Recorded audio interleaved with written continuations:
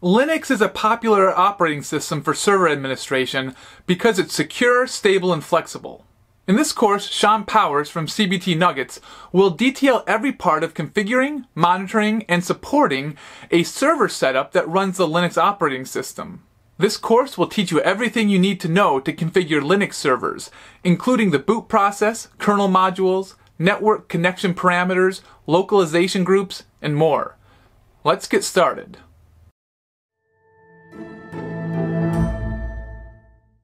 BIOS and UEFI are two tools that basically do the same sort of thing, but they can be a little bit confusing when it comes to how do you know which one to use on a computer, and do I need to support one or the other or both? Or the nice thing is you usually either have BIOS or UEFI. Now, BIOS is an older program and it just stands for Basic Input-Output System, whereas UEFI is the new kid on the block, and this stands for Unified Extensible Firmware Interface, which sounds confusing, but really it's just the way that we can interact between the hardware and the operating system. Now, let's say that we have two different vehicles. Now, these are two obviously very, very different vehicles.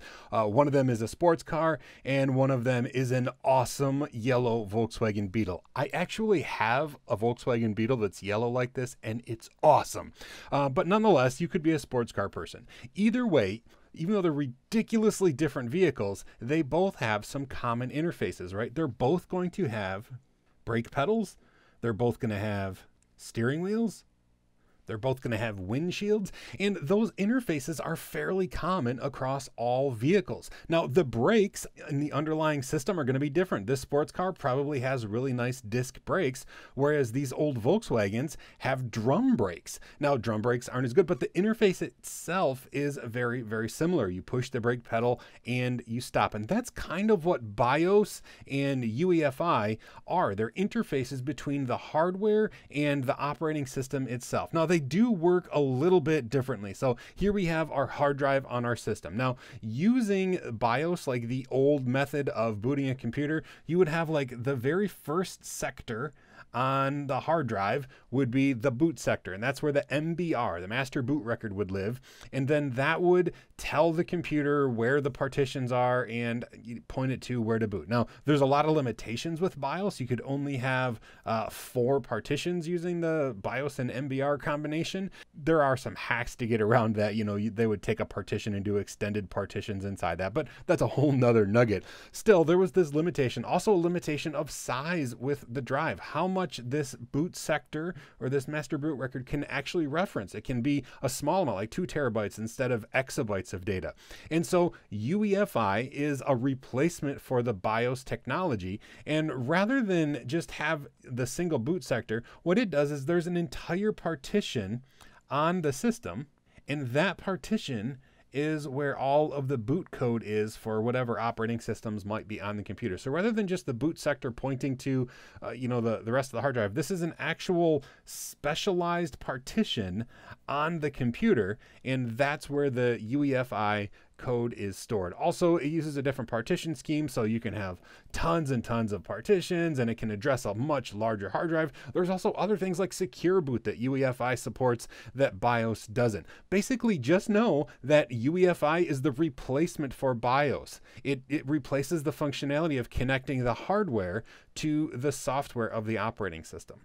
Now, the good news is if you have a computer that's older, or even some new ones still come with BIOS, you can still get around a lot of the limitations because there are hacks that will let you use really big hard drives, or hacks that will allow you to do some of the things that you can't normally do out of the box. But most computers now are coming with UEFI, and from an installer point of view, there's very little you have to do because the operating system is going to say, okay, I was booted using UEFI, so I'm going to create a partition, a UEFI partition, and I'm going to put all the boot code in there. So from your standpoint, from the end user or the installer standpoint, there's very little difference, but under the hood, a lot of new cool stuff is going on, and that's why UEFI is kind of the way of the future.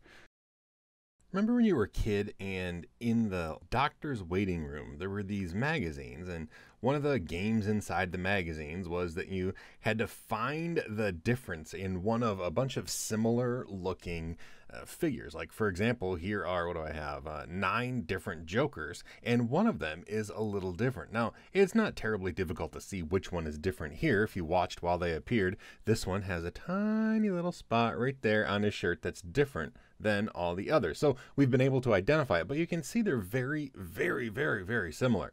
Well, the same thing is true about Grub and Grub 2, which of course is the next iteration of Grub. Now, Grub stands for Grand Unified Bootloader, but really it's just the way that the computer transitions from BIOS or UEFI booting up conditions into the actual operating system itself. It's what tells the computer, okay, where's my partitions and stuff like that. It's very easy to confuse which is which on your system, which seems silly, but it can be very, very embarrassing when you sit down at a system and you're like, okay, so is this running Grub or Grub 2?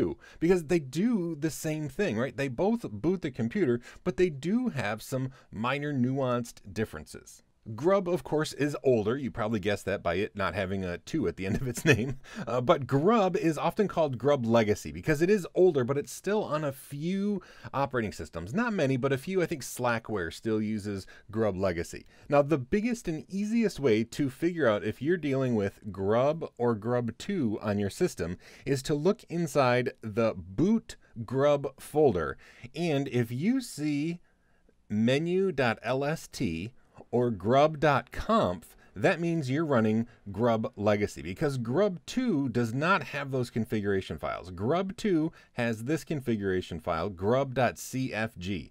Now, it's easy to confuse .cfg and .conf, so I always just look for menu.lst. If that exists, you're on Grub Legacy. Now, the thing about Grub is it's kind of difficult to modify.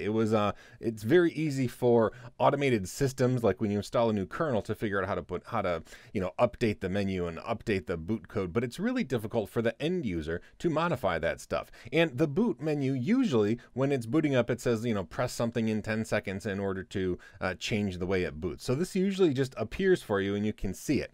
Now, Grub 2 is a lot more customizable. In fact, if you go into the etc. default Grub file, this is a configuration file that's easy to read, and it's going to allow you to change the way that it looks when it boots up. Now, Grub 2 also has a ton of other cool features. It can boot from an ISO file, from a USB disk. It can name, or it can identify hard drives based on their UUID or their device, like DevSDA. So it's a lot more advanced than Grub 1. But one of the advancements that's also a frustration is that boot menu that I talked about that comes up with Grub. It's hidden with Grub 2, so it just goes right to the login screen. You never see anything from Grub 2.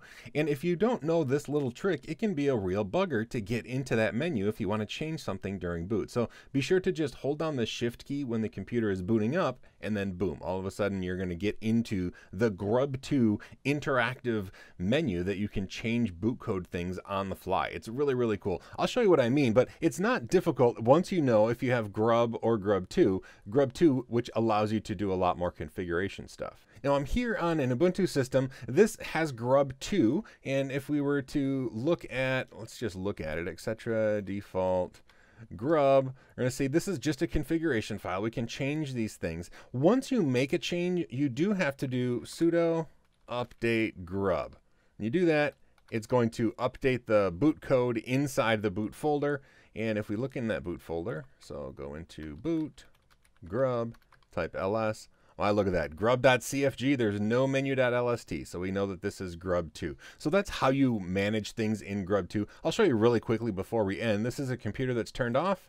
If I start this computer and hold down the shift key, as long as I hold down the shift key, boom, we get this menu. But if I don't hold that, we don't see any menu for us to interact with Grub at all. Now, figuring out if you have Grub or Grub 2 can be a little bit challenging if you don't know that simple trick to look for menu.lst. But they both do the same thing. They tell the computer how to boot up and how to mount its different partitions. It's just that Grub 2 is definitely an advancement. It's more configurable, it does more things, and it's easier for the end user to manage. I hope this has been informative for you, and I'd like to thank you for viewing.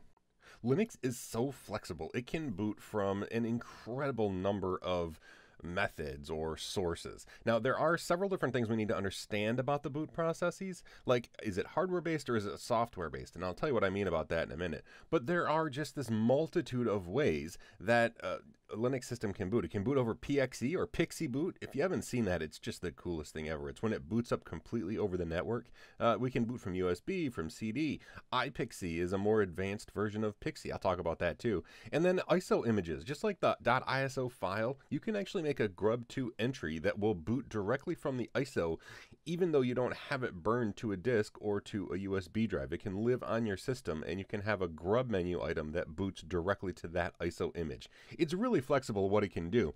But that hardware-software thing I wanted to talk about, because where the boot process is taking place is really important. Some of it is Linux specific, some of it is not. So first of all, let's talk about the hardware things. Now, when I say hardware, I mean the BIOS or the UEFI, the part that takes place before Linux is ever introduced. And PXE is one of those things.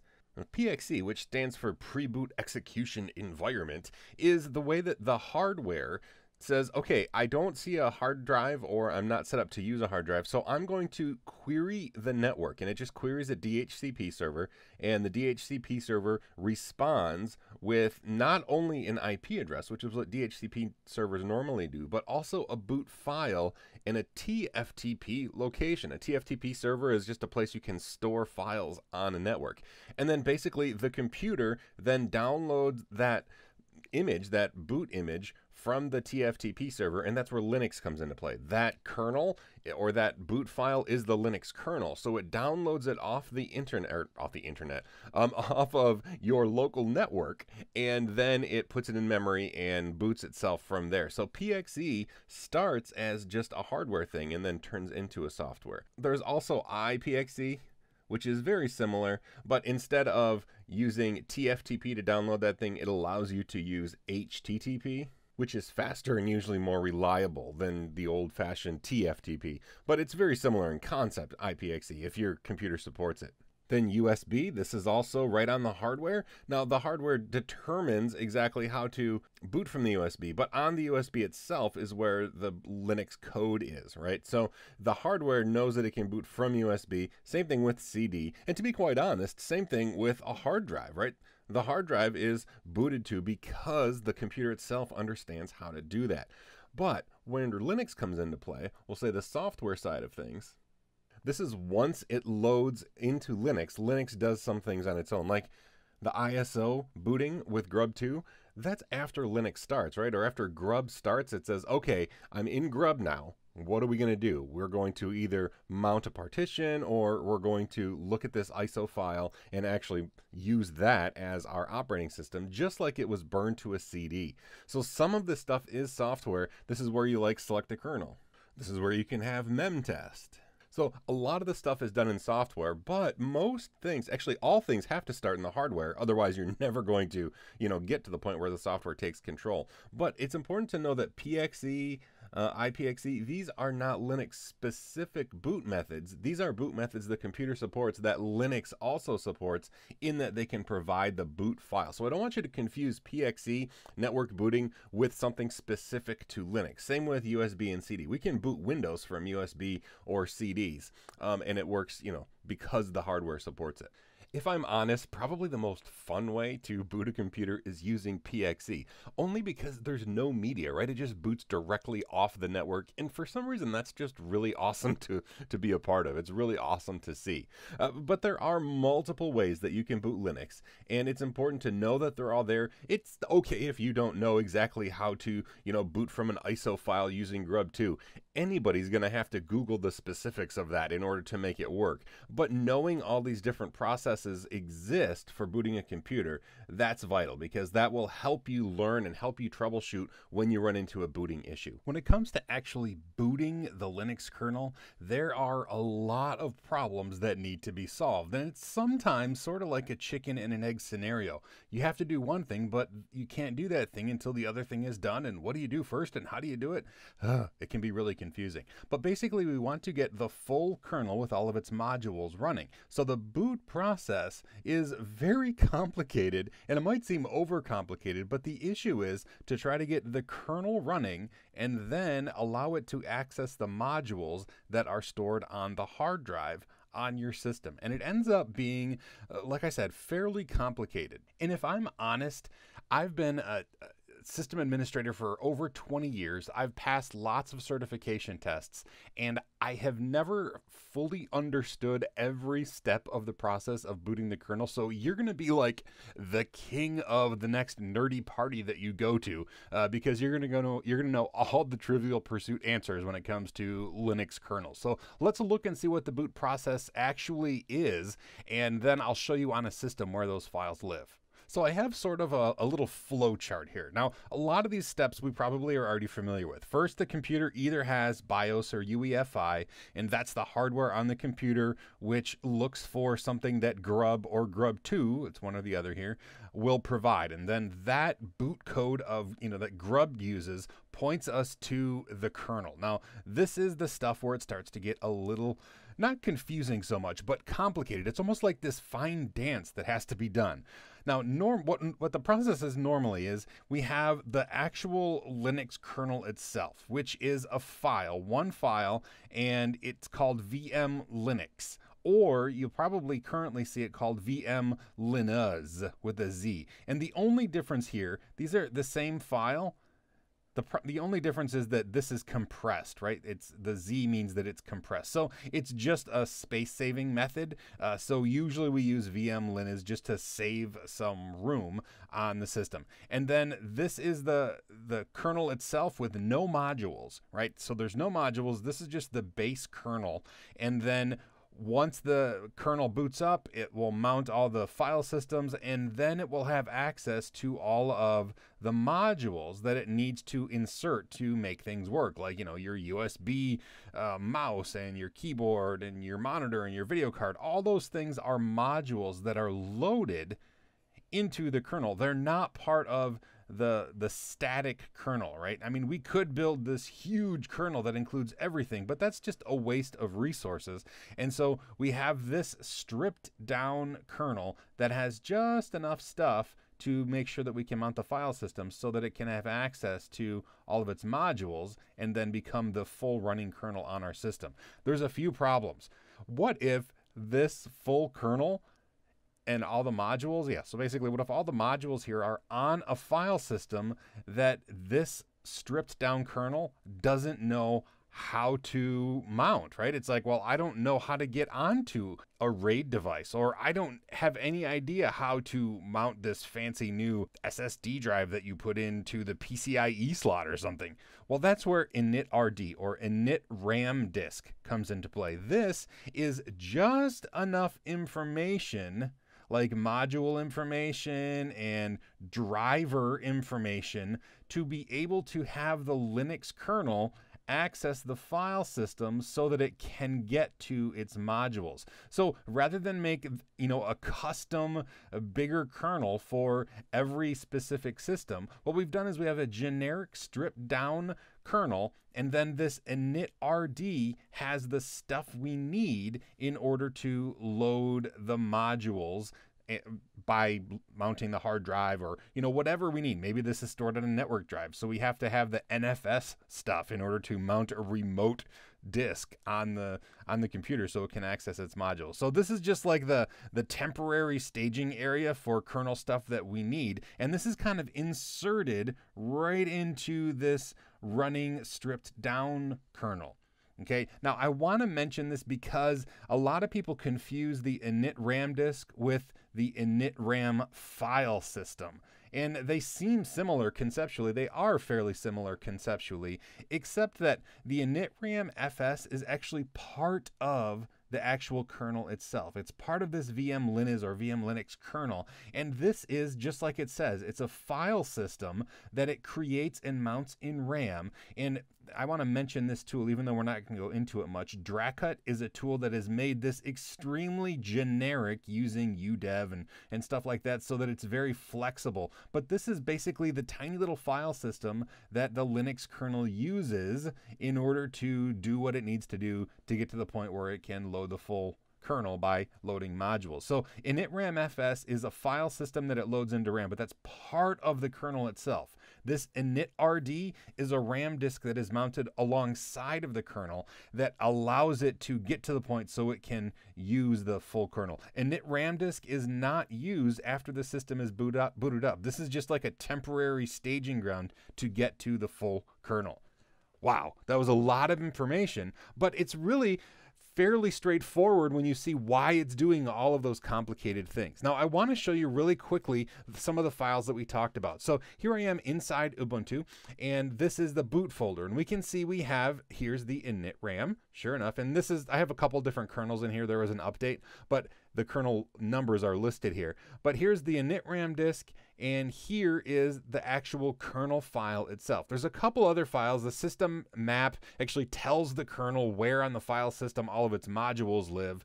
And then config, this is the configuration file when the kernel was actually compiled. So if you want to see the options that were used there, but those are the main files that are on the system. One other thing I want to show you is this system.map tells the kernel to look in lib modules and then the name of the actual running kernel, and inside there is where you'll see the actual different modules. Okay, and this is where the modules that are going to be loaded in to get that full kernel live. So that's the basics of starting a Linux kernel on your system. Now, I know we covered a lot of things and a lot of terms and a lot of concepts, but they should make sense once you go through that flowchart of what's happening and why it's happening. And in the end, which comes first, the chicken or the egg? Well, it depends on what you need to do, right? If you need an egg, then the egg comes first. If the chicken can handle it on its own, no eggs are needed. Now, a kernel panic certainly seems like a really good time to panic, but I assure you, just because the kernel panics doesn't mean you should, soldier. But really, kernel panic just means that something went wrong with the kernel. Now, there's a couple common causes, and there's a couple things we can do depending on what the root cause is. Now, if all of a sudden you're starting to get kernel panics and you haven't done any system updates recently, and it's kind of hit or miss, it'll happen, it won't happen, it happens when you're doing something but not another, chances are you may have a piece of faulty hardware. And this is one of the really common ways that you can experience a kernel panic. If you have an overclocked CPU, for example, that can sometimes cause kernel panics. A bad stick of RAM is another one that'll really do it. And, some add-on card, like video cards are sometimes, guilty of doing this. Really anything on your system, any hardware, if it fails, it can cause a kernel panic. There's a couple ways to, try different things, especially if you have multiple sticks of RAM.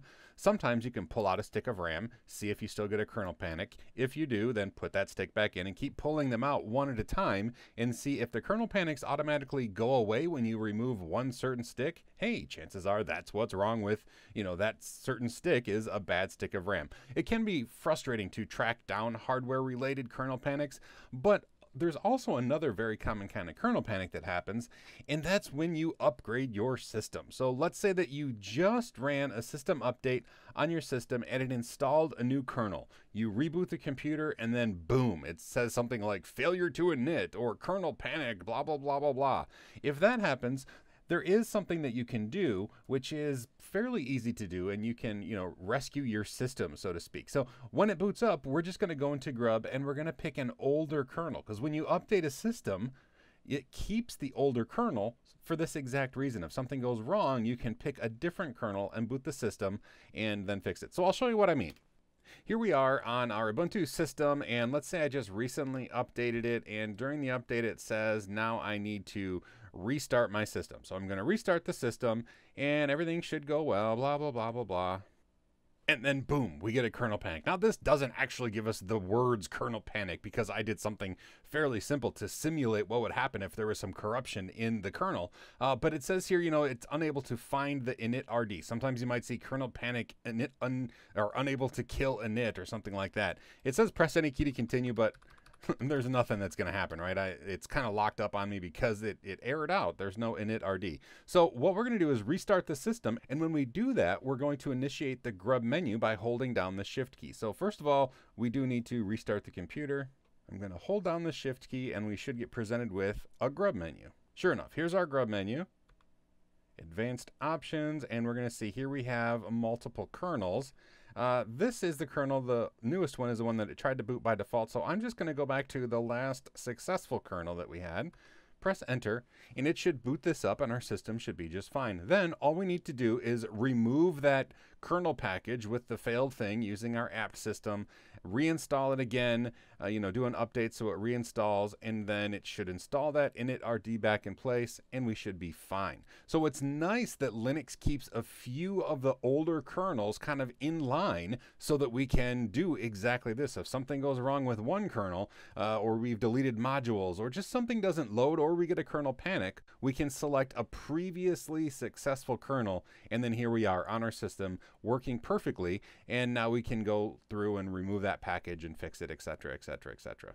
So if you do get the kernel panic, especially on a production system, it can be really scary. But know that there are ways, to fix it. If it's just a kernel corruption, you can boot to a previous kernel. If it's a hardware issue, it's a little harder to troubleshoot. But you can also do something like boot from a USB drive or a CD, and at the very least, you'll be able to access the hard drives so that you can get stuff off of your computer if it is a hardware failure that's causing the problem, and then you'll have your data to put onto a new computer. But kernel panics are no reason to panic. It's just one more thing that we need to understand how is working so we can fix it or troubleshoot the problem and move on from there.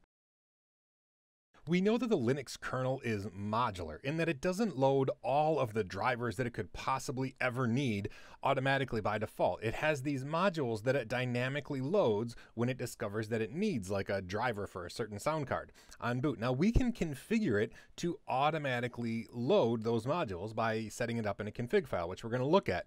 Now what happens though is it'll load that module, but then behind the scenes there's some incredible dependency checking going on, and that dependency checking is really, really good at knowing what modules a particular module will depend on. There may not actually be a robot called Modbot in your system or even in my system. I just like to think of a cheesy robot plugging in different modules in my computer. But nonetheless, the computer is really good at finding dependencies. In fact, sometimes it's too good and we need to blacklist certain modules so that Modbot doesn't say, oh, this one will work, and put it in. I'm going to show you why we would do that and also how to do that. But we're looking at two concepts today: how to automatically load a module on boot and how to make sure that the wrong module isn't loaded on boot automatically by the system detecting a dependency that you don't want it to use. Now here on this is an Ubuntu system, but all Linux distributions have kernels. We're going to go into the etc folder, and there's a file here called modules. So we're going to look at that.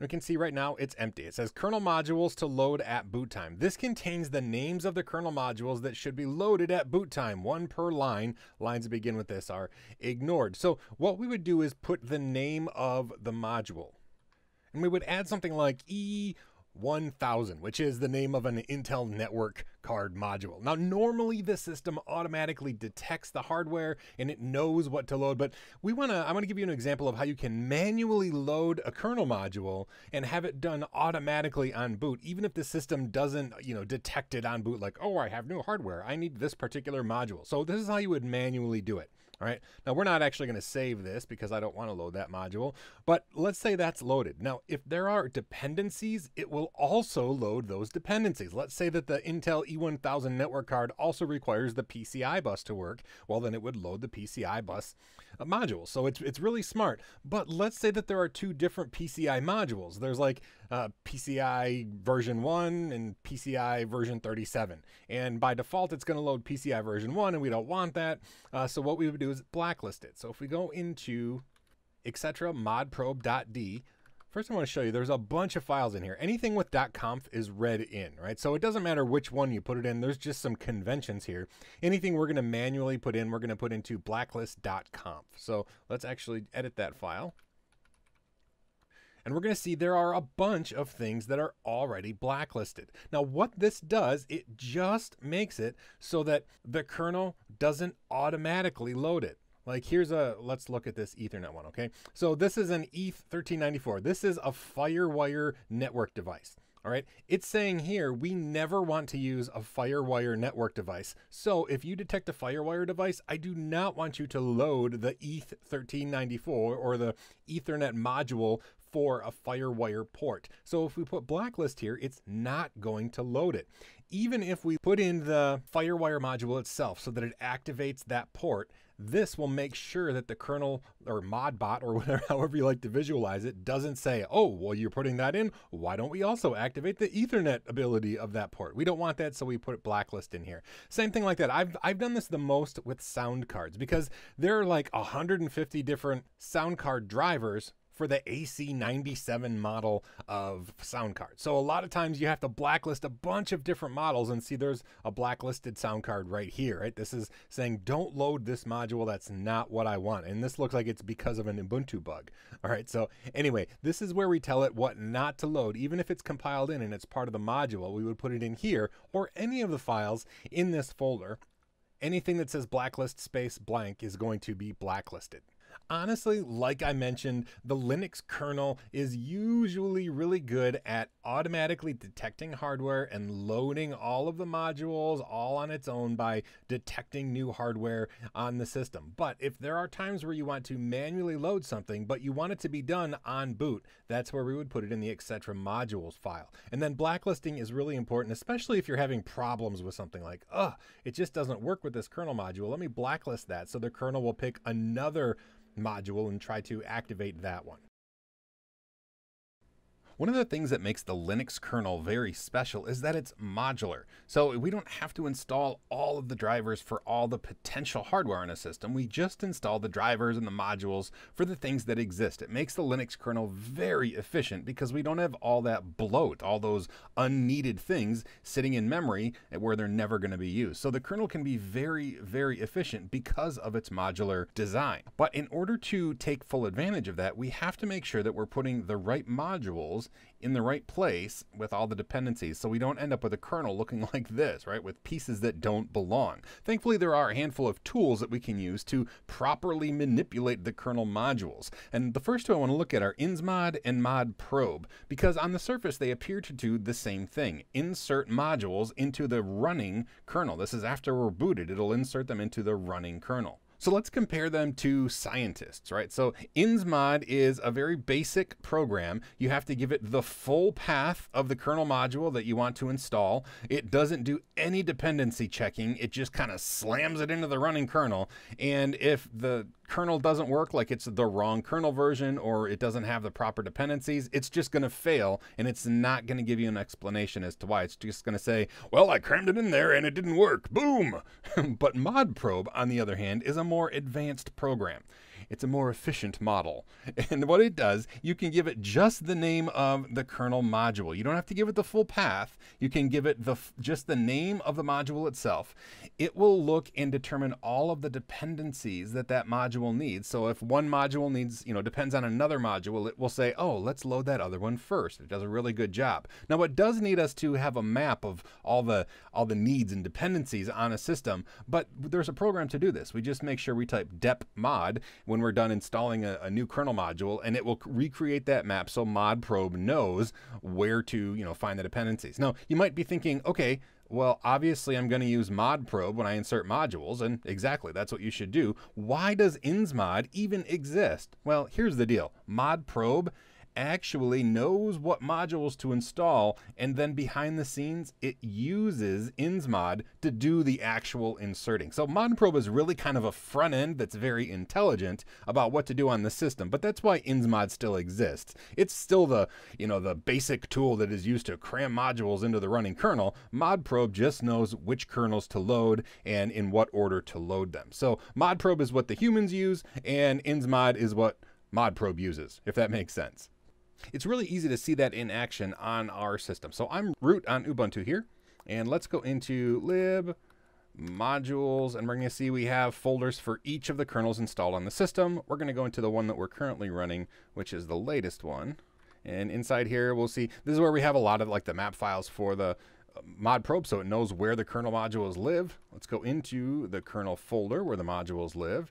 Type ls. Let's go into the drivers folder. Type ls again. Oh, there's still a lot of drivers. Let's go into the net folder.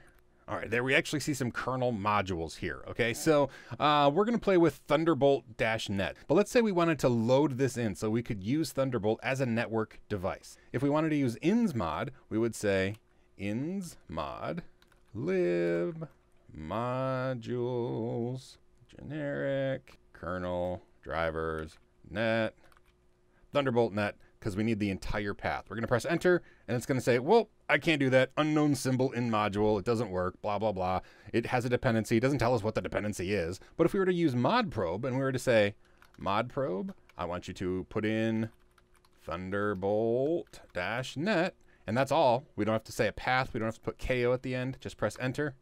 Boom. It's automatically installed. How do we know? Well, one, we didn't get an error. It just installed it. But if we type lsmod, will show us all the installed modules, and if we scroll a bit to the top, we're going to see, well, look at that. Thunderbolt-net is installed into the running kernel, and we can see the dependency was Thunderbolt, but modprobe knew to do that, and it installed it. Now, there's another tool for removing them, and that's rmmod. Now, there's no super smart version and dumb version of these. rmmod is kind of halfway between, because if we were to say rmmod Thunderbolt, it's not going to do it. It's going to say, I can't do that. It's in use. But at least it tells us what it's in use by, right? Thunderbolt_net, which that's a little strange because the name of it doesn't have an underscore, right? If we want to get rid of this, we could say first we have to rmmod Thunderbolt-net.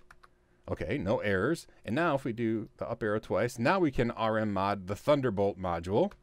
And again, no problems because we got rid of that dependency first. So now if we do lsmod, we're going to see, if we scroll up, that they're not in there anymore. They're not installed into the running kernel. And that's how you can manipulate kernel modules on your system. Some of the tools are smarter than others, but it's really important to understand why they're smarter. And like insmod is important still, even though you don't want to use it on the command line for doing very much at all. Now, one more thing I just want to tell you about is if you install a new kernel module, like you download a piece of hardware and it has its own kernel module and you compile it, and so then you have the kernel module and it's put in this folder, you know, so that it's in our current running modules folder, you have to type depmod in order for it to update that database or that system map so that modprobe knows where it lives and what dependencies it might have.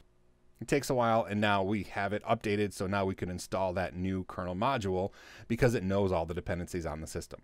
Now, I know in the picture here, I have these, wrong puzzle pieces put into the puzzle. This is actually a lot harder to accomplish than you would think because the tools just fail, right? They say, oh, this won't fit, or this is the wrong kernel module. Some of them are smarter about it than others, but it's really difficult to put the wrong kernel module into a running kernel. But I want to make sure that you understand all of these tools exist, how they work, what they look for, and the difference between them.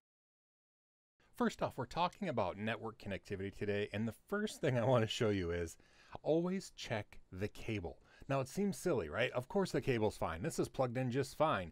However, see, it wasn't plugged in tight. And whether it's a jokester in the office or somebody who ran over a cable with a vacuum cleaner or something, sometimes it is the cable, and you can spend a ton of time on the command line and be very frustrated to discover that it was just a bad cable. So that's just a pro tip. Check the cable, make sure it's plugged in tightly, and that the little lights on the back are flashing and doing their thing. Now, we could probably do an entire course on troubleshooting a network connection that's not working or not working right. But today I want to go over just a couple quick tools so you can determine very quickly what your issue might be on the network. So I want to look at ping and then just to check out our address on our computer. And so the first thing I want to do is give you this scenario. We're on the computer and we're trying to go somewhere like Google, and it says unable to connect. Oh, we can't get online. So the first thing I would do is open up a command line window, and I would say, let's try to ping Google. So ping google.com, network is unreachable. Okay, well, I know that the Google DNS server has an IP address of 8.8.8.8. So that's the next thing I would do to eliminate whether it's DNS, right? Maybe it's DNS that's not working. So I want to see if my network itself is working. So I'm going to say ping 8.8.8.8. Network is still unreachable. Okay, so there's an issue with more than DNS. That means that there's a problem with my network. So let's look and see what our network address looks like. Now, there's a couple tools. You can try to type ifconfig. If this doesn't work, see, it's not on my system. It's a newer system. So type IP add for address, and it will give you the IP addresses on your local computer for your network devices. So this is the local host 127.0.0.1. This is just like a virtual host that says it's local. So we don't want to use this one, but this is our Ethernet port, right? ETH0, and it looks like we have an address of 10.10.10.10. So I would say let's ping that. So let's make sure that, our network stack itself is working. Yeah, okay, so this is working. I can ping my own IP address. So the IP stack itself is working. I'm going to hit Control C, but for some reason I'm unable to ping out of the network. Now let's assume that my gateway address is 10.10.10.1. Ping 10.10.10.1. Okay, I can ping other computers on my network. So it's not, well, first of all, we know it's not my computer cable, right? Because I can ping a different computer that's across the network, but I'm still unable to ping Google. So for some reason, my internet connection is down. Well, let's look at our IP routing information. I'm going to type IP space route and press enter. All right, it looks like 10.10.10.0-24, so this network is directly accessible via ETH0. Okay, so that's working. That's why we could ping this up here. But if you'll notice, now you might not notice, but there's a line here that's missing. We don't have a default route set. So that means that the computer, while it can access other network or other computers on our local network, it doesn't know where to send packets that are destined for another network. There's no IP routing information here. Now, if this is an IP routing nugget, I could say, okay, let's add a route manually, but this is more of a troubleshooting nugget. So here's the deal. Probably when we got our DHCP address, we didn't get all the information or something fell apart. The first thing you do is either turn it off and turn it back on, right? That's the standard IT guy response, right? Well, in this case, it might work. Or we could actually go and just go to our wired network interface here, turn just the network interface off, connect again, turn it back on. And now let's just look and see what our IP route information looks like. Look, when we brought our network interface down and back up, now we have a default route added. So now let's see if we can ping google.com. Boom, we're able to ping it.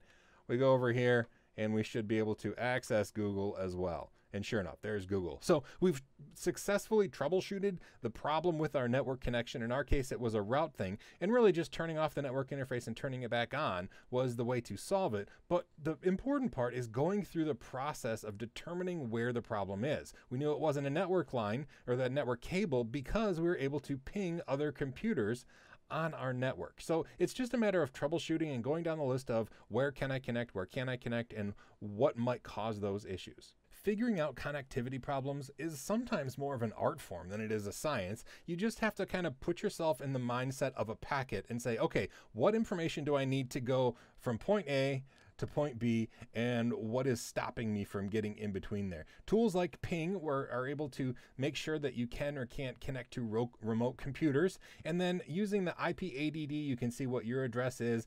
We also used IP route to look at the IP route information, and that's where we discovered we didn't have a default route. But tools like this are what you can use to troubleshoot your connectivity to figure out what's going on.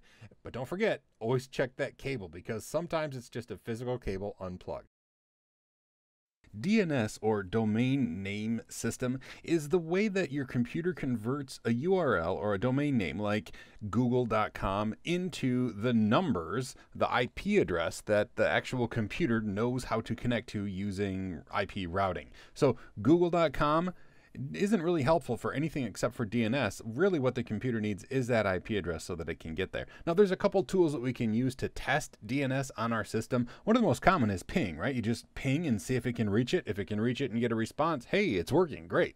But there are three other common tools that I want to cover: Dig, NSLookup, and host. And let's actually look at those individually because they all do about the same thing, but they do it in a slightly different way. Now, Dig is the program that I use most often only because it has a cool name, right? There's really no reason that I use it other than the word dig is just kind of cool. So Dig, you type Dig, and then you can just type the host you want to look up, like diggoogle.com, and it will use your default DNS server and look it up. If you want to specify a DNS server for it to use instead of the one that your system is currently using, which is a way that you can test your particular DNS server, you put the @ symbol and then the IP address of the server that you want to query. Now, the other two programs can do the same thing. They just do it in a different order. You can say nslookup and the host you want to look up. And then if you want to specify a server, again, you don't have to, but if you want to, then you put the server after that. Same thing with the host command. You type host, the host name you want to look up, and then if you want to specify a server, you put it there. If you leave it off, it'll use your default. And they all, like I said, do kind of the same thing. So let's look at them really quickly, and then I'll talk about how to query different servers and do just a little bit of troubleshooting on your system, because testing DNS is kind of vital if you want things to work on your system, and they don't seem to be. So first of all, let's look at them all, how they function just by default. So I'm going to say dig google.com. All right, and this is the response I get. It's queried my default server, and we can look. My default server is listed right here, 8.8.8.8, so that's pretty awesome. And this is the response it gets. There's a bunch of A records for google.com. Now, let me clear the screen. We can do the same thing with nslookup google.com, and this is going to give us a little bit different format, right? It says our server right here. This is the, I highlighted the wrong line. That's our server, the same server. Of course, it's our default server, and it gives us all the addresses. These are all the A records. A little less detail, but it gives us the same information. Now, if somebody tells you that nslookup is deprecated and it's not used anymore and it's going to be abandoned, there's a weird case with nslookup. That's true until it wasn't. They were going to get rid of nslookup and replace it with dig, but then they came out with bind 9.3 and for some reason decided that nslookup was going to stick around. So we have nslookup and dig. And lastly, let's clear the screen again. We can just say host google.com, and this will give us information as well.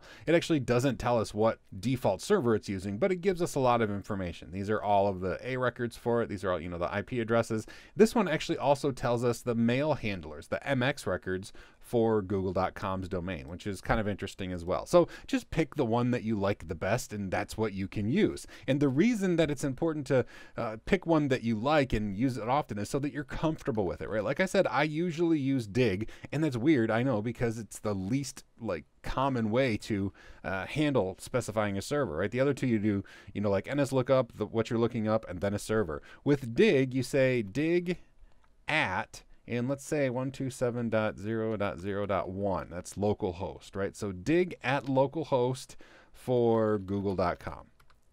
And we got a response, okay, google.com, and it gave us this address, which is different, but it came from our local server. Now, it did not get all the same responses that we got from the 8.8.8.8 domain server, our default domain server. If we were to say dig at 8.8.8.8, google.com, we would get a totally different set of IP addresses. So that's why it's really important to be able to query different servers so that you can get different responses. Because on this computer, if we tried to ping google.com, it's going to try to ping that other address and time to live exceeded. It's not ever going to work. So there's something wrong with the DNS server running on localhost. Now, I'll show you what the problem is. The hosts file, I've actually sabotaged here. This is the etc hosts file. This is where your computer will look first for any DNS lookups. And sure enough, I've kind of bamboozled it here. I put the wrong IP address for google.com. So I put that in there. Now if I restart our local server, now if I try to ping google.com, it's going to be just fine because it's going to actually use the real address that it looked up on the internet. But that's how you can use the different tools to specify not only what host you want to look up, but what server you want to query when you look it up. So whichever one of these makes the most sense to you, or whichever formatted results you like best, just pick one and use that, because you can specify a server for each of the different commands. But knowing how to use them is important because troubleshooting usually means querying more than one DNS server so you can figure out what the heck is going on. One of my favorite things about Linux is that everything is configured with text files, right? It's just plain text files. It's awesome. And the network is no different. It's configured with text files. Now, There are a few differences when it comes to distributions. If you're on Debian or if you're on CentOS, there are going to be some configuration files that are different because they configure their networks different. Now, there's nothing wrong with being unique. I really like the differences in the distributions, but there are some files that are consistent regardless of what distribution you're using. We're going to call those the common files, and that's what we're going to look at in this nugget. These files here are consistent across the board. They're just kind of standard Linux files. So I want to show you what they are and where they live and how they are configured and what they do. And that's, again, just the common files. There's going to be specifics in the different distros, but we're just looking at the files that are common to Linux in general. In this case, we're going to look at the files in Ubuntu. And the first one I want to look at is the etc hosts file. So let's actually become root. If we want to edit them, we have to be root to do so. So I'm going to look at etc hosts. There's no extension at the end. It's just etc hosts. And this is a file that acts kind of like the first resort DNS lookup. So before a system even looks things up via DNS, it looks in here. And there's a couple things here like localhost and Ubuntu, this is our host name, are set up in here. But we can add something. We can say, what if we wanted to make sure users were never able to go to Google? We could say, okay, 127.0.0.1, which is our local host, is now going to be google.com. So if somebody tries to go to google.com, they're going to try to hit our local machine, and we don't have a web server at all, so it's just going to error out. So if we save that, now on our computer, if somebody tries to go to Google, it's going to fail. So google.com. Unable to connect. Even though our network is working just fine, we could go to Yahoo if we wanted. It's just a matter of that DNS entry in the etc hosts file that we kind of broke. All right, so another place we can look is in the etc ns switch.conf file. Now this configures a bunch of things on our system like group and password files, but what I want to show you specifically here is the hosts line. So this is saying where does it look for DNS lookups to find what the host's IP addresses are. The first one is called files. This points to etc hosts. If we have this listed first, that means before it queries a DNS server, it's going to query that file. It's going to look in that file first. And then in order, these are what it's going to do from there. It's going to do, the MDNS for local lookups, and then it's going to use a DNS server. So this is the order that it's going in, but the first one it looks in is the files, specifically that etc hosts file. So you can change the order of that. I don't recommend changing the order because that's kind of what we want it to do. But one more thing I want to show you is etc resolve.conf. And this is a little bit of a confusing file because while this tells the computer what name server to use, you'll notice up here it says do not edit this file. Now back in the day, you would just put name server and then the name server you wanted to use on your system. But now this is all handled with the systemd resolved service, and it creates this file on the fly. So really, we do not edit this at all. Network Manager handles all of the name server entries in here, or whatever your distribution uses for configuring the network. So we don't actually edit this, but if you want to see what server your particular computer is using, you can look in here. And it looks like it's querying 127.0.0.53, which is another IP address to our local computer. So that means that it has some sort of local caching DNS server, and it's not querying directly to the internet. Now, you probably noticed that all of these common files have to do with DNS, and that's fine, but it's interesting that DNS is kind of commonly configured across the distributions. When it comes to actually configuring the individual network devices, that's drastically different from one distribution to the next, but the common files are generally DNS files, and that's what we looked at in this nugget. Ubuntu is one of the most common distributions out there, but it's based on and built upon Debian. So when we look at configuring one, it's very similar to configuring the other, and that's the case with network files. Now, I want to show you where to find the different network files on an Ubuntu or Debian system, but it's important to note that in the last iteration of their long-term support for Ubuntu, that's when a change has been made to how the network is configured and what files are used and how those files are configured. Now, there is one commonality between them, and that's if you use Network Manager to manage your network instead of editing the configuration files. That hasn't changed. You can still use that across all the versions that are current with Ubuntu and Debian, but these two ways have changed. So first, I want to look at the older version of Ubuntu. And when I say older, I mean one that's still valid to use as of the date today. You can still use version 16.04. Let's see what version this is. Etc. OS release. So this is Ubuntu 16.04.1 LTS, long-term support, and this is still, as of today, a valid version of Ubuntu to use in production. But this is configured by going into the etc. network directory, and there's a single file in here called interfaces. So if we look at interfaces, we're going to see this is how you configure a network interface with an older version of Ubuntu or Debian.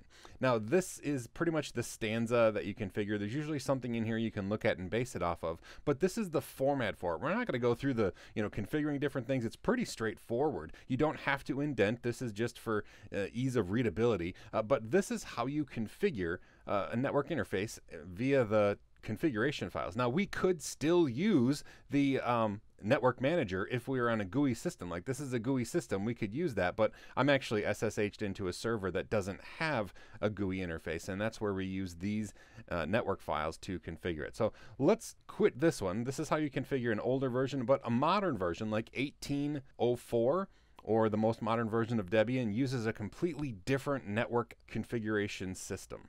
Now here we're on a newer version of Ubuntu. This is actually 18.04. Let's check that out.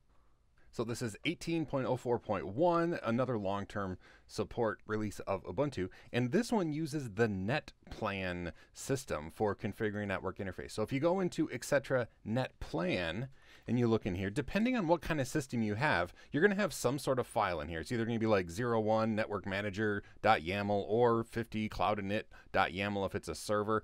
The thing about YAML files, though, let's look at this.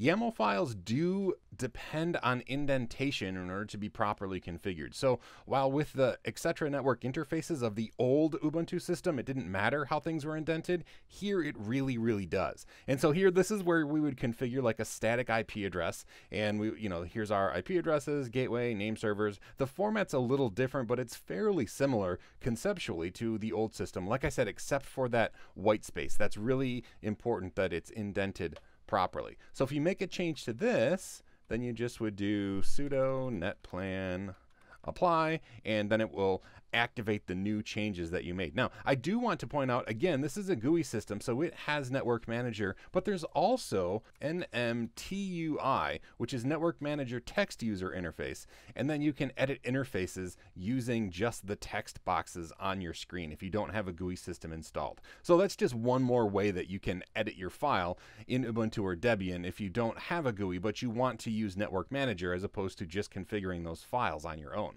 Whether you have an older system using etc. network interfaces or a newer system using configuration files in etc. netplan, configuring the network on Debian and Ubuntu is not difficult.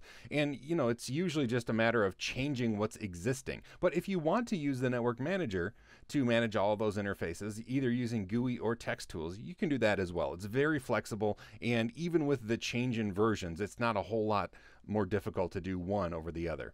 If we've been learning together for a while, you know that I prefer Debian-based distributions, and Ubuntu is my jam. But I have to admit, when it comes to network configuration files, CentOS or Red Hat, they really have an elegant solution for how to configure the network, and there's no confusion between if you're using the GUI network manager or if you're just using the configuration files in the etc. sysconfig folder. Let me show you what I mean, because CentOS is just so awesome when it comes to network configuration. Now, here we are on a CentOS system, and it doesn't matter which way you configure the network interface. You can go up here and go into the network manager to configure it, or we can go directly into etc. sysconfig, And I just wanted to show you quickly, inside the sysconfig folder in CentOS is where all of these configuration things are. This is kind of unique to CentOS and Red Hat. They put most of their configuration inside this etc sysconfig folder. But inside here, there's also another folder called network scripts, and that's where our networking is configured. If we look in here, we're going to see there is this configuration file for our interface, ifconfig-eth0. So let's look at that. If we edit this, it's going to change the way our network interface comes up. Like if we were to change boot proto from DHCP to static, and then we were to add a line IPADDR equals, let's say 10.10.10.111, which is not currently the IP address. If we were to do that and save it, and then just do a quick sudo service network restart, we would be able to restart our service.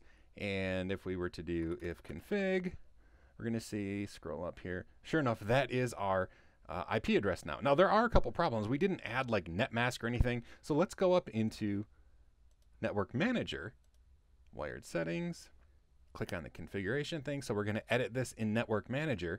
If we go over to IP version 4, we can see it went from, it used to be DHCP, now it's manual. This is the IP address I put in, and it just guessed this netmask because the 10 range is a class A IP address. So it guessed that I wanted to use a class A netmask, but I don't. I want to use 255.255.255.0, and I didn't supply a gateway. So let's do that now. 10.10.10.1, and I didn't supply any DNS server, so we can do that here. 8.8.8.8. And now we'll save this. We'll click apply. If we go back and edit that script, sudo vi, we're going to see that some changes have been made. Now this stuff is still the same, boot proto equals static IP address, but look down here. It added the gateway address that we added, it added the DNS server that we added, and it added the prefix. 255.255.255.0 translates to 24-bit netmask. So it put that in there, just use a different form. And we can see that it made the changes to the actual configuration files rather than having like two different systems and you have to decide which one you want to use. CentOS allows us to make changes in one place, and whether we're using the GUI interface or just this text-based interface, it's going to allow us to make those changes. I love that it has all of the change places in a single file as opposed to conflicting and trying to decide which method you're going to use. If you use Network Manager, you're using this configuration file. If you don't use Network Manager, you're using this configuration file. So it's a really elegant way to handle network interface configuration. Like I said at the beginning, I'm a Debian Ubuntu man, and that's what I usually use in my server situations. But when it comes to configuring network interfaces, man, CentOS has really stolen the show. They have an elegant way of doing it, either using Network Manager GUI tools or using the scripts inside the network scripts folder of etc sysconfig. Network bonding in Linux is really just a way to utilize computers that have more than one network port. And most servers nowadays come with that. Let's say you have a server and it has 3 network ports built into it. Well, if you have to connect it to a switch, each of these connected to a switch, you would ideally like to use all of that bandwidth, and you don't want to have to supply 3 different IP addresses to the computer. You just want to use all of the available bandwidth on all 3 of those wires, and that's where network bonding comes into place. Now, there's basically 2 different kinds of network bonds that we're going to look at. Those that require special switch support and those that are generic and don't require the switch to know at all what's going on. Now, Linux does provide some pretty cool options when it comes to there, but the options can be a little overwhelming. I mean, this screen is like, oh my goodness, there's so many choices. Well, that's okay, because your choices are going to be fairly limited once you learn what all of these are. Now, the first thing I want you to look at when we're looking at this list is, does it require switch support? And what I mean by that is a lot of switches, especially layer 3 switches or smart switches they're sometimes called, will support link aggregation, and different vendors call it different things, but it's going to be either link aggregation or LACP or ether channel. The idea is a smart switch will have built-in code that will allow them to work together. So if you have a smart switch, chances are that you have the ability to use link aggregation. Now, some of these require a switch that supports that. I'm going to start with the confusing one here. So balance round robin. Basically how balance round round robin works is you have multiple ports,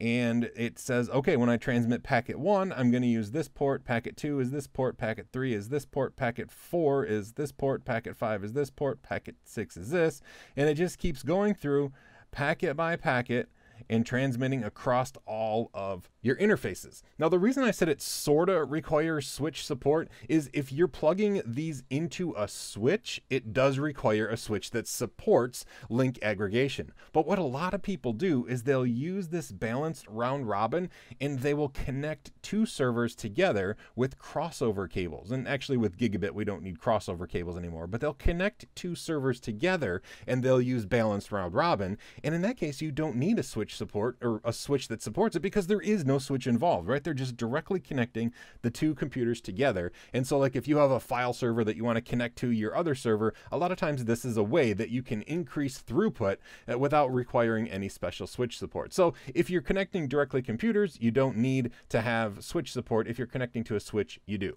All right, that's mode 0. Mode 1 is an active backup, and this one's pretty easy to understand. Basically, however many ports you have on your system, only one is going to be active, and if that one fails, then another one is going to turn active. And that's just how it works. They always have one. This is fault tolerance, but this doesn't speed anything up. It just means if one fails, another one's going to come online. All right, this doesn't require switch support because, well, you know, it basically just only uses one port unless the next one fails, and then you switch to that port, and the switch is like, okay, so now we're going to use this port. Great.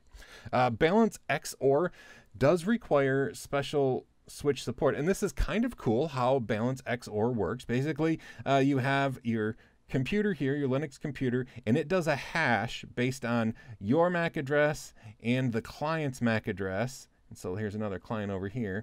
And basically it says, okay, based on this hash, I'm always going to use port 1 to connect to this client. And then over here, the hash is different, so I'm always going to connect to this computer. So it's basically a way to just spread out which computers use which port. But this computer is always going to use this port, and this computer is always going to use this port. Now, this isn't used very often because if you have switch support, which is required, chances are you're going to use 802.3 AD, which is the industry standard link aggregation protocol, right? This means that your switch knows what to do and your client knows what to do, and it's just a really smart way of increasing throughput and availability, fault tolerance. So if your switch supports link aggregation, you should use 802.3 AD or mode 4, which is the industry standard. Okay, so even though balance XOR is cool, it's not very often used because if you can use it, you might as well be using the one that's even better.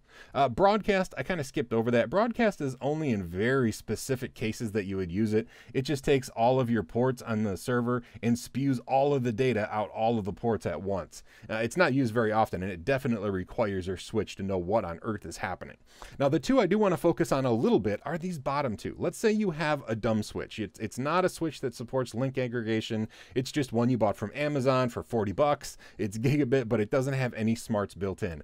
Linux is smart enough to be able to utilize the dumb switch and increase bandwidth and throughput and reliability. And there's two different ways it does it. Balance TLB, which is balance transmit load balance, and the balance of all load balancing. And what this does is, let's say we have 4 ports on our switch, okay?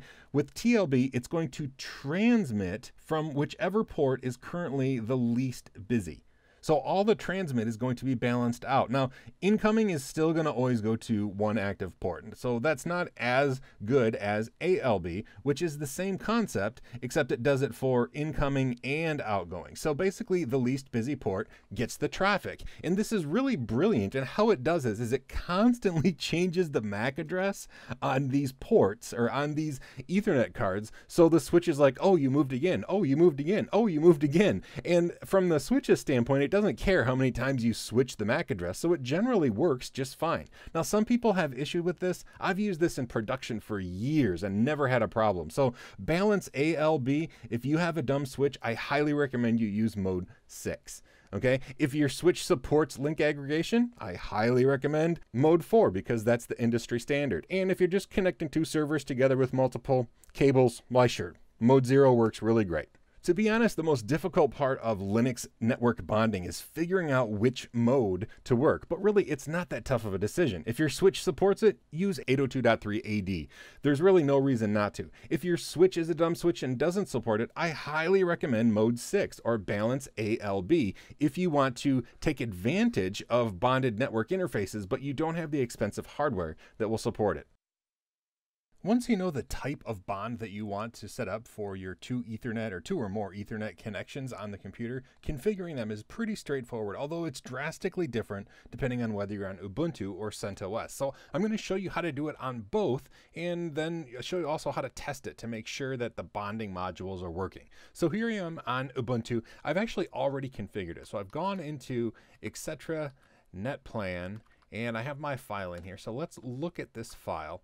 And what I've done is I've set up the proper YAML formatted with indentation and everything to set up bonding. So I'll go over it really quickly. First of all, we need to use network D as our renderer. We can't use network manager in order to configure bonds because it just doesn't support bonding. We do have to define the Ethernet cards themselves. So Ethernet's ETH0. I set DHCP4 to false because I don't want it to actually assign an address to ETH0. After all that is done, we don't need to set up anything more for the Ethernet ports themselves. Then we need to set up a bonded interface. So a new section here, bonds. The name of it is bond 0. DHCP4 is false because I'm going to assign a static IP address. And the interfaces is a section that we tell it what interfaces are going to be a part of this bond. In our case, we only have one, which is silly. I mean, we're only bonding one interface, but you can do that, one or more. It's just silly that we only have one to bond. That's just all this computer has. I've set up the addresses, the gateway. The name server is set up just like it would be if we were setting it up for ETH0. Really, the only new difference down here is the parameters. And the parameters, what I've done is mode active backup. That's just one of our modes. It happens to be mode 1, but we actually say active backup. We specify by name the mode here. And then we save this file and do netplan apply. Now, how you can tell if it's working, we can do IP ADD to see that, sure enough, it's up. Here's our bond 0 interface. Here's our Ethernet 0 interface, which is up but doesn't have an IP address. And another way you can test is to look at, so we're just going to cat the file. It's in the virtual file system proc under net bonding bond 0. So if we look at this file, it's going to tell us the information about it and say the bonding mode is fault tolerance, active backup. Primary slave, none, but the current active slave is ETH0. It's our only one that we have. It's up, and it looks like everything is working good. Here's our slave interface, ETH0 down here, and that's all working well as well. So we have it all set up, and it's working. Now, with CentOS, the setup is a little bit different because CentOS is set up differently. In CentOS, in order to configure our Ethernet ports, we go into etc. sysconfig network scripts, and in here we have our ifconfig file. So I'm going to first look at the changes we have to make to ifconfig ETH0. So here we make it pretty simple. Ethernet type, boot protocol is none. The name, the device is ETH0. On boot, we want it to come up, but notice I haven't given any IP addressing information. And here are the two things. The master is bond 0, and yes, this is going to be a slave to this bond. All right, so those are the changes we make here. If we look at ifconfig bond 0, this is where we set up bond 0. We name it bond 0. Bonding master is yes. I did give this one an IP address and a prefix, which means the subnet mask. On boot, we want it to come up. A boot protocol is none. And then here, the bonding options, we tell it what we want it to do. I actually set this one up to mode 6. Mode 6 is balance all load balancing. So it does its own version of load balancing for incoming and outgoing traffic. Again, I only have the one interface on this computer, but that's okay. Let's do the same thing. Now, checking to make sure it's working is similar. We can do IPADD. We can see, sure enough, here's the bond set up right here, and our Ethernet is right here. And really, for configuring the bonds themselves, that's all there is to it. Ubuntu and CentOS are configured differently, but underneath they're both doing the same thing. They're using the bonding kernel module, and they're allowing you to do some awesome things with multiple Ethernet ports on your computer.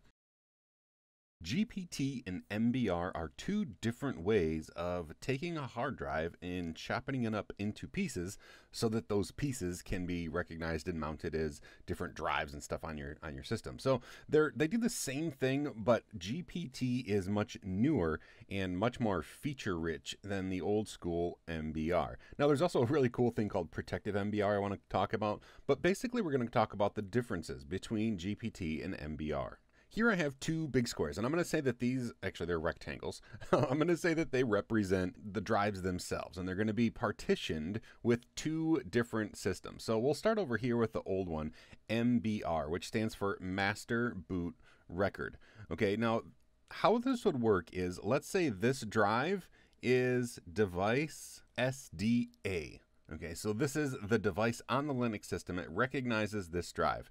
Now the MBR is a little tiny bit of reserved space at the very beginning of the disk, and this is basically like a table of contents, and it describes how this is chopped up. Okay, so this is chopped up into, let's say, 4 pieces. There's 4 primary partitions. You can also cut each one of the primary partitions into 4. So we could have, we could have this one be like, have 4 partitions there if we wanted.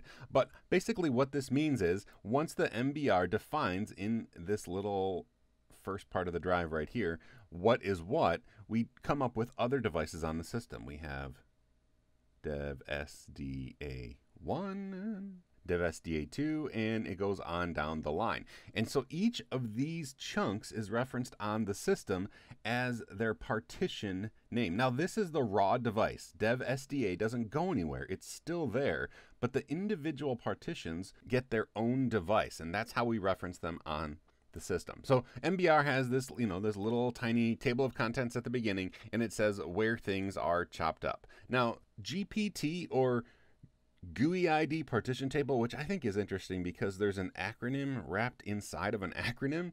This stands for Globally Unique Identifier Partition Table, and basically it does conceptually the same thing, right? It will chop up this drive, and you'll end up with dev SDA for the raw device, and so on down the line.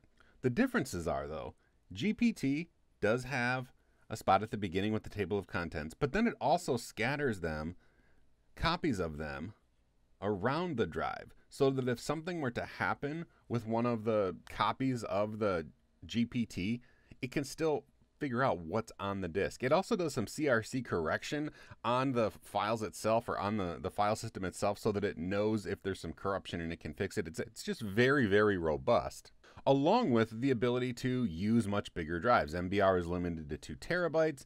GPT is limited to, I think, petabytes. I mean, there's no practical limit at this point of how much drive space it can talk about. Rather than being limited by 4 partitions, you can have tons of partitions on here. So, we could chop it up into as many as we wanted, and it just goes down the line: SDA1, SDA2, SDA3. And one other really interesting thing, and I wanted to talk about, is the protective MBR. So GPT is used on newer systems. It's specifically part of UEFI that replaces BIOS, but BIOS systems can still see GPT drives. And part of the reason they can do that is, at the very beginning, there's this section that looks exactly like an MBR. Basically, it's an MBR record here that says, okay, there is one big partition on this drive. The entire drive is a partition. There's no room available on this partition, and it takes up the entire drive. Now, why would that exist? It's basically so systems don't say, oh, well, there's no MBR in this drive, so this must be a blank drive with nothing on it. Well, we don't want that to happen. So basically what it means is it allows the MBR system, or a BIOS system that is used to seeing MBR, it will allow it to realize that this is not an empty drive. It's just something it can't read. And then there's some really cool stuff where part of this initial MBR can be hints to the operating system itself as to what's happening underneath. And so some older BIOS systems are able to boot from a GPT drive, even though it shouldn't be able to, because the Linux system, or the operating system itself, says, okay, I see MBR is saying that it's really a GPT drive, but I know enough about GPT myself that I'm going to be able to find the software and the drive files and partitions on here myself. And so you can actually use it on there, but it's because of that protective MBR that all that is possible. So when it comes down to it, MBR is the old way of doing things. GPT is the new kid on the block. Honestly, there's no reason not to use GPT. It does everything MBR does. It does it more efficiently, more reliably. It's just the better way to go. So I recommend that you use GPT. And while there are significant differences, a lot of those backwards compatibility issues make it so that you don't even have to worry about them. The Linux file system is actually really cool because all of the network mounts and different hard drives and USB drives are all on one giant file system. There's no A drive, B drive, C drive, D drive. There's nothing like that. It's just all one big file system hierarchy. And we're going to look at the different things because whether it's a real or virtual file system, it's on the same file system. Whether it's relative or absolute, this is just how you traverse the actual file system. We're going to look on the command line about that. Network mounts, they're just, on a remote system, but they just show up as a folder on your local computer. It's really cool. So first of all, let's start at the very beginning. It's a very good place to start. So we have a hard drive, right? So we're going to say it's dev SDA1, and that has the root partition on it, just /. So this is like where everything starts. The root partition is the basis of our Linux file system. It's on a hard drive of some sort. In our case, it's this one. Now, inside there's tons of files and folders. Some of the files are directly on that dev SDA drive, right? On the root file system or folders within that root file system. They're actually stored on that hard drive. Some of the folders and the files in there are a virtual file system. If you look inside the root directory, there's a proc folder and a sys folder. These are dynamically created file systems that are just a way to interact with the kernel itself. So if you want to make a change to the running kernel, you can make a change to one of the files in these folders, and it's going to affect the running kernel. But it's not actually files, it's a virtual file system. It's just a way that they represent that interface with the kernel is this virtual file system. Then we also have like a remote NFS server. It could be NFS or Samba or whatever your network protocol of choice is, but it's mounted on the folder inside of your root system. So this could be like the home folder on your system might not be on the actual hard drive. It might actually be on a remote system, but it's mounted inside your file system. And from a layman's position, just looking at the system, you don't know if it's a remote system or a local system or a virtual system because they all look the same. Same thing when you insert a USB drive. It doesn't come through as like the E drive or the F drive like on a Windows system. It's just mounted somewhere on a folder inside that same one solid monolithic file system. Even if you put in another hard drive, so we're saying this is dev SDA1, like the partition 1 on the SDA drive. Even if you were to put in a second hard drive in the system, it's still going to mount inside a folder or a subfolder of this root drive, right? It's going to be like in mount data or wherever you happen to mount it. It's just going to appear as a folder inside this root file system. So everything is inside that root file system. It's really a neat way to handle all of the various things that can be stored in Linux. And the virtual file system is very unique in that it's not really a file system. It's more like an interface designed as a file system so you can interact with the kernel itself. All right, so let's go to our file system here, and I just want to show you kind of how it looks. And I want to talk about this whole absolute versus relative thing. All right, so I'm just going to show you the file system here. We have ls, and we have a folder called pictures. We can do ls picture. Oop, gotta spell it right. ls pictures, and I have a folder CBT gold, which is this background, and then a trips folder. What if we were to do ls trips? Okay, there's a folder called Grocery Store, Mexico, Orlando. Now, there's a cool program called Tree I'm going to use. So let's say Tree Pictures. It's going to show us a tree representation of all the files and folders inside here. So we can look. We have the Pictures folder. There's one file in there called CBT Gold. Then there's a folder called Trips. Inside that folder are 3 different folders, Grocery Store, Mexico, Orlando. Inside each of those, there are files that are stored in there. This is the hierarchy of that. Now, honestly, this Mexico folder, this could be like a remote NFS share. We don't know because it's all on the local file system that is, mounted everywhere on the system. It's just one file system. So we don't know where these are. We just interact with them as if they're all one local file system. So that's just a really cool thing about it. But this whole absolute versus relative, let's go over to the pictures folder. and trips. I'm going to clear the screen. And if we were to type ls-a, we're going to see all of the things in here. Now, we already saw some of these, Orlando, Mexico grocery store. But these, dot and dot dot. Now, these are special folder entries that mean the dot means the current folder. So if I were to say cd to dot, I'm in the same folder. Dot dot means the directory above me. So if we're in trips, dot dot is going to be pictures. So if we were to say cd dot dot, all of a sudden you'll see now we're in the pictures folder. That's pretty cool, right? Now we can use that as a folder name anywhere. So let's go into trips Orlando, okay? And inside here, let's do an ls-la. We can see here are all the pictures that we have, and then these two folders, dot dot and dot. In every single folder, you're going to find a dot and a dot dot because it's just a pointer that means this directory, the directory above me. Okay, so we can put that in a string too. Let's say I want to cd to dot dot dot dot and see where this takes us. 2 pictures. Now, why did it do that? Well, because dot dot, if we're in Orlando, dot dot means trips. And then we're in trips, the second dot dot means pictures. So that's interesting. We could do something really complicated, and I'll end with this. We could say cd trips Orlando dot dot grocery store. Oh, okay, what happened there? And we'll end with this one, like I said. So we started in pictures, and we went to the trips folder, Orlando, back to the trips folder, and then into the grocery store folder. And sure enough, that's where we ended up. Pictures, trips, grocery store. So you can use dot dot anywhere in your thing to talk about the relative path of where you're going. Okay, now the absolute path of this is going to be cd home, Bob, pictures, trips, grocery store. And then sure enough, we're in the same folder. This is the absolute path starting at the root level, but we can use relatives paths using things like dot dots. One other thing, I said I was going to end there, and I guess I lied to you. This tilde image or this tilde thing is a shortcut for your home directory. So if we were to say cd to the tilde, which is usually to the left of your 1 key, boom, now we are in the tilde, which if we type pwd, we'll see is home Bob. All right, so those are the relative path tools that you can use to construct where you want to go, but that's really how it works. And the tree program is just kind of a cool way to look at things. You can see everything all spelled out there. The big takeaway is that the Linux file system is just one big monolithic file system, and whether you're mounting network shares or you're mounting USB drives or second hard drives or even a virtual file system to interact with the kernel, it's all under the same bunch of file system in this big hierarchy.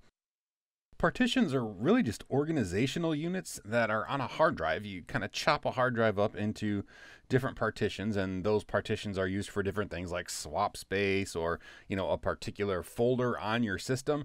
You can use partitions for a lot of things, and depending on the system that you're using, whether it's going to be an MBR, master boot record, or GPT, GUI ID partition table, you can have a multitude of partitions or just a few, and depending on which scheme you use, it depends how big your hard drive can be. Now we're going to look at a handful of tools like parted and gparted, and this stands for partition editor and graphical partition editor, and the old school fdisk, which is just a command line tool that didn't used to handle the GPT partition table, but now it does. So there's this one size fits all tool called fdisk. And then I do want to show you a couple tools that will let you see what block devices are available to partition on your system. So let's actually go right to the command line so that we can check out what's on our system. And I chose to use CentOS today for no other reason than I thought, let's use CentOS.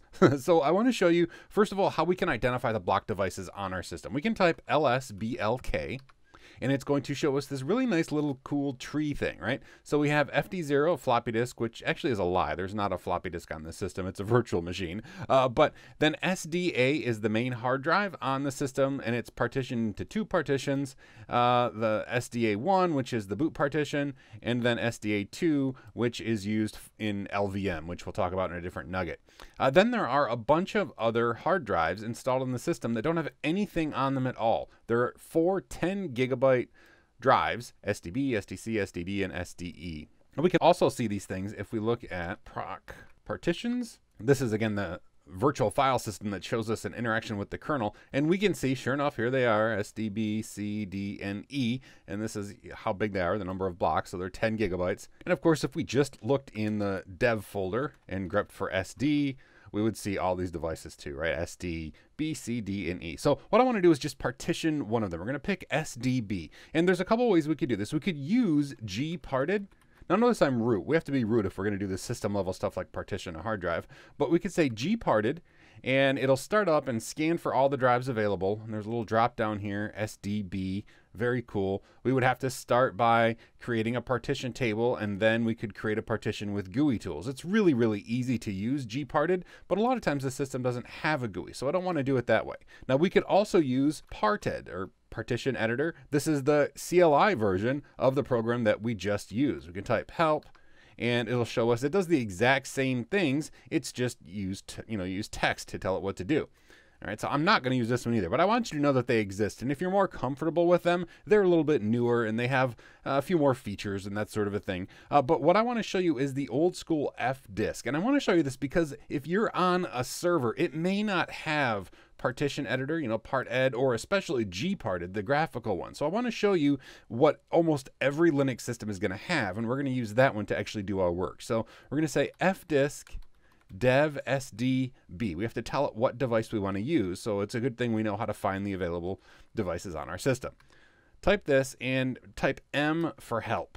Now, we just have these single letter commands, but that's okay. The first thing we're going to need to do is to create a partition table. And it can be one of two types. We can create a GPT partition table by pressing G, or we can create the old MBR or MS-DOS partition table using O. I'm just going to pick, since it's not over 2 terabytes in size, either one is going to work. So let's just use GPT for the heck of it. So I'm going to say G, press enter. It says, okay, it built a new GPT disk label. This is its ID. And now we have a partition table, but no partitions. To create a partition, we can actually type P to see what's there. There's going to be nothing there. So to create one, let's press M again so we get the whole help screen. We can say N for add a new partition. So new. And now it says partition number 1 through 128, right? This is not MBR. MBR would only support 1 through 4. This is GPT, so 1 through 128. I'm just going to pick the default. First sector, the default is going to be the first one available. Last sector, the default is going to be the last one available. Right? This is our range, and it chose the last one. So I want to fill up the entire partition, or the entire drive, with this one partition. So if we type P now, we're going to see, sure enough, we have a partition there. It's 10 gigabytes, Linux file system type. That's okay. And now to quit, let's press M again for help. To quit, we could just press Q and it would quit without saving changes. But we actually want to make these changes, so we want to make the change to the disk. So we're going to use W to exit, which means write. So W, enter. And now our partition table has been done. We can say lsblk, and look at that. Now it shows up that we have a partition created on our system. It happens to be a GPT partition table, and it's a single partition that takes up the entire drive. I didn't actually go through the process of using parted or gparted. They're very straightforward, and they walk you through it, and the help screen is right there and easy to use. So if you want to use those, by all means, go ahead. But I wanted to show you the more complicated fdisk because it's going to be on every single system that you run across.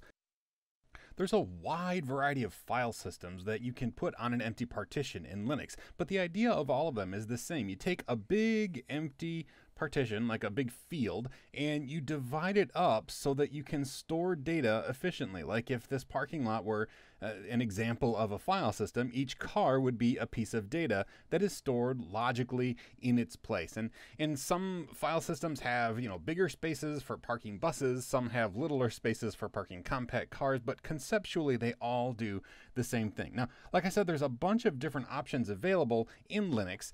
ext is the most common family of file systems that you can use on Linux. It's very mature. It's been around forever. The later versions support journals so that if a computer gets powered down before the reads and writes are synced up, usually you can salvage the data on there, so it's fairly robust as well. XFS is a file system that's been around for a long time. This used to be what you had to use for really, really big drives, but now everything supports big drives, so that's not really the issue anymore. It is still used by CentOS and Red Hat, though, so XFS is still widely used. Interestingly, it has its own set of tools, like for file checking, fixing things, manipulating the XFS file system itself. Rather than using standard Linux tools, it has its own set of XFS tools. There's a couple others. BTRFS, it's often called ButterFS.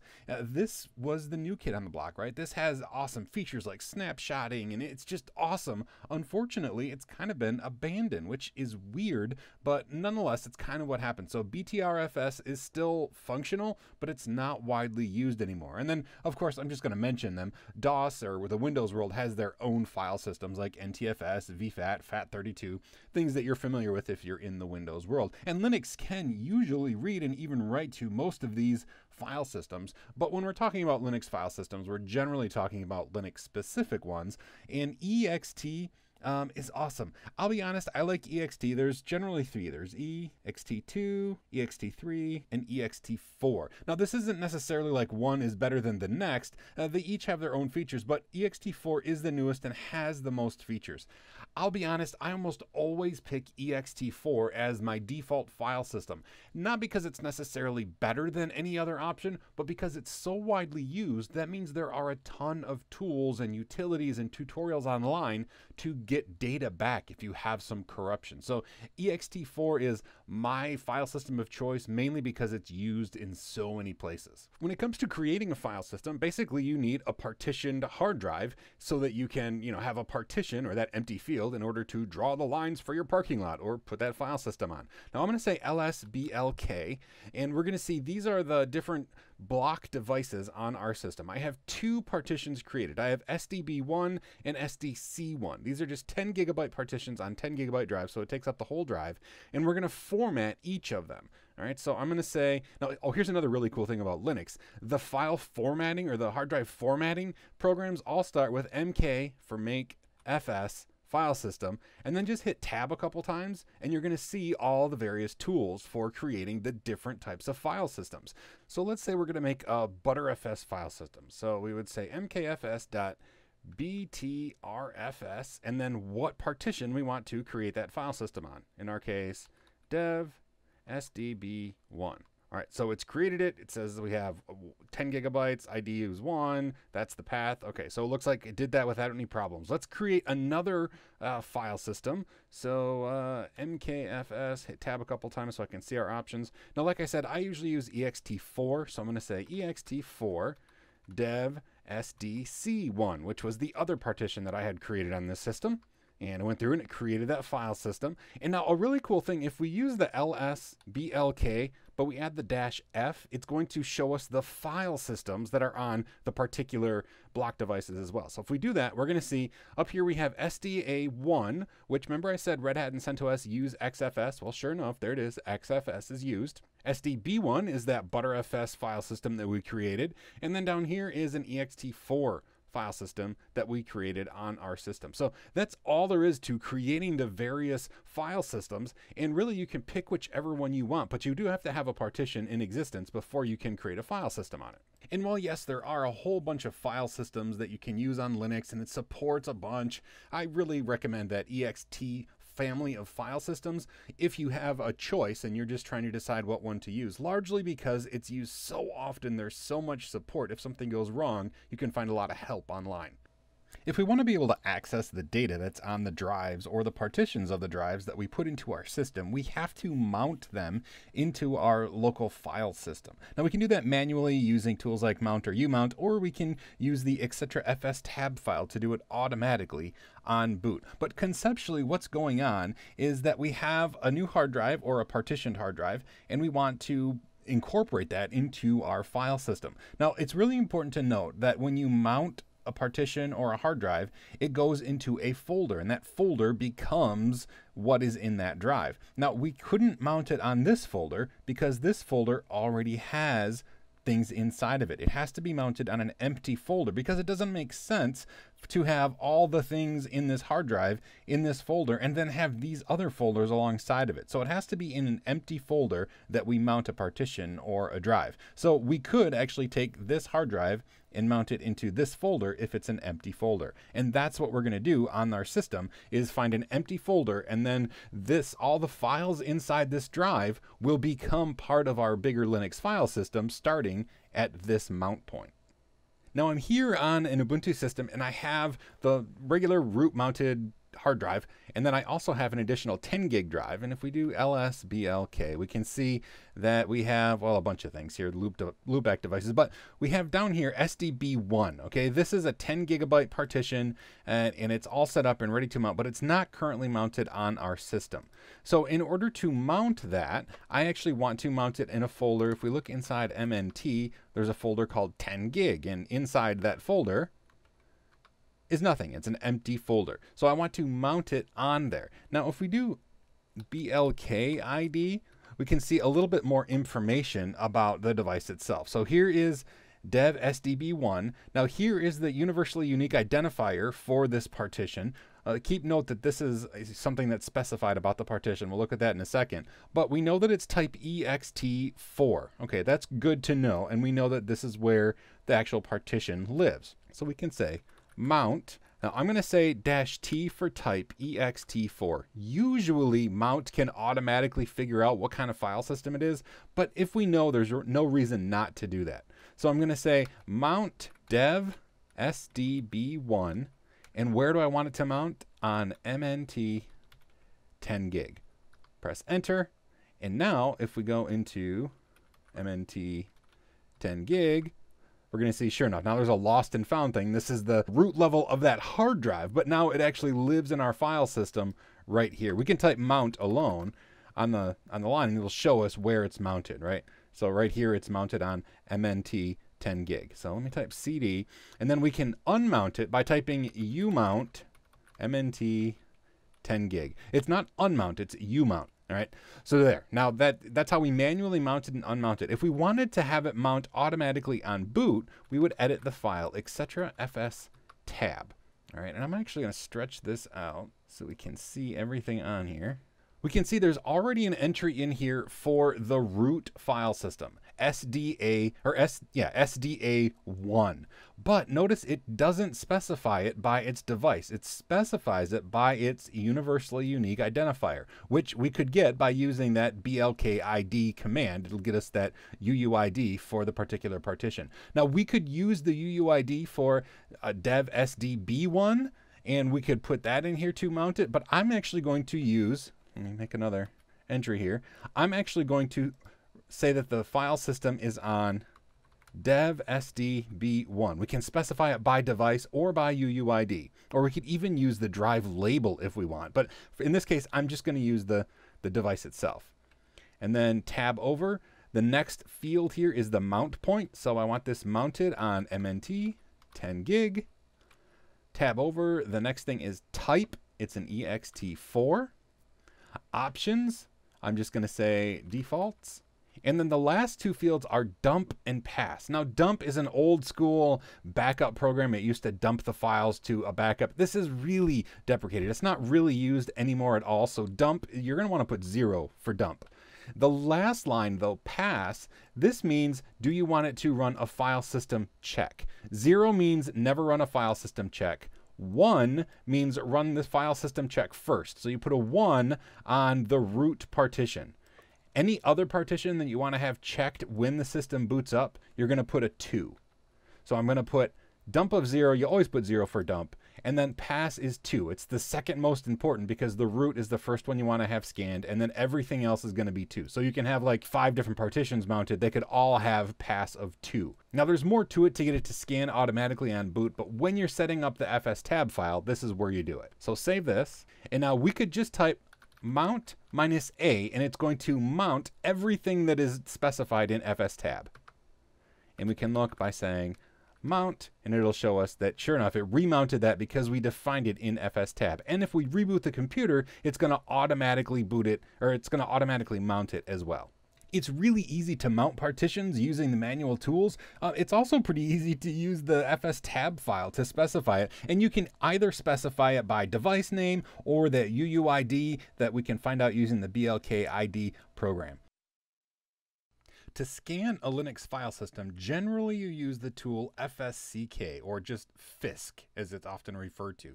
Now, the real key though is to have it scan automatically, periodically on boot, so you don't have to manually do it. Because here's the deal, in order to run FISC, the file system itself has to be unmounted. That's not really a problem for secondary or tertiary drive mounts like the home directory or something like that, but the root directory, it's pretty difficult to unmount the root directory and scan it unless you're in the boot up process or you've booted from a CD or something. So I want to talk specifically about how to set up the system to scan the file system on boot, including the root file system, so that you can, have it automatically maintain itself. Now, when it comes to scanning automatically, there's a few different flowchart things that go on. The very first thing the kernel looks for is inside your FS tab file, if the pass setting is set up. If it's a 0, if you have your dump and pass, and if the pass is set to 0, then it won't scan. It just absolutely will refuse to scan. It doesn't even look any further. It just stops right there and continues booting up the system. If, however, you have that partition set up with either a 1 or a 2, a 1 for the root partition, a 2 for any other kind of partition. If you have it set up then, it looks at the drive itself and it says, okay, has the maximum number of allowed mounts been reached? And if that threshold has been reached, it will scan the drive before it boots up. If not, if it hasn't met this maximum yet, then it's not going to scan. It's going to increment. It's going to say, okay, I'm going to mount one more time and add it to the number of times I've been mounted, but I'm not going to scan it. Even if the pass is set up to scan, it's not going to scan it if it hasn't met the max. Now, the max by default is -1, which means it's never going to scan, because that's just the way of saying, like, don't ever automatically mount. So by default, you're never going to get an automatic scanning, which is a little bit frustrating because you do want to have your system automatically scanned. So on Ubuntu here, I have dev SDB1 mounted on MNT 10 gig. Okay, so this is another partition. This is not my root partition, but it's mounted on MNT 10 gig. All right, if I look inside of the FS tab file, we're going to see that on this partition that I have automatically mounted on boot, it's set up with a pass of 2, which means that it is going to check to see if it should scan automatically. Okay, it's not the root partition, so I don't have it set up with a pass of 1, but since it's set up with 2, it's going to check and say, okay, if it's time, I'm going to scan this. So let's get out of here. And how we can see what the maximum number of allowable mounts before it will scan is to use the tune to FS. We're going to do -L for a listing of dev SDB1. And it's going to show us this. Now, what you want to look for in here is this maximum mount count. Now, remember I said by default it doesn't ever scan. That's because this is set to -1, and you're never going to reach that because that's just the way of saying disable it. If we want to have it automatically scan every so often, we need to change this. So we would say tune to FS -C for count, and I'm going to say every 10 mounts I want it to scan in dev SDB1. Okay. So now the maximum mount count is 10. We can look at that by doing the same command over, and we can see now the maximum mount count is 10. Okay, so what does that mean? Well, every time the system boots, it mounts the partition. Well, we could speed that up. We could say umount dev SDB1, mount dev SDB1. We do that, and now if we look, it's going to increment it by 1 because we unmounted it and remounted it. So if we do that a bunch of times, and now we look back and see, okay, our mount count is now 16 and our maximum count that is allowed is 10. Well, why didn't it automatically scan? Well, it only does that on boot. So if we were to reboot the system, it would go through the flowchart and it would say, okay, you have your pass set to 2. So that means I need to check the drive and say, okay, drive, is your mount count higher than the maximum mount count allowed before a scan? And it will be. So if we do a reboot, and once it's booted back up, we look and run that tune to FS again. So sudo tune2fs-l dev sdb1. Now we're going to see that the mount count is down to 1, which means that it scanned it. It ran fisk on boot before it was mounted, and it reset the mount count to 0, and then of course it mounted it, so now it's 1. So now it's not going to rescan that on boot until the mount count gets above this maximum mount count, and then it will do it automatically. And figuring out what number to set here can be kind of tricky, because here's the deal. If you're on a laptop, you might reboot fairly often, so you're going to want to have that number kind of high so it doesn't scan every single time. But if it's a big file server, maybe you rarely ever reboot it, maybe once a year. Well, in that case, you might want the mount count to be very low so that every time it gets rebooted, it does scan for consistency's sake. And then one more thing, if it's a huge partition with just millions and millions of files, it's going to take hours or days to scan. So maybe you don't want to scan it every time it mounts. It really depends on your situation. So plan out how often you want it to scan and the type of situation that you're in to make the best choice for your particular partition. And honestly, the best choice for you might actually be just to run fisk manually. Just unmount the partition or boot from a CD or USB drive if you need to scan the root partition. Maybe you never want to automate the process. You only want to do it manually. For some cases, that's fine too. Regardless, it's important to know how the system works so that if you think you're automatically scanning, you really are.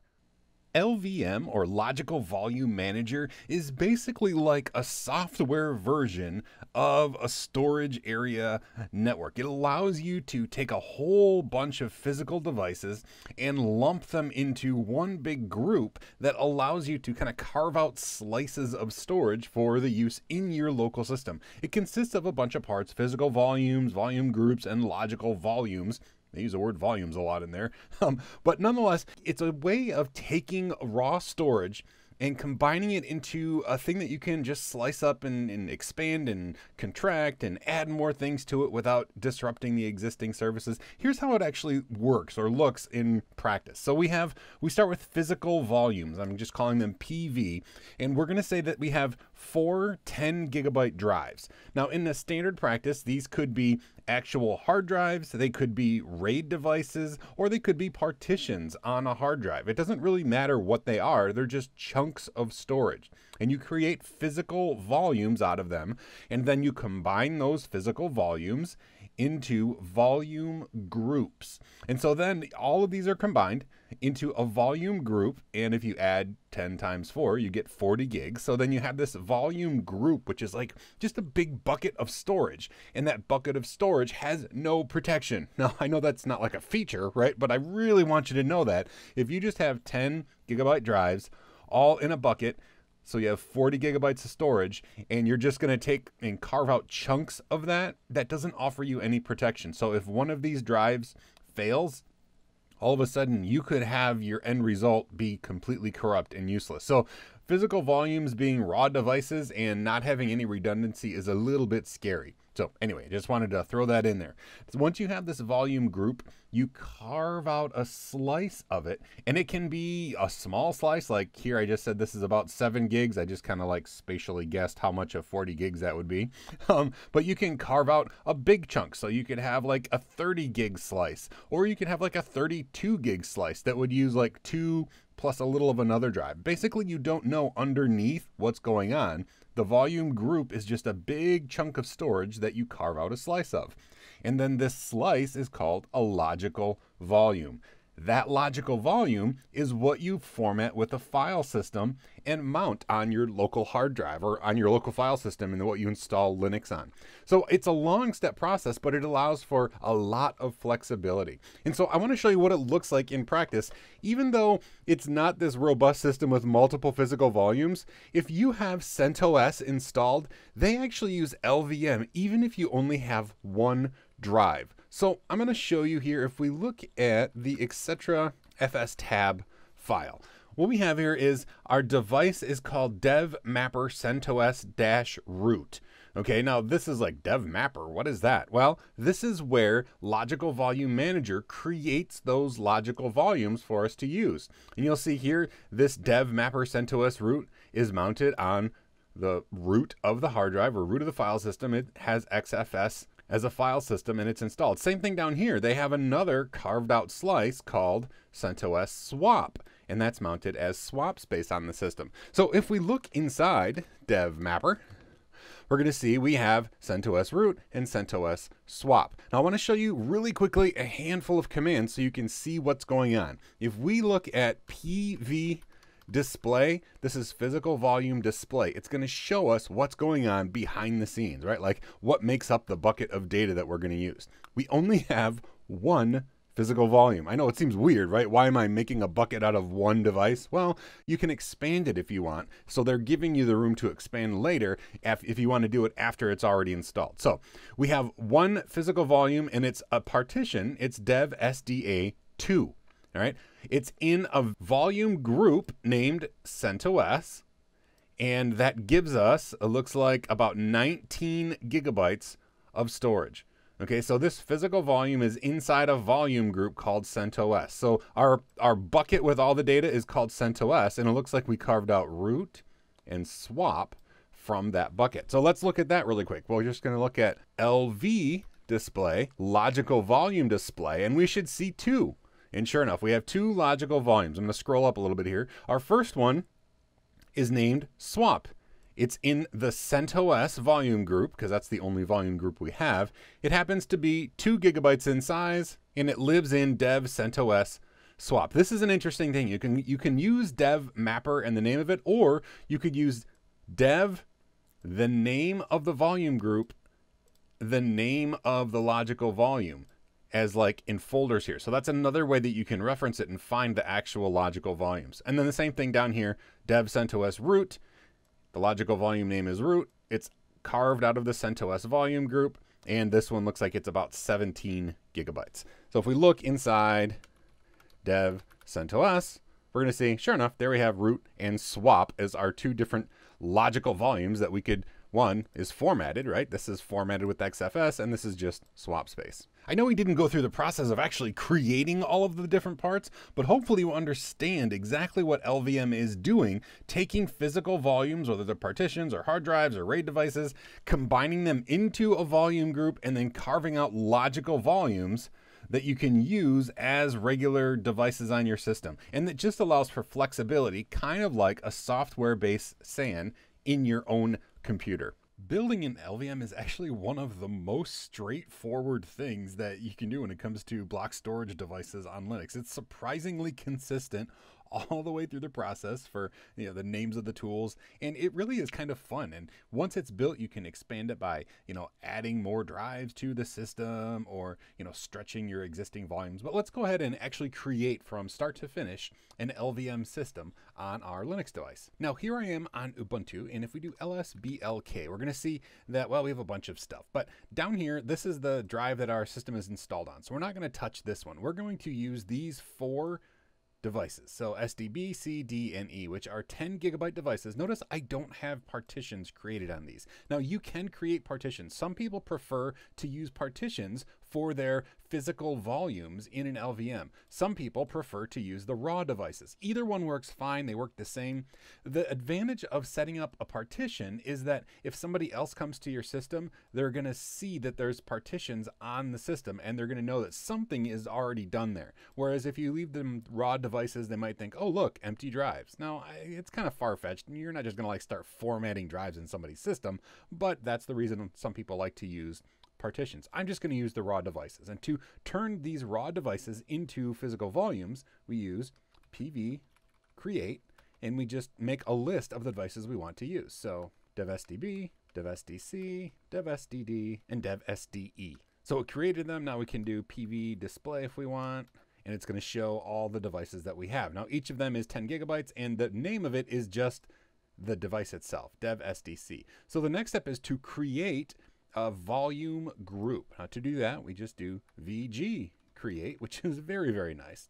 The first flag, or the first command argument here, is the name of the volume group. So I'm going to call this bucket, because it's just a big bucket of our hard drives, right, of our data that's available. So I'm going to call the volume group bucket, and then we just make a list of the physical volumes that we want to add to it. So those same volumes we just did before.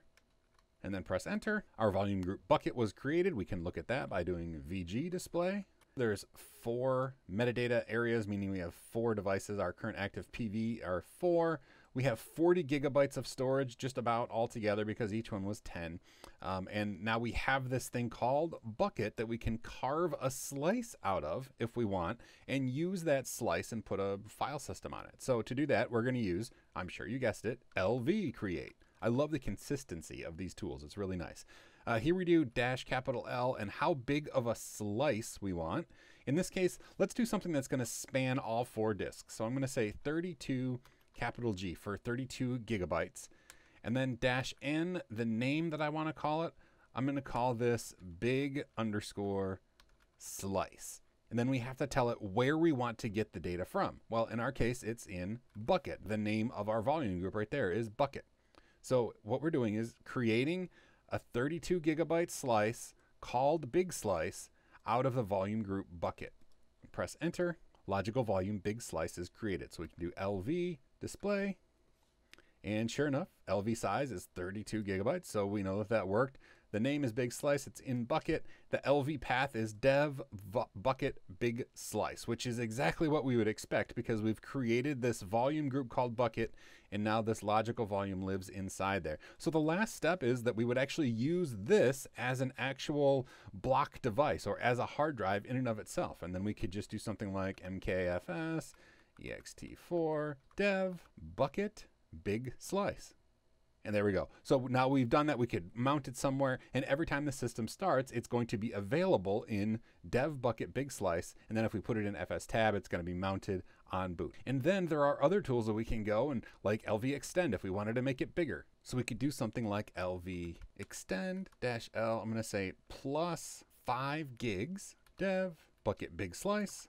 And now it says the size has gone from 32 gigabytes to 37 gigabytes. It was resized. And we did that without adding anything to the system. We just used the tools to change the size of our logical volume. The thing to remember again about LVM is that it provides flexibility in your system. It doesn't provide any redundancy. So if you have one physical volume fail, it's going to crash the entire volume group and logical volumes are going to get messed up. So you want those PVs to be like a RAID device if you're worried about something going wrong underneath and losing data. But setting up LVM, as you can tell, is very simple and honestly, even kind of fun.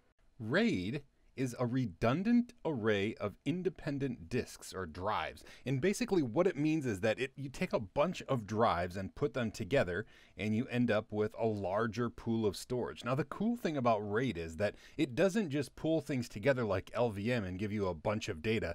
It allows you to do some pretty neat things with performance or redundancy. So I want to talk about the different RAID levels that we can offer using RAID, specifically Linux RAID. Linux has a software version of RAID which is very powerful, very robust, and surprisingly efficient.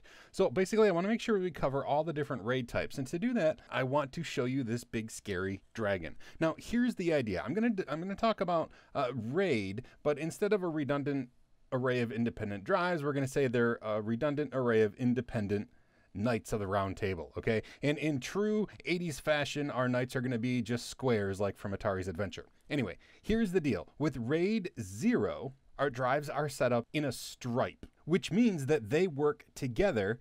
Reads and writes happen across 2 drives very, very quickly. And so with RAID 0 or a striped array, it's very fast, right? You can get dual writes and dual reads at the same time. The problem is, let's say that the knights are attacking the dragon and the dragon is attacking the knights. If we lose one of the knights, well, then the dragon can get right through to the king. Because if you lose a single drive in a striped array or in a RAID 0, all of a sudden your data is gone because half of your data is written on that other drive. So while it's very fast, they better kill the dragon quick because if one of them fails, all of their data is gone and the king gets destroyed. Now, RAID 1 is kind of the opposite. It still has multiple drives, but they're set up in a mirror, which means every time you write something to the first drive, you write it to the second drive. So you have a complete copy of both. Now, because they're in a line like this, they can only attack the dragon one at a time, right? They can't both attack the dragon like over here in the striped setup. But the advantage here is if one of them dies, there's still another full knight there protecting the king. Same thing with your data, right? If one of these dies, you still have a full set of your data because you've been writing it to 2 drives the entire time. So a mirror doesn't give you any speed increase because you're not spreading the writes across here. You're actually writing all of your data 2 times, once to each drive. So you don't get any advantage over a single drive when it comes to speed, but you do get that advantage of either drive can die and you still have full protection for your data. Now, RAID 5, this is a little bit different. RAID 5 uses a parity disk, and how that actually works is like some digital magic that is beyond the scope of this nugget, and to be quite honest, it still stumps me a little bit. But conceptually, how it works is you have multiple drives, 3 minimum, and any of these drives can die. Any one of them. It doesn't matter which one, and all of your data is still in place. So you get the advantage of being able to lose any drive in your array. The disadvantage is you lose 1 drive's worth of storage. Now, what do I mean by that? Let's say these are all 5 gigabyte drives, okay? If these are all 5 gigabyte drives, together that would be 15 gigabytes. But you lose 1 drive's worth of storage for that parity magic. And so if you have 3 5 gigabyte drives, you're only going to have 10 gigabytes of usable space. But the advantage is it's writing to multiple drives as it's going along. And if one of the drives dies, you still have all of your data represented in the remaining drives. Now, if you lose 2, of course, then your data is corrupt and you're done. But you can lose any drive. And it's not just like this is the drive you can lose. No, you can lose any one of these and all of your data is still there. It really is magical. And so that means that you can lose a knight and the dragon is still going to be stopped by whatever 2 of the knights are still protecting the king. Hopefully that makes sense with the different RAID levels. And just briefly, I want to talk about there are some hybrid levels as well. So RAID 0 could be RAID 01, where you have like 4 drives. And what happens here is you have a stripe of mirrors. Your drives are mirrored and then striped across the mirror, or RAID 10, which is a mirror of stripes, or vice versa. But basically 4 drives, and you're mirroring 2 of them and then striping those 2 mirrors, and vice versa. You're going to stripe them and then mirror those 2 stripes. With RAID 5, there's actually a RAID 6, which is cool, but it requires another drive. And then you can lose up to 2 drives and still have your data. There's 2 of those parity drives in place. Now, the downside is you lose 2 drives worth of storage on your full array, but it's awesome because you can lose more than 1 drive. Now, even if you don't follow along with my awesome dragons and knights kind of scenario, hopefully the RAID levels make sense. Now, my trick, my little mental trick to remember what it is, I look at the number after RAID and I say, how many disks can I lose? Because for years I would confuse RAID 0 and RAID 1. But here's the deal. With RAID 0, you can lose 0 drives, right? Because if you lose 1, you lose your data. With RAID 1, you can lose 1 drive and you still have another drive. RAID 5, I guess you could lose 1 of 5. I don't know. It kind of falls apart. But RAID 0 and RAID 1 are the ones that I would always struggle with. So I think of that number as how many drives I could lose and still have my data. You can go to the store and buy a RAID card, like a hardware RAID device, and then you can use that on your system and you'll be able to have hardware RAID. But Linux has a really awesome and powerful software RAID program that will use kernel level tools to allow you to create your own RAID devices without needing any specialty hardware at all. Now, there's a couple things we need to discuss, like partitions versus using raw devices. And I want to make sure we cover all the configuration stuff. But conceptually, it's really easy. Rather than having a hardware-based card, we just use our regular SATA controllers, and then our hard drives can all work together in a RAID array that we choose. Now, when I talk about partitions versus raw devices, let's say we have 200 gigabyte hard drives, but they're from different manufacturers. Now, they both say that they're 100 gigabytes. However, if you look close, they might have slightly different number of sectors and slightly different size. So this one says it's 100 gigabytes, but it might be actually 1028 megabytes. And this one says 100 gigabytes, but it might actually be 1022 megabytes. Now, they round for marketing purposes, and that's perfectly fine.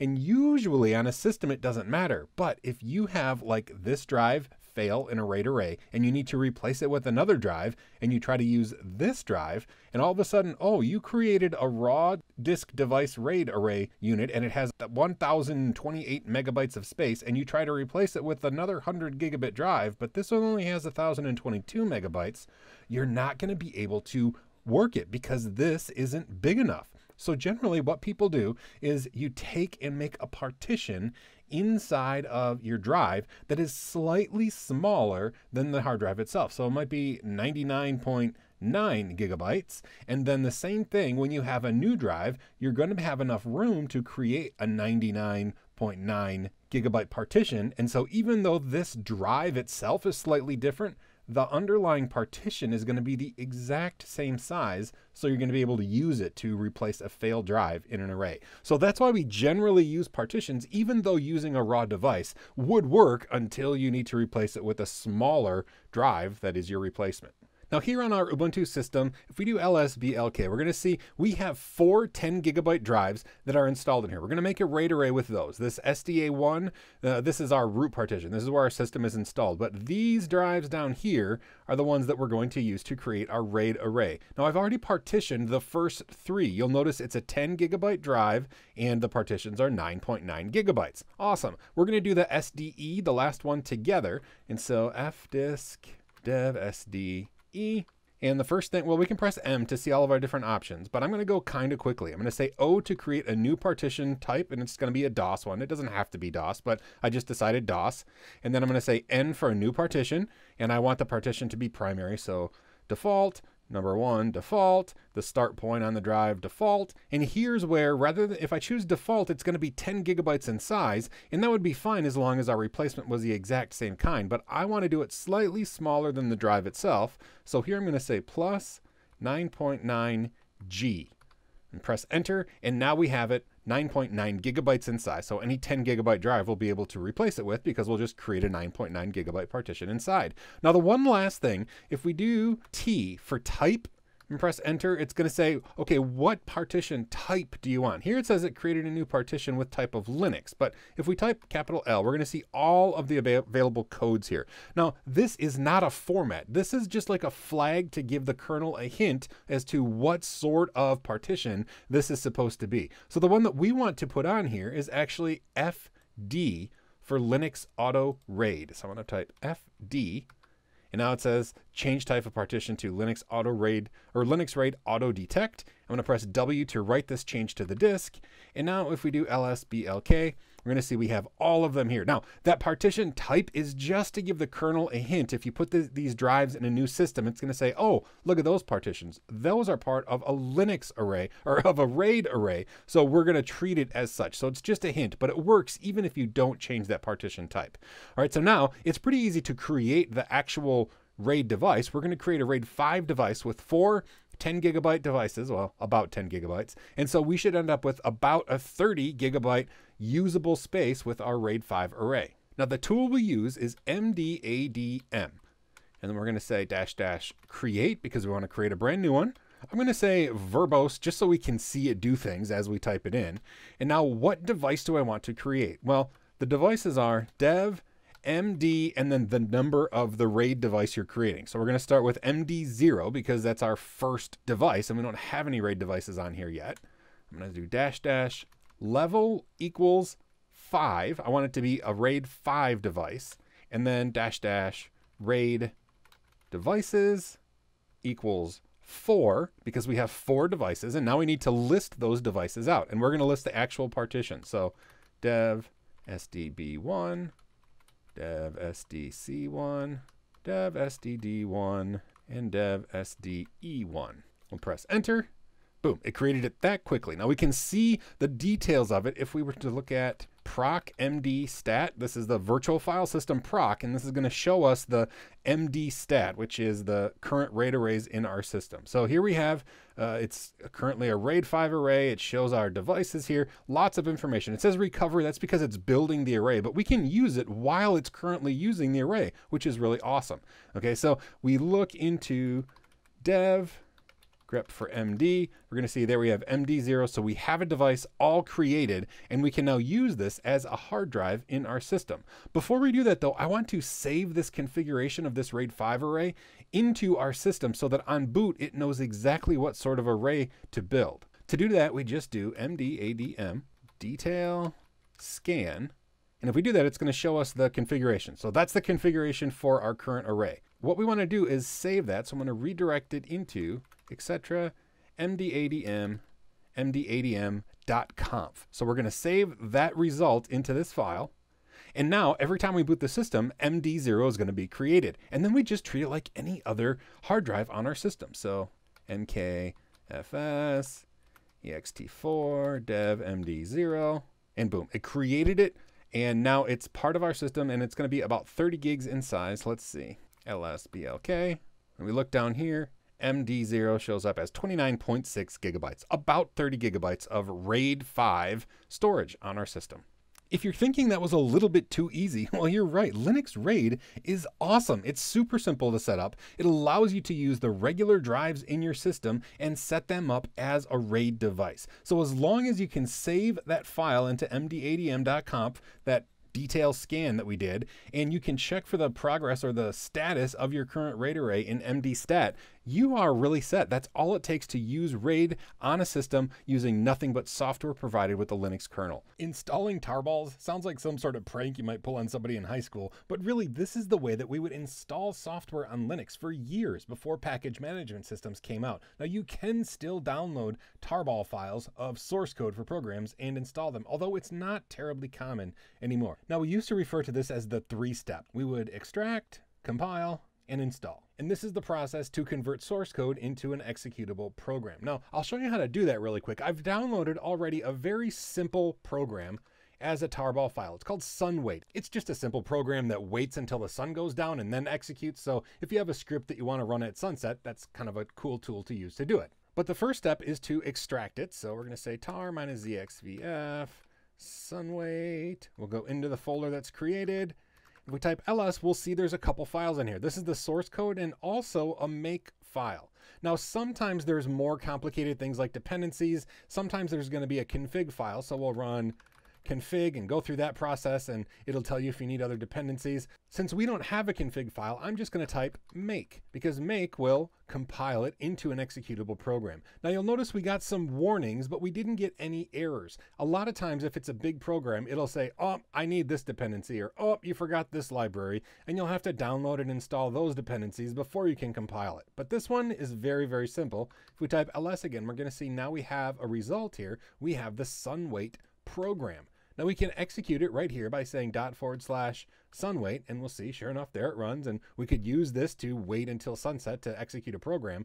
If we want to install it though, we have to either copy it to our user local bin folder, or sometimes they'll include in the make file an installer. So we could say something like make install. This one doesn't actually have that ability to install it. It's a very simple program. So if we wanted to install it, if you get an error like this, you just simply say, okay, I'm gonna move sunwait to user local bin.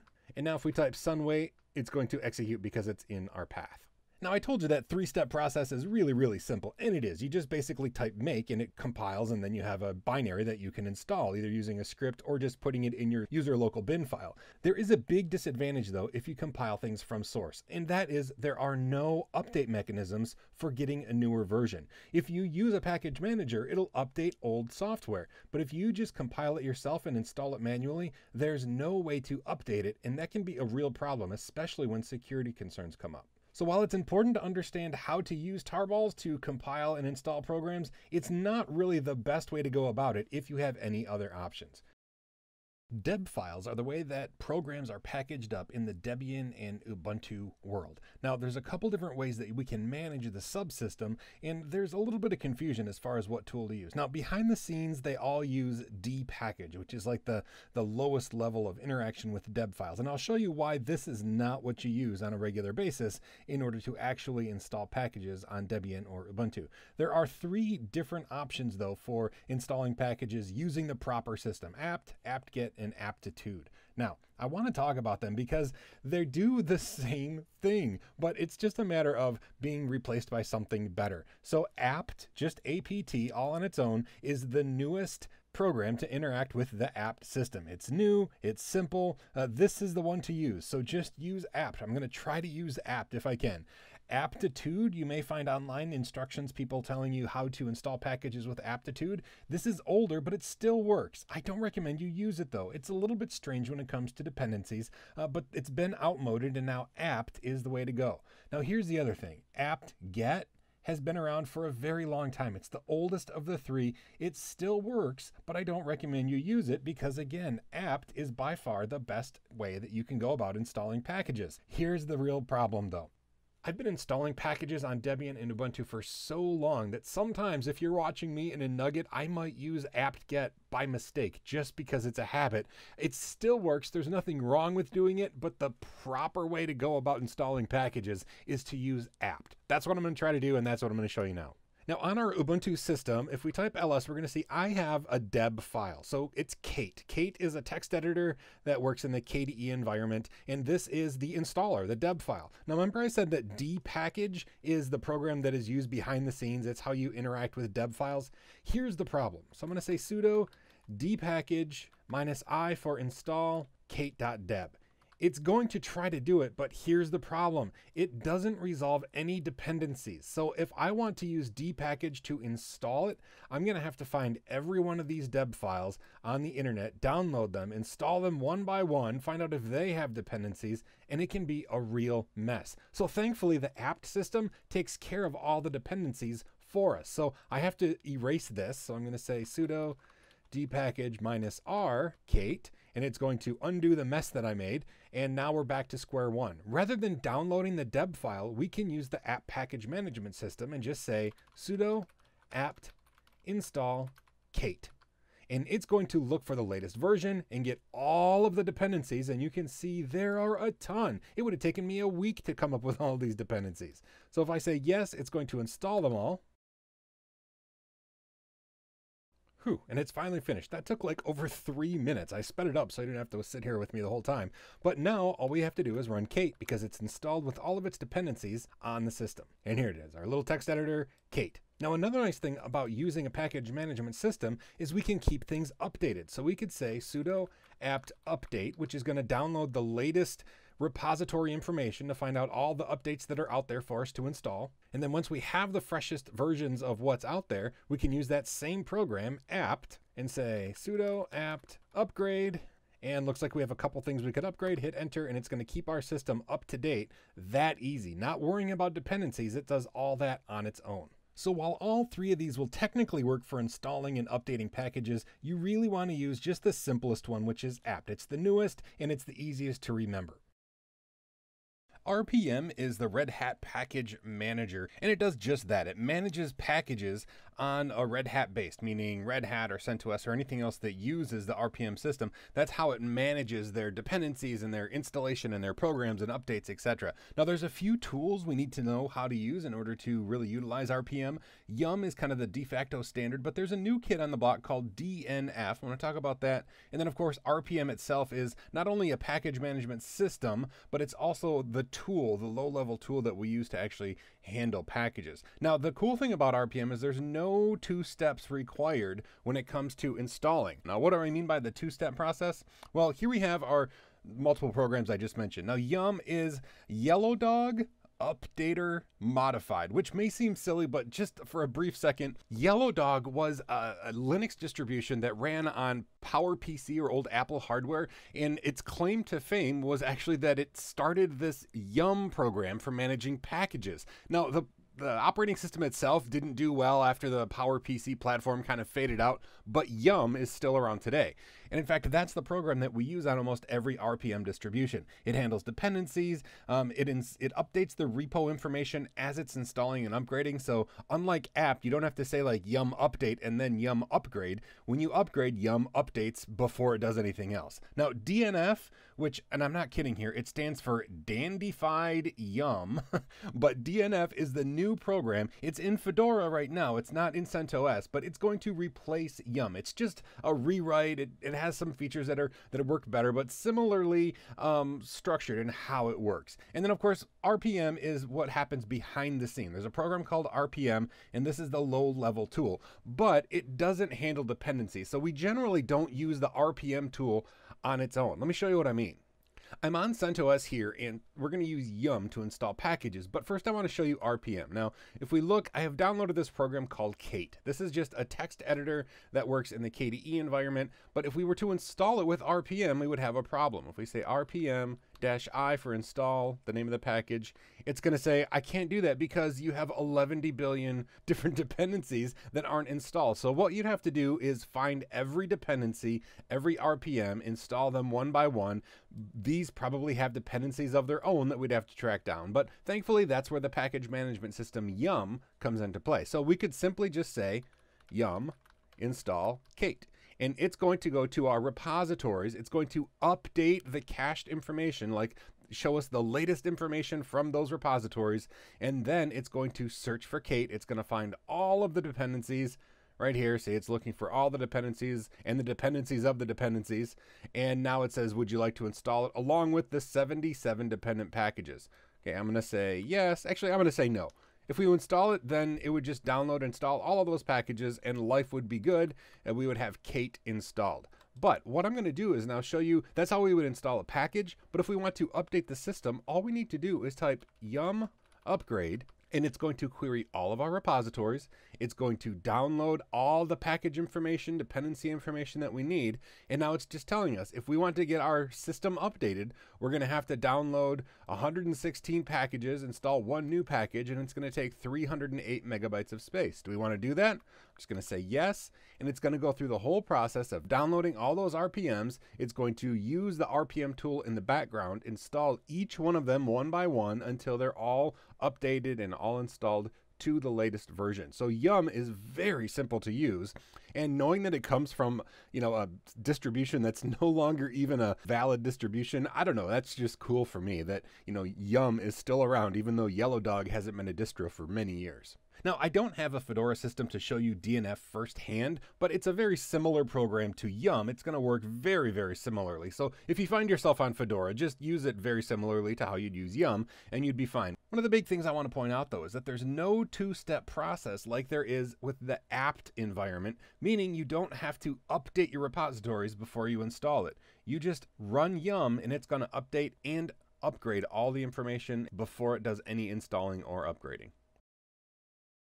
One of the nicest things about the apt package management system is that you can add repositories, which are just different groups of software packages. So if something's not in the standard Ubuntu or Debian system and somebody else has written something, you can add a whole repository of new software, and then the apt system can use it just like any other package on your system. It's pretty cool. Now we're going to look how to add something, and there are a few gotchas that we need to look at, but thankfully it's a fairly simple system when it comes to configuring new repositories. So I'm here in the etc apt folder on an Ubuntu system. If we do an ls, we're going to see there are two things I want to show you. There's sources.list.d. This is a folder, and there's actually nothing inside there right now, but we could create a new file.list in here, and it would be read just like this system default sources.list. So it doesn't matter where things go. I'll just add something to the existing sources.list. So we're going to look, and you'll see there's already a bunch of repositories added. Each one of these lines is a repository containing software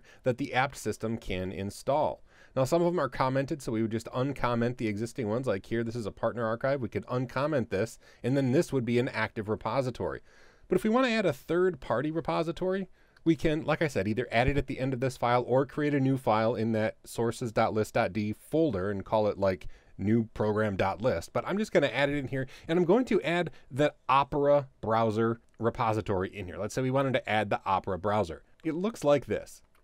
It's okay if every field here doesn't make perfect sense to you. This is just the format. It says what kind of a package it is, where it's stored, what folder in there, and then what version of the software we want to actually add, the stable, and then it's non-free as far as like what type of repository it is. So this is the line, right? This is where the Opera browser is stored on the Opera website. So if we save this, we would be able to do apt update, no dash, apt space update. And if you look, it is updating them all, but I do want to show you back at the top here. It gave us a little warning / error. Oh, and it repeated the error down here. So I can just show you here. It says this repository is not signed. So what that means is we don't have their key, because we don't want there to be a man-in-the-middle attack where somebody, takes over opera.com and then starts sending us bogus packages. So they do key signing in order to make sure that we get the right software. So if we want to use their repository, we have to add their GPG key to our system. Now, it's not difficult to do. We just do kind of a two-step here. We have to download the key itself. So wget. So we're going to download the file and then pipe that into apt key add. All right, so we'll do that. It's going to download the key and it's going to add it to our system. And it just says OK. We can see if it's there by typing apt key list, and it's going to list all of the keys in our system. And if we look, we should be able to find, sure enough, here's the Opera one.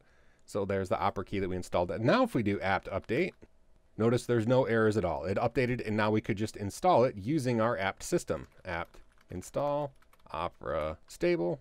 And it would install our needed packages. It would resolve dependencies even if they're in other distributions, and it would install it for us just fine. I'm going to say no because I want to show you another way you can add a repository. And this is kind of a cool thing that Ubuntu added. It's called a PPA, or a personal package archive. There's a particular text editor that I really like. It's called Atom, A-T-O-M, and they have a PPA, which is a repository. And to add it, you just say add apt repository PPA : and then where it lives, or what user it is, web update team, and the name of the repository is Atom.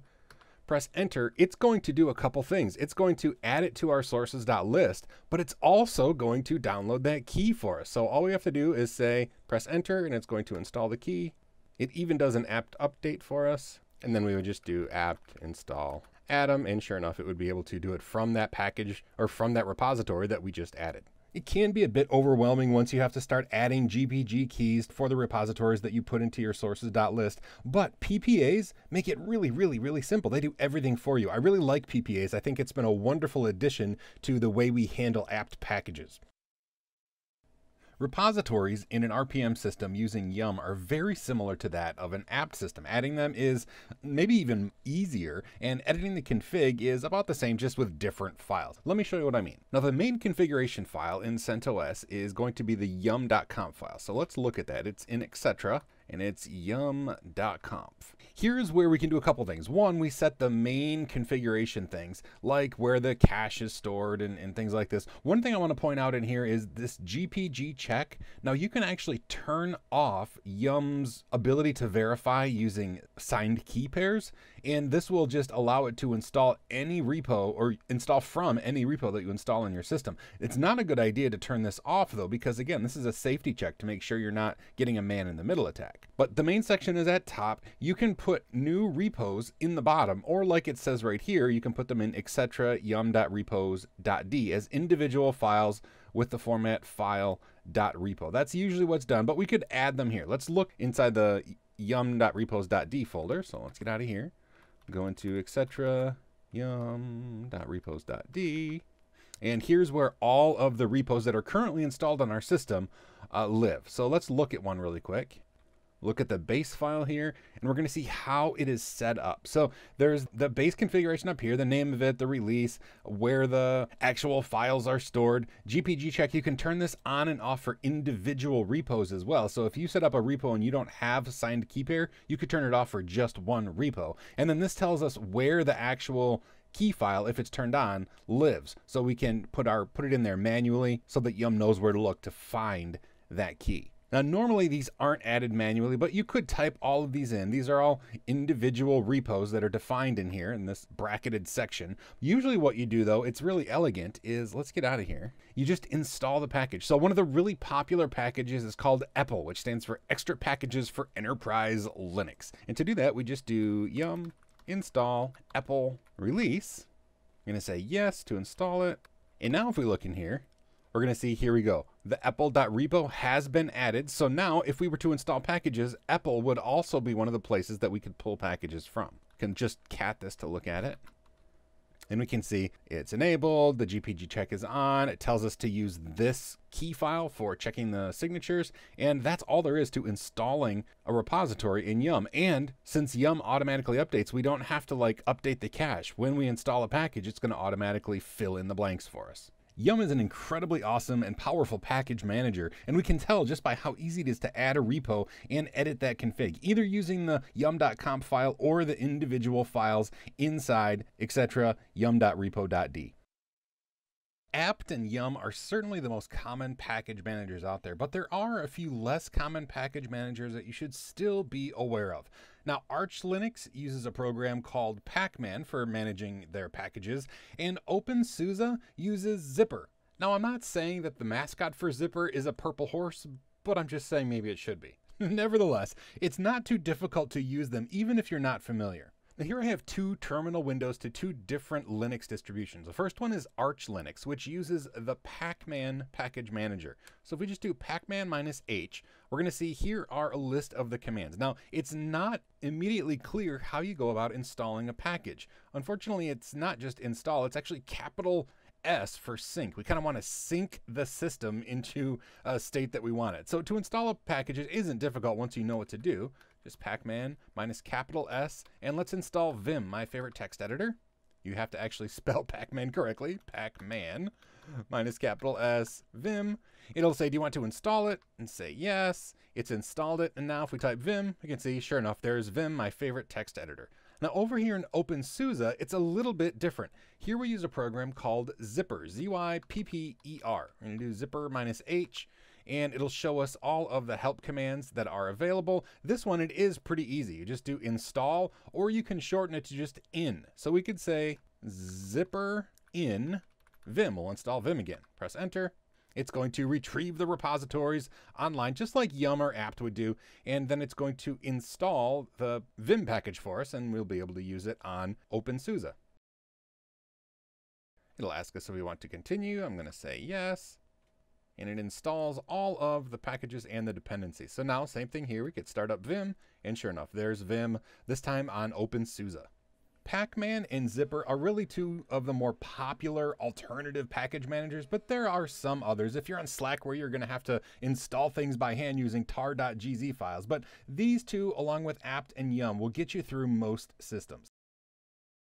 Managing local users on your server is really easy, and there's a bunch of tools that make it even easier. Now, there's the standard command line tools that allow you to add, modify, and delete accounts, and there's this super cool script that I really like, which makes adding a user very, very easy. There are a whole bunch of different facts about a user that is stored in the system, though. Full name, username, password, all of these things, plus some others that aren't even listed, are on there. And it's important to know that the tools will manipulate all of these, but you don't have to specify every single thing every time, especially things like office number. Those aren't even really used anymore. But there are possibilities that you can add specific information in the local group. Now, I just want to go right to the command line so we can actually start adding users. And at first, we're going to use the tools that, kind of come with it, like the low-level tools, user add, user del, and user mod. So first of all, I want to say user add because we don't have any extra users on our thing. I'm going to do -H,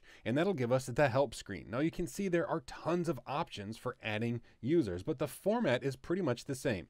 User add, whatever options you want to add, and then the login or the username for the new user. Now we're going to use just a couple, and I want to show you the problem with using user add as opposed to that fancy script add user. We have to determine like a home directory and a user shell and all sorts of things like that. So let's say we wanted to make a user. We're just going to say, now notice I'm root. We have to be root to make a system user. But we would say user add, and I want to do -D home Susie, -S for shell. I'm going to use the bin bash shell, and her username is going to be Susie. Press enter, it's all done. Now there is no password for Susie. We'd have to actually do that with the password command. We'll actually say PASSWD Susie. All right, so now she has a new password, and we can, here, let's start a new window. SSH Susie at localhost Susie, and we're logged in as Susie. Oh, but see, It says unable to change to directory home Susie. There's no such file or directory. Well, doggone it, we said that that's our home directory, but by default, it doesn't make that directory. We actually have to make that directory, or there's another command -m, which will create it as we're adding the user. So it's possible, again, to use this tool and set all of those different flags up as we create the user. If we go through all of these things, but it's much easier to use the add user script. And I'll show you what I mean. Add user Frank. And now it says, okay, I'm creating the Frank user, added a new group for Frank, created Frank's home directory, copying all the files from etsy-skel, and now it's asking me to give Frank a password, so I'm going to do that. Now the full name of Frank, his room number, which again, we don't use room number, work phone, all those things anymore really, but full name is nice to have in there. And is this information correct? I'm going to say yes. And so now we have a really nicely set up user. So if we were to open a new tab again and do SSH Frank at localhost, log in with Frank, have to type Frank's password correctly. And now you'll see, sure enough, if we do pwd, we're going to see we're in Frank's home directory. He has a perfectly usable count because that add user script goes through and remembers all the various things that we need to do. So let's get out of here. Now, there is another tool. We can use user del. So we can say user del. Let's do -h so we can see the options. There's really only one option that's ever really important, and that is -r, which removes the user's files. So we could say user del -r for remove Frank, and it removed all those files that said there wasn't any mail for him, so it couldn't remove that. But now Frank's home directory is gone. Now we could modify Susie's account if we use user mod. So let's see user mod -h, and we're going to see same thing. We have a whole bunch of tools, and this is just to modify an existing user. So we could do something like change her shell. Like right now it's bin bash, but we could change her shell. So we could say user mod -s, let's say bin false Susie. What this is going to do, it's going to change her shell. So if she tries to log in, it's going to fail. So let's open up a new tab and try to log in as her. SSH Susie at localhost. It logged in and then immediately logged out. See, it says it still doesn't have a user account or a user directory. We didn't make her a home directory, but then it says connection to localhost closed. That's because as soon as it logged in, her shell is bin false, which immediately exits, and then we're back to being logged out. We're logged in as Bob here. So the ability to modify a user account is really important. But if you're going to add a user, I highly recommend you use that script. You can certainly use the manual tools with all the flags to add that account, but add user just makes it so easy by remembering all the steps. And I'll be honest, I often have a difficult time remembering, is it add user or user add? Add user, user add. For my own sake, I like to think, okay, alphabetically, add user is first, and that's the first tool I want to use for adding a user. So that's just the trick I use. Regardless of what tools you use to add users, it's important to understand that modifying them on the command line is fairly simple and not that difficult to learn. Local groups on a Linux system are fairly straightforward to handle, but it's important to understand the difference between primary groups and secondary or supplementary groups on each individual user. Now, every user on the system is going to have their own personal primary group. Now, usually that's going to be the same as their username. So Bob is going to have a username of Bob, and he's also going to have a primary group of Bob. And that's usually how it goes. It could be a different group that's his primary group, but almost always that's how the primary group is going to be on a Linux system. And then there are all of the supplementary groups, which happen to be like things that he belongs to. Like maybe he's in the admin group, maybe he's in the sales group, marketing, third floor, public. All of these groups are in addition to his primary group, and it will give him access to certain folders on the system that he might not have access to if he didn't have these different group memberships. Now, in order to actually create groups, the tools are very straightforward, just like adding users with much fewer options. So let's actually look at that, and then I want to show you how to manipulate users and groups on a system. Now, here we are on an Ubuntu system, and we can simply say group add public. It's going to add the group public to our system. We could say group add sales, and it's going to do that. Now we could look at the different options, group add -h. You see there aren't too many options. We could specify a group ID number if we wanted. We could do some things with group mod to change some of those features like the group ID. And then of course we could delete them with group del, and the same sort of thing. You know, we just delete them as we would use user del on a system to get rid of a user. So this is pretty straightforward, but the part about primary and secondary can be confusing. So right now, if we type groups Bob, we're going to see that Bob is in all of these groups. The first one listed is his primary group. So Bob's primary group is Bob, and then these are all of his supplementary or secondary groups. Now I want to show you user mod -h because it shows us how we can manipulate groups right here. So lowercase g is how we force a user to a new primary group. So we could change Bob's primary group using the lowercase g flag on user mod.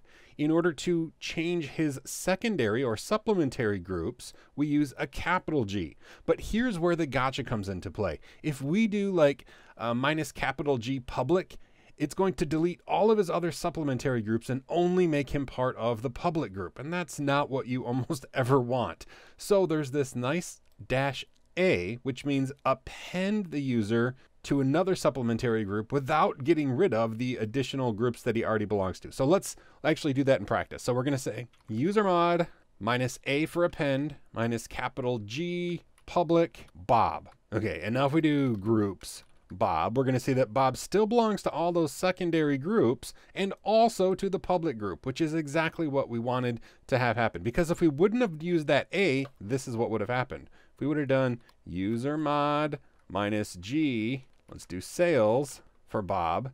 This seems like it's going to do the right thing.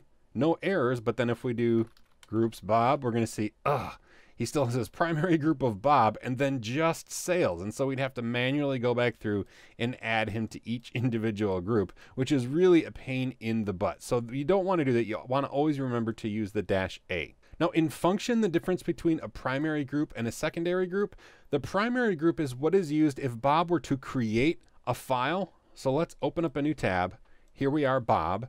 Say this is in our home folder. If Bob were to touch a file and we do ls-l, we're going to see the file that we just created is owned by Bob and the group membership is Bob's primary group of Bob. So that's really the difference between primary and secondary, is when you have a primary group, that's what the group membership of a new file you create is going to belong to. Now, creating groups is really easy with the group add, group mod, group del tools, so I didn't even go into that very much in depth. The real important takeaway is the idea of primary versus secondary or supplementary and how to take individual users and put them into groups without deleting all of their other supplementary groups that they already belong to. I hope this has been informative for you, and I'd like to thank you for viewing. Figuring out what users are on your system and what accounts they're using and what they're doing is really an important part of forensics, but also it's an important part of a sanity check, like why is my computer running slow, or what user am I logged in as? And there's a handful of simple command line tools that we're going to go over that will just help you figure out the users on your system. Now, the first scenario, this happens a lot if you log into embedded systems like routers and stuff where you don't get a prompt that tells you who you are. You just get like a hashtag here. Well, what you can do is say, who am I? Which seems a little bit silly, but it will just give you the user that you're currently logged in as. If you're starting to use sudo and su and you're SSHing from one computer to another, sometimes just figuring out what user you're logged in as is really important. So it seems silly, but it's something that I use in Nuggets even. You'll see me use that quite a bit. Another one, if we just do who, it'll show us who is logged into our current system. It actually gives us quite a bit of information. We have Bob, Frank, and it looks like Susie is logged in twice. And it tells us when that person logged in and where they're logged in from. So Bob is our current user, and I'm logged in on the display 0, meaning I'm using an X Windows session here. And then Frank and Susie are both logged into localhost, probably SSH'd, and then Susie is logged in from a remote computer, probably over SSH as well. So who tells you that. W, which is like what, although you don't have to type the rest of it, it's just a W, gives you the same information with a little bit more. So these are the users, where they're coming from, when they logged in, how long they've been idle, and then what, again, that's where that what came from, what they're actually doing. So here I'm using a GDMX session. Looks like Frank is sleeping on the job. Frank, judging you, buddy. And then Susie's just logged into a bash terminal. So these are tools that give you information. Another one, is Pinky, which seems like a silly tool, but it replaces the older tool Finger that has kind of been abandoned about 10 years ago. But this gives you even more information, but not the what's going on. This gives you the login name, full name, when they logged in, how long they've been idle, where they're coming from. And a combination of these, really usually any one of them will give you the information that you want, but these are all here to give you information on who's logged into the system. Now, if you want further information about it, you could also do ID Susie, and it will give you information about Susie's ID, including her user ID, her primary group ID, what groups she belongs to. Looks like she only belongs to the Susie group, so let's do an ID on Bob. And yeah, Bob belongs to a whole bunch of other groups, so it'll give you all of that. And then lastly, there's the command last. Ha ha ha.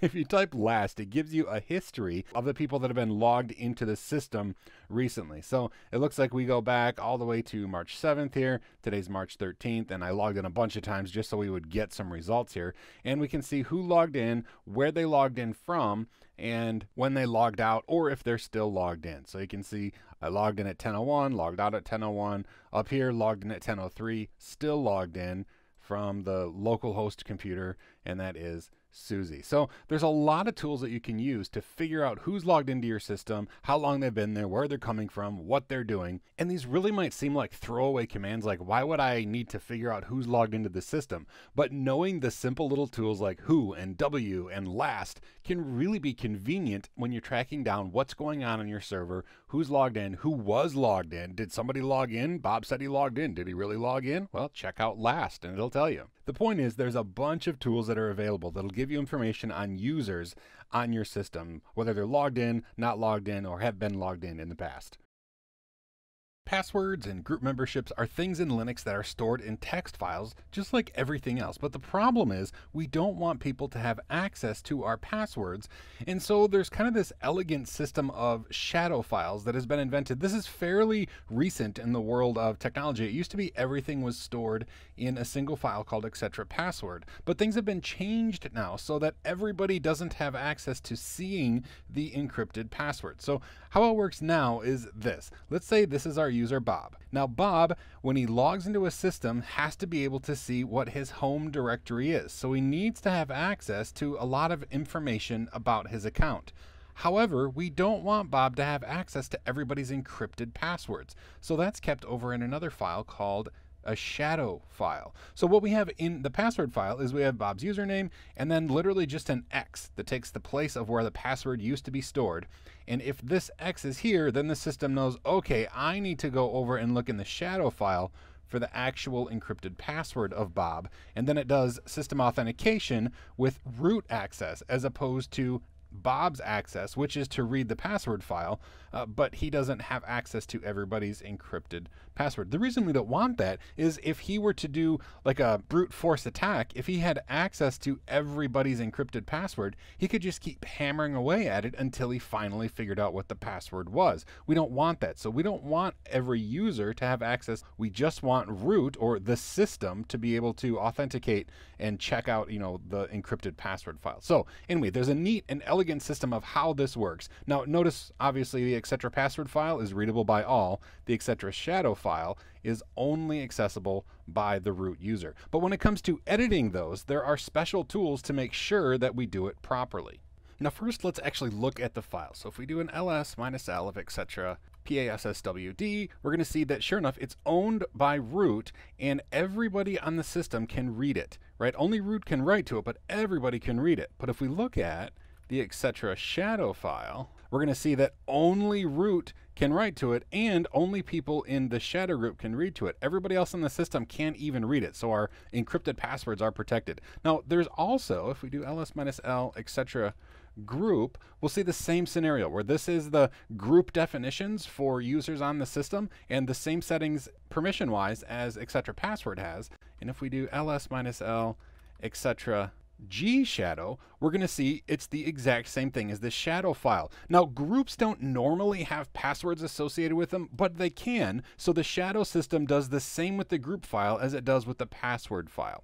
Now if we wanted to edit one of these files, we could do something like sudo vi etc pass wd, and it's going to let us edit this file using our text editor. But this is not the ideal way to go about it, because we want to do it the shadowy way, right? We want to be able to edit it and then be sure that the shadow file matches. So let's get out of here. Let's not make any changes. To properly edit these files, what you do is say sudo vipw. This is part of the shadow package, and it's going to ask us what editor we want to use. If you want to use Nano, this is the easiest one. Like it says right here, easiest. You can use this. I prefer to use Vim, so I'm just going to choose selection number 2. But number 1 is perfectly fine. And it opens up and looks exactly the same. And we make changes here, and we could like go down here. You'll notice all the things about Bob are listed in this line, right? Here's his username. His password is just a placeholder here as an X, because the actual encrypted password is in the shadow file, but his user ID, his group ID, his full name, his home directory, his shell, we could make any changes we wanted here, and then we would just go and save the changes. And this is what it would tell us. It would say, okay, you've modified the etc password file. You may want to modify the shadow file too, and to do that, you do vipw-s for shadow. So the same thing, we would say sudo vipw-s. And now this is the actual shadow file that we're editing. And we can go through, and if we wanted to make changes here, this is Bob's encrypted password. Now this is obviously not Bob's plain text password. His plain text password is just the word Bob. We know that. But this is what it's like encrypted. But since this is only accessible to root, there's nobody who's going to be able to do a brute force attack to try to decrypt this because they don't have access to the passwords encrypted themselves. So we'll get out of here. And now the exact same thing with the group password, or the group file, and the group shadow file is done too. We can say sudo vigr, and this is going to edit the group file, and sudo vigr-s, and that's going to edit the G shadow file. All right, so that's the proper way to go about editing those files manually. If you edit these files, it's going to do the same thing as if we did like user mod and changed somebody's home directory. It just does it by editing the underlying configuration files. So yes, group and password files are still just text files, but there is this elegant shadow system that allows us to make sure that the right people have access to the encrypted passwords, and not everyone on the system can see everyone else's encrypted passwords. Quotas are the way that we make sure users or groups don't overuse the hard drive. We don't want a particular user or a particular group to use up too much of the hard drive and stop other people from saving files. Now there's soft quota limits and hard quota limits. The difference is, with a soft limit, you're warned every day, hey, you've gone over your limit. Hey, you've gone over your limit. Whereas if you reach the hard limit, you're no longer able to save files at all. Now there's a couple things that we have to do to get our system ready for using quotas and keeping track of things. But the first thing is we have to make sure that our partition is mounted correctly. So on our system here, I have a disk mounted, or a 10 gigabyte drive mounted on MNT disk. Okay, now if we look into our etc.fs tab file, I'm going to show you how you mount it so that quotas are enabled. So here's our drive, it's devsdb1, and it's mounted on MNT disk. It's ext4. I've used default mounting options, and then I've added a comma and USR quota. Now we could also put GRP quota. We could put another comma and GRP quota. I'm just going to do user quotas. Group quotas work the same way, so we'll learn one and we'll know how to use both. But we have to make sure that it's mounted this way. So if you're making this change, you're going to want to reboot your system to make sure that it actually takes effect. And then if we type mount, we're going to see that, sure enough, mount disk, or MNT disk, is mounted with quotas enabled, specifically user quota management. Okay, so we know that the drive is able to support it, but out of the box, quotas are not turned on. So what we need to do is, first of all, scan the existing drive for files owned by a particular user. So we need to actually do sudo quota check -a for all partitions that support quotas, -u for user-owned files. Press enter. It's going to go through, it's going to check our drive. And now if we look in MNT disk, we're going to see, sure enough, now there's a quota file that has been created, and it shows just, all the files on the drive, who owns them, which is none right now, but we're going to change that in a minute. Now the other thing is, so that prepares the drive, but we actually have to turn quotas on. So we're going to say sudo quota on -a for all supported partitions. So now quotaing is actually turned on. But if we want to set a particular quota for a user, we're going to have to use ed quota. So sudo ed quota, And I want to do this for the user Bob on our system. So we're going to do it for Bob, and then we get this list. Now it's going to show us all the file systems that support quotas. In our case, that's just this one, dev-sdb1. Now I have to explain really quickly. There's two kinds of quotas we can do. We can set up quotas for inodes, or we can set up quotas for block usage. Now an inode means a file. So we could say how many files a person can store on a particular partition, but this isn't all that useful, right? I mean, what if they have 2 files, but those 2 files are like 27 gigabytes each? So rather than set limits on inodes, I tend to like to set them based on blocks. Now by default, these are 1 kilobyte blocks. So this 0 means how many are currently in use, and there's nothing on the drive owned by Bob, so that's set to 0 right now. But I'm going to make some changes here. I'm going to say I want the soft limit to be 500 kilobytes, and I want the hard limit to be 1,000 kilobytes. Okay, or like 1 megabyte. This is not a practical number. You'd probably do something bigger in real life, but we're going to save this, say yes. And now as Bob, if we go over to mount disk, ls, we're going to see that's in there. Now there's no usage currently, but let's say I were to create a file. Now to do that, I'm going to use dd. It's okay if you don't use the dd command. Basically, we're going to say an input file of dev0, output file of file1, block size equals 1 kilobyte so that we can know exactly how many kilobytes we're using up, and count equals, let's say 400. So this should make a 400 kilobyte file. If I press enter and do ls-l, we're going to see, sure enough, we have a 400 kilobyte file on here, and this is fine. This isn't meeting our quota at all. We haven't done anything bad. We're not even up to our soft quota. But if we do this again, I'm just going to push the up arrow and change this to file 2 and press enter. Okay, it's done the same thing, and we do ls-l. Now there's 800 kilobytes stored on this particular disk. What this means is it hasn't stopped us from creating it, but every day we're going to get an email from the system that says, hey, you've gone over your soft limit. You really need to delete some files. And we'll maybe do that, maybe we won't do that. But here's what happens if we try to create another 400 kilobyte file, which will take us over the limit, right? Because 400 plus 400 plus 400 would be 1200, but we only have 1,000 kilobyte limit. So what's going to happen? If we press enter, it says that there's an error writing file 3. The disk quota is exceeded. So let's do ls-l and see what happened. So it looks like it went along and it was creating fine. And it got to 200 kilobytes, and all of a sudden it couldn't write anymore. And that makes sense because 800 or 400 plus 400 is 800 plus 200, it is 1,000. So we hit our hard limit, and that's exactly how quotas work on the system. Once quotas are turned on, it's really a hands-off kind of thing. They take care of themselves. The emails go out automatically every day if the user goes over their soft quota, and at the hard quota, it stops them no matter what. So quotas are easy to set up. Once you remember to use quota on to turn it on, make sure that it's mounted with the proper options and run that initial quota check so that it knows what files are on there, so it knows when it is or isn't getting close to the actual quota that you set. User profiles are where initial settings are set for a particular user. Like if they're going to set up like aliases or they need their path variables, those are the sort of things that profiles will do. And there are system-wide profiles and also individual profiles. And it can be a little bit overwhelming because not every Linux system is the same. Now there are some commonalities. Usually there's an etc environment file, and that file will often, but not always, set up the path variables so that the users who log in get a particular path set up.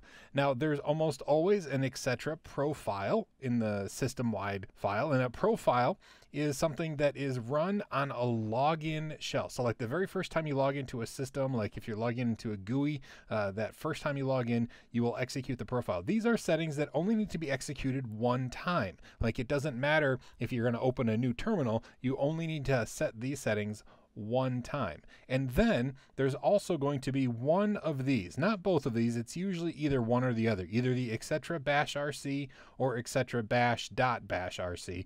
This one is pretty common in Ubuntu. This one is pretty common in CentOS. But nonetheless, they serve the same function. So you're going to have one or the other. And these are profile settings that need to be set every time you open a shell. So let's say you're already logged in to X Windows, like in a GUI session, you're in there and you click on an icon to open up a new terminal window. Well, that's not considered a login shell. This is just considered a subshell of your main system login.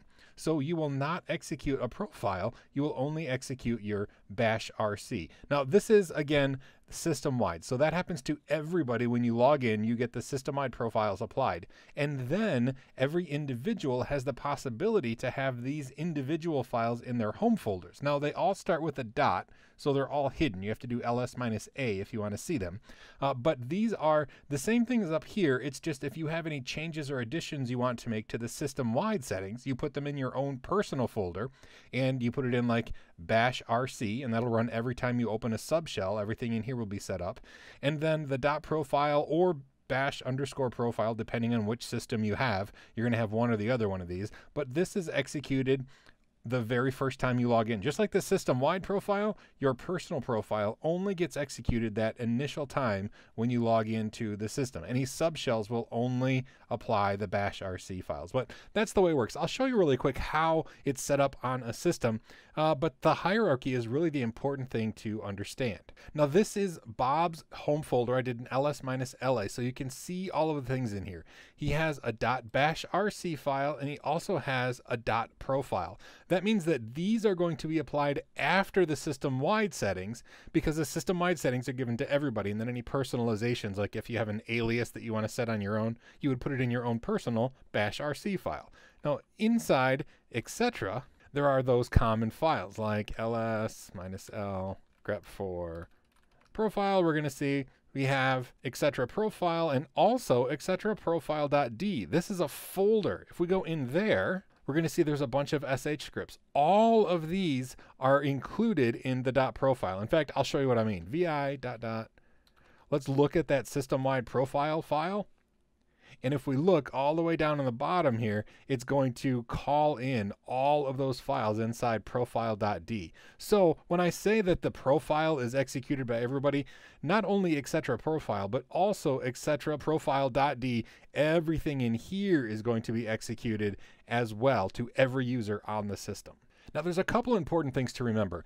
Don't worry so much about what exactly is the name of the file. When you look in the etc folder, you're either going to find an etc bash RC file or an etc bash .rc file.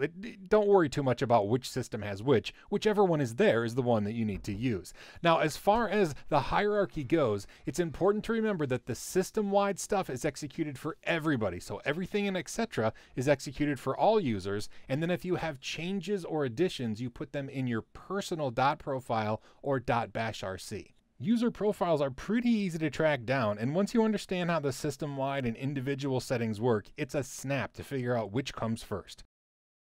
If you're working on the command line, a text editor is going to be an invaluable tool because pretty much everything in Linux is text-based. Now, you should use Nano. Nano is the editor you should use. It's a wonderfully simplistic, straightforward, intuitive text editor that works just fine.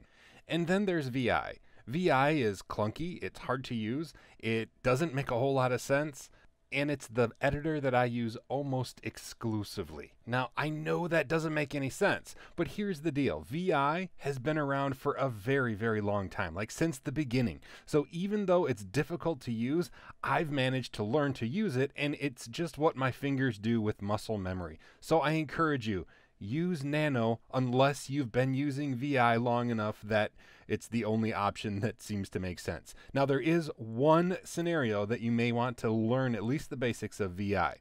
Sometimes you're going to come across a system that doesn't have Nano installed. Most systems do, but if you end up on a system that only has VI, these couple commands are going to kind of save your bacon. So here's the deal. This is what makes VI so confusing. There are two modes. There's command mode, which is what it starts in, and insert mode, which is what you use when you actually type text. Now, the way that I can kind of describe this is if you're sitting down and typing, you're going to be in insert mode, because insert mode is where you insert text and delete text and use your arrow keys to, go around and change text.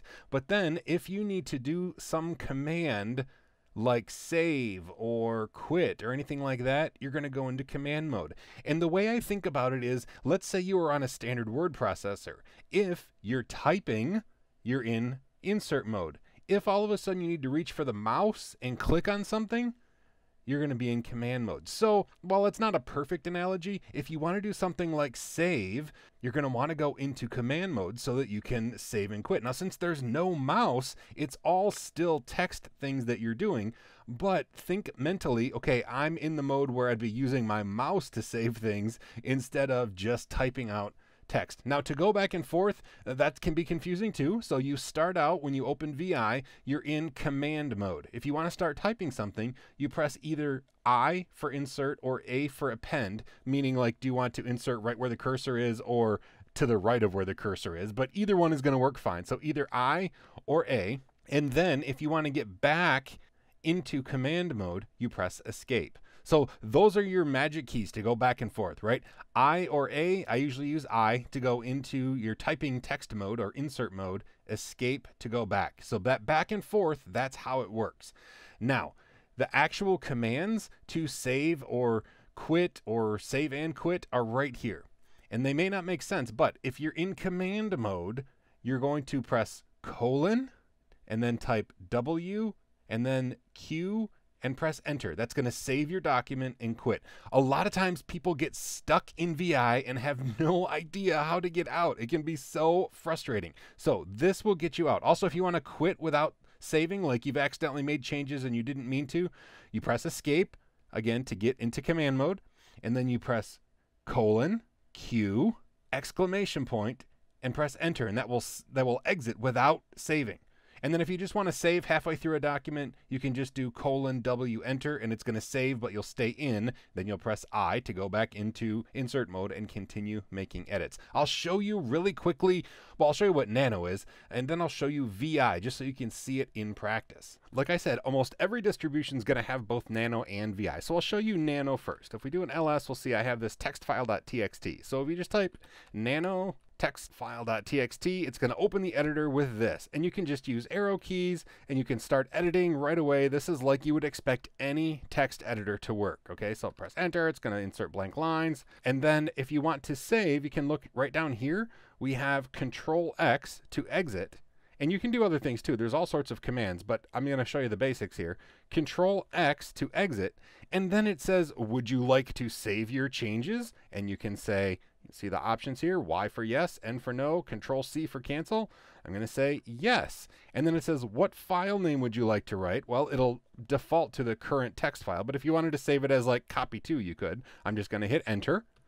And boom, we're done. The text file has been edited. It's very simple, very easy to use. And again, I recommend you use it. Now, VI. I'm going to look at the same text file with VI. So VI text file.txt. And here we have, we're in, what mode are we in? We're in command mode. Now we can still use the arrow keys to get around, but we can't edit any text or insert any text. If we want to add text, we press I, and then look down here. It says insert. So this is a little cheat. It tells you that you're in insert mode. If we're going to go back into command mode, press escape. We're going to go into insert mode, press I, escape to get out, insert mode. And once you're in insert mode, you can type text. And then if you want to save it, again, you have to press escape, and then colon, W, Q, enter. And then boom, we've saved the file. We can look and see the text file has been changed. All the changes were saved. And that's how you use VI. It's confusing, but that's how it works. So again, use Nano. It just makes sense. It's easy. That's what I recommend you use. But if you have to use VI, at least now you know the couple shortcuts that are going to get you through so that you can actually use it to edit text. Now remember, I said I use VI all the time, and it's true. But the funny thing is that it's followed me into things like word processors. So sometimes in my Microsoft Word documents even, on the very bottom, you'll see colon WQ, because my head, I just automatically do that when I'm done editing text. Anyway, use Nano, but VI is fun and it's a good skill to have. I hope this has been informative for you, and I'd like to thank you for viewing. Viewing text files is an extremely common thing for a system administrator to do on a Linux system. So we're going to look at a bunch of tools that allow us to examine text files in a way that allows us to view but also to search. And I'm just going to go right to the command line so that we can see these things work in real time. Now, I've created in my folder here a file called Two Cities. Now, this is just the public domain Tale of Two Cities. This is the first chapter. I'll just type cat so we can look at it. Two Cities. See, it's just a Tale of Two Cities, the first chapter. All right, so let's clear the screen. Now, the first thing I'm going to show you is the head command. And what it does, it'll show you the first lines of a text file. So the head, or the beginning of it. So we can just say head, 2 cities, and it's going to show us the first 10 lines of the story. So the best of times, the worst of times, that's part that we're familiar with. Now we can change that, how many lines it shows us. If we were to do head -n 20, it's going to show us 20 lines, the first 20 lines of the file. So see, it's a little bit longer now, and it's shown us all 20 lines. Now, head isn't usually as commonly used as its companion, which is tail. So let me clear the screen. Oop, gotta spell clear, right? Clear the screen. Now, if we were to do tail 2 cities, this shows us, you've probably already guessed it, the last 10 lines, and we could do the same thing with the -n and a number. We could decide how many lines of the file we want to see. Now, this is really useful if you're looking at log files, and that's almost exclusively where I use the tail command. If I'm looking at a log file, I just want to see the last things that were written to a log file, so I'll do a tail of the log file in question, and I'll see what was added to the very end. So I don't have to look at like 27 megabytes of text for all of the logs, just the last little bit of it. And so that's a very useful command. And again, you can use -n 20 if you want to see 20 or whatever number you want to see. 10 is the default.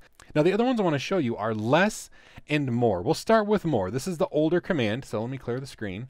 If we were to type more 2 cities, this is going to show us the entire file. And if we want to scroll through it, we press the space bar and it'll go to the next page. Space bar, go to the next page. The enter key will go line by line. But that's it. So we're all the way to the end of the first chapter. But that's how more works. You just kind of go through it like that. You can also search, but it only searches down. And it's not one that I use very often anymore because it's been outmoded by the much more powerful, although it has a more diminutive name, less. So actually, let me clear the screen. So if we were to say less 2 cities, now we have what looks like a similar kind of interface, but we can use our arrow keys to scroll up and down. Page up and page down work, so we don't have to worry about like hitting the space bar to go down a page. We can, space bar will go down a page, but then we can scroll back up with the up key. Now, the other really nice thing about less, and more does this to an extent, but less is even more powerful. If you type / in a term, so let's search for France, press enter, it's going to take us to the first entry of the word that we searched for. It's going to highlight it, and it's highlighted all of them. So if we were to press / and enter again, it's going to repeat the same search. And here we are. France is found again. France is down here. Again, / it'll take us to that one, put it right to the top of the screen. So we can search through an entire text file as well. So it's very, very powerful to use the command that seems like it would be less powerful because it's named less, but really it's a lot better. Okay, so to get out of here, and this actually confused me for a long time, if you just press Q, just the letter Q, it'll exit the less command and get you out of it. So less, more, head, tail, they're very commonly used. I usually use less and tail more commonly than the other two, but that's just because I want to see the end of a log file and I want to be able to go up and down when I'm scrolling through a text file and search really powerfully. It's not a really tough nugget because these are pretty straightforward tools. They're all useful, and you'll probably find yourself using them fairly frequently on the command line. Sometimes when I'm at the grocery store, I wish I could search for where things are. Like I think pizza sauce should be right next to spaghetti sauce, but it almost never is. Well, thankfully, when it comes to searching for text in a Linux system, there is an awesome tool that allows you to do just that, narrow down what you're looking for with a tool called grep. Now, grep does use regular expressions or regex. And if you're interested in the, very fine-tuned filters you can get with regex, I cover that really great in the Linux Foundations course. But today I want to talk about searching for strings of text using grep because it can be a real powerful way to get the information you want really quickly. Now, I said that grep uses regular expressions, so if you want to make sure that it's absolutely searching just for strings of text, you can use the $F flag, and that means just fixed strings.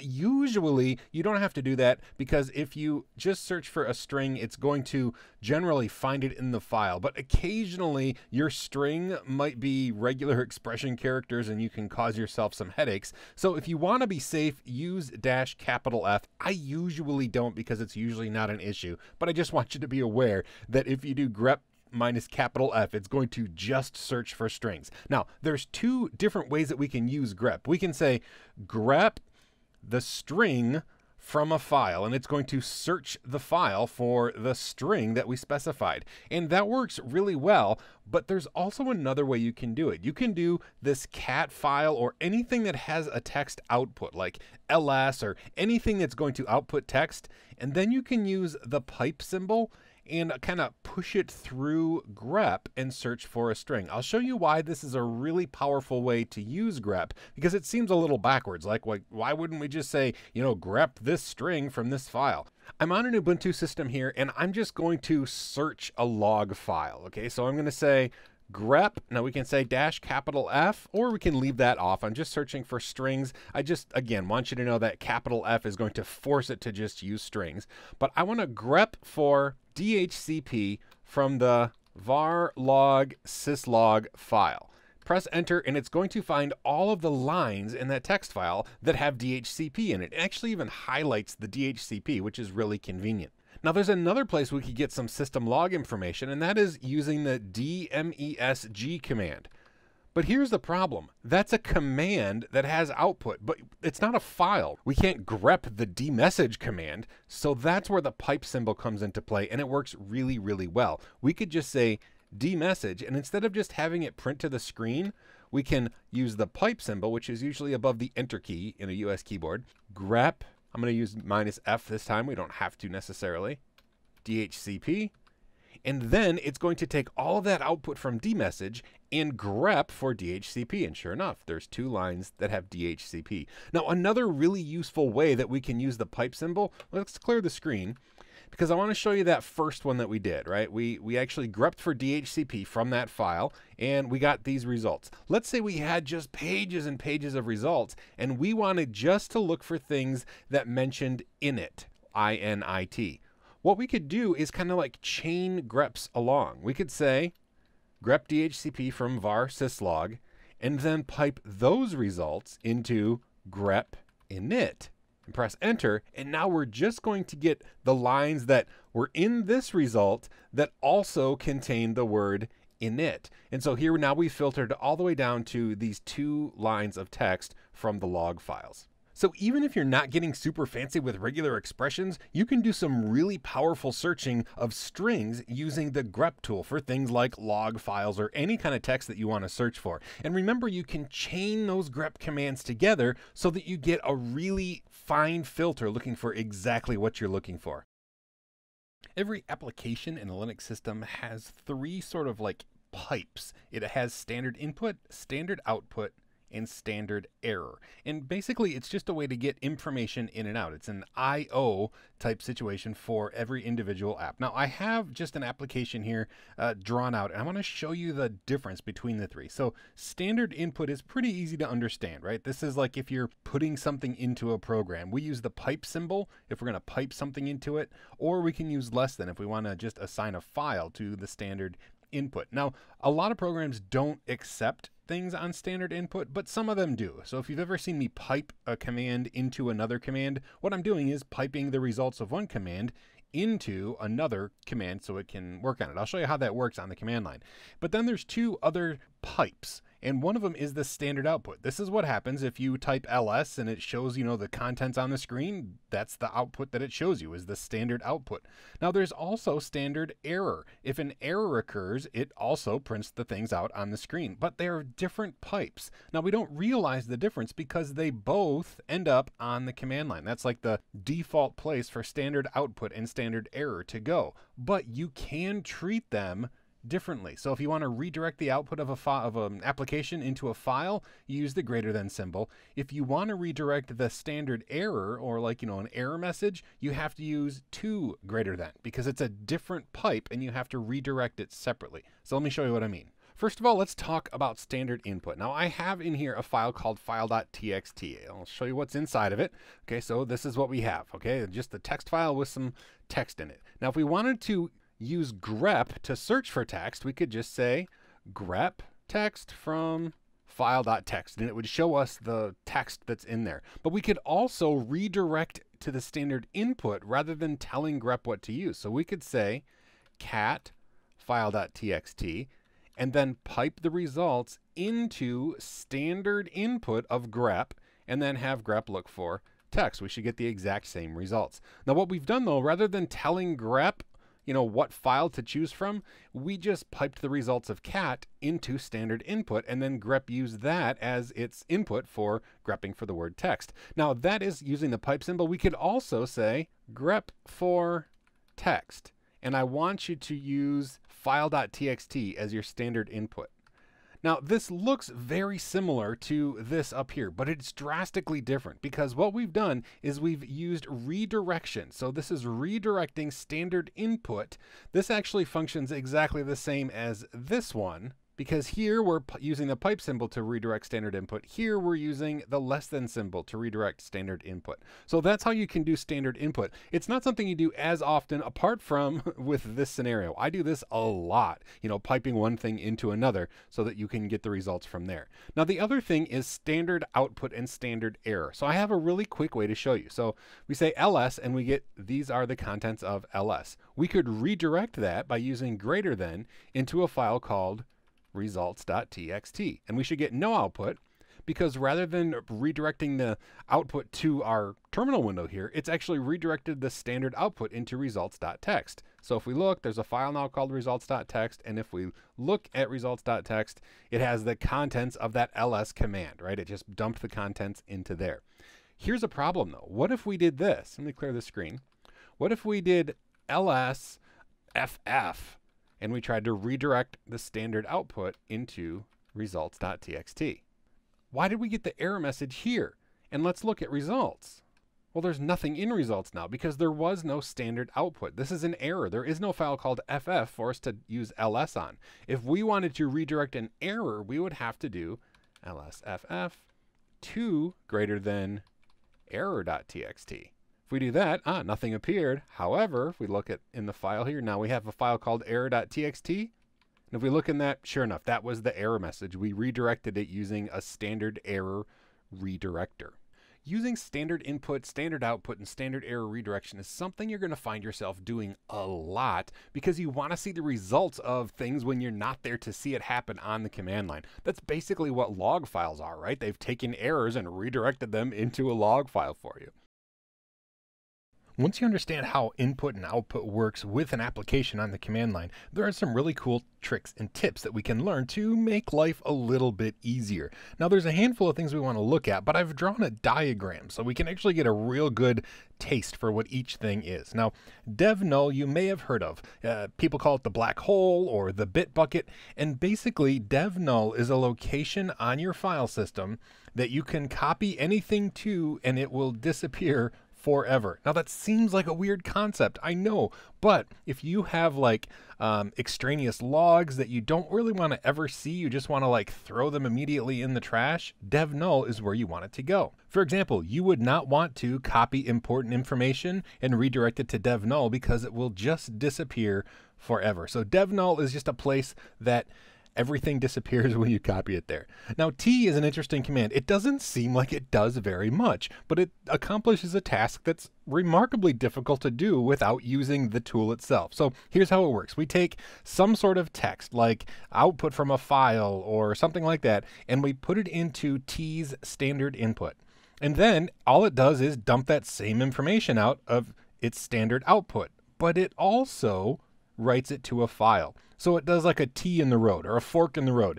It lets you see what it is right on the standard output, right in your command window, but then it also copies it to a file. So that's what T does. And it's really nice if you want to see what's happening, but you also want to have a record of it and keep it into a file. And then arguably the most complicated one, but also the niftiest one maybe, is called xargs. Now how xargs work is, let's say you have a different program like ls or something, and you do the command, and so you see stuff come out in standard output, and then we're going to pipe it in or redirect it into xargs standard input. Then what xargs does is it takes it and says, okay, what program do you want me to use this information that you just piped into me on? And you tell it like application number 2, and then it executes application 2, and it uses that information as the arguments for the second command. Now, the reason this is really powerful is not all applications can accept things from another program on their standard input. So xargs basically takes and forces a program to accept something from standard input by accepting that standard input itself and then putting it as an argument onto the application. Now, let's look at all of these really quick because the cool part is, when you actually do it. Now, first of all, dev null. So we're going to say echo hello, and it'll put it to the screen. If we do echo hello, and then we redirect it to dev null, boom, it's completely gone, right? That's how dev null works. It's just a place that never fills up. It's kind of like a teenage girl at a pizza party sleepover, right? It just never gets full. You can put as much as you want in there. It's just going to disappear. Now, we've redirected standard output. We could also redirect standard error, and then we should see hello because there was no error there, right? If we did something like this, let's say ls documents and ff, we should get both standard output and standard error. Sure enough, here's our standard error. There is no ff, but here is the contents of documents. So we got both. Now, if you wanted to do something cool and redirect both standard output and standard error into one place, you can do this. You can say ls documents ff, just like we did, and I'm going to redirect standard output into dev null. And here's the magic part. And then I'm going to redirect standard error into and one. Oh my goodness, what is this? Well, the &1 is a way that we can tell it that what we want is standard error to get redirected into standard output. So the 1 is standard output. So what this does is all of our standard output is getting redirected to dev null. So all of our standard error is going to go into standard output, which is of course going to dev null. So this should give us absolutely no results. And sure enough, both standard output and standard error have gone into dev null. All right, so that's just a really cool thing that you can do with redirection. And then dev null is just a place that never fills up. All right, let's clear the screen. I want to show you. So here I have a couple files. Or one file. Let's look and see what's in there. All right, just a bunch of different words in the text file. So what we can do is say cat file.txt. I'm going to pipe my standard output into t's standard input, and then I'm going to call it copy.txt. And now we should see the contents of file.txt. Sure enough, it printed to the screen, but then the t command also created that copy.txt that also contains this. So if we look, sure enough, there's a copy of our stuff. And then last, I'm going to show you xargs. And it's hard to come up with a real good example, but I think I have one. All right. What we want to do is I want to create a folder named everything in this file. So I want to have a folder named red, named yellow, named blue, and named tuna fish. Well, it turns out to be kind of difficult to do that, but we can do it really simply if we say cat file.txt, pipe that into xargs, and then xargs is going to mkdir, and then it will put the standard output of this command and kind of like plunk it right there. So if we press enter and we do ls, look at that. We have a folder with each one of those names, which is really convenient, right? It was able to do like what would have taken us quite a bit of typing to do. It just did it by piping it, and then it kind of pastes the results right at the end of whatever command you tell it. Now we could also do something cool. If I want to clean up my mess, instead of mkdir, I'm going to say rmdir, and then they're gone.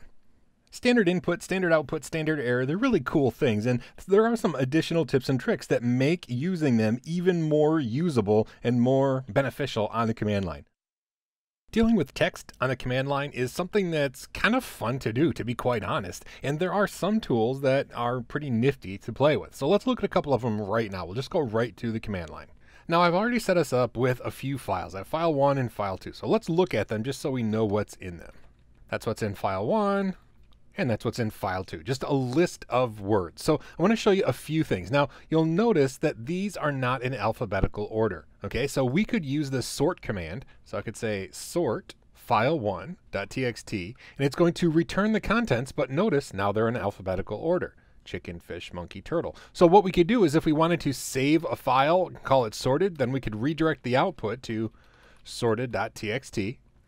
And then if we look at sorted.txt, now it's going to be a file with them in alphabetical order. So sort does just that. And if you look at the commands for sort, like do the man page for sort, you can see that it does some other things. You can actually sort with options like, do I ignore case? What about numbers? What about, what if it's a bunch of dates? So sort's very powerful, but that's basically what it does. It takes a text file and then it outputs that text file sorted however you tell it to do. So let's clear this screen. All right, the next one I want to show you is word count. It's pretty simple. It's just WC and it stands for word count. So we could do word count of file1.txt and it'll give us 3 fields. It says 4, 4, and 27 in our case. What this means there are 4 words, there are 4 lines, and there are 27 characters. Now, if we just want to know one of those things, we could just say WC minus M for character count file1.txt, and it's just going to show us that there are 27 characters in file1.txt. Now, the last 2 I want to show you are really the most interesting. So there's cut and paste, which I know sounds like a GUI thing,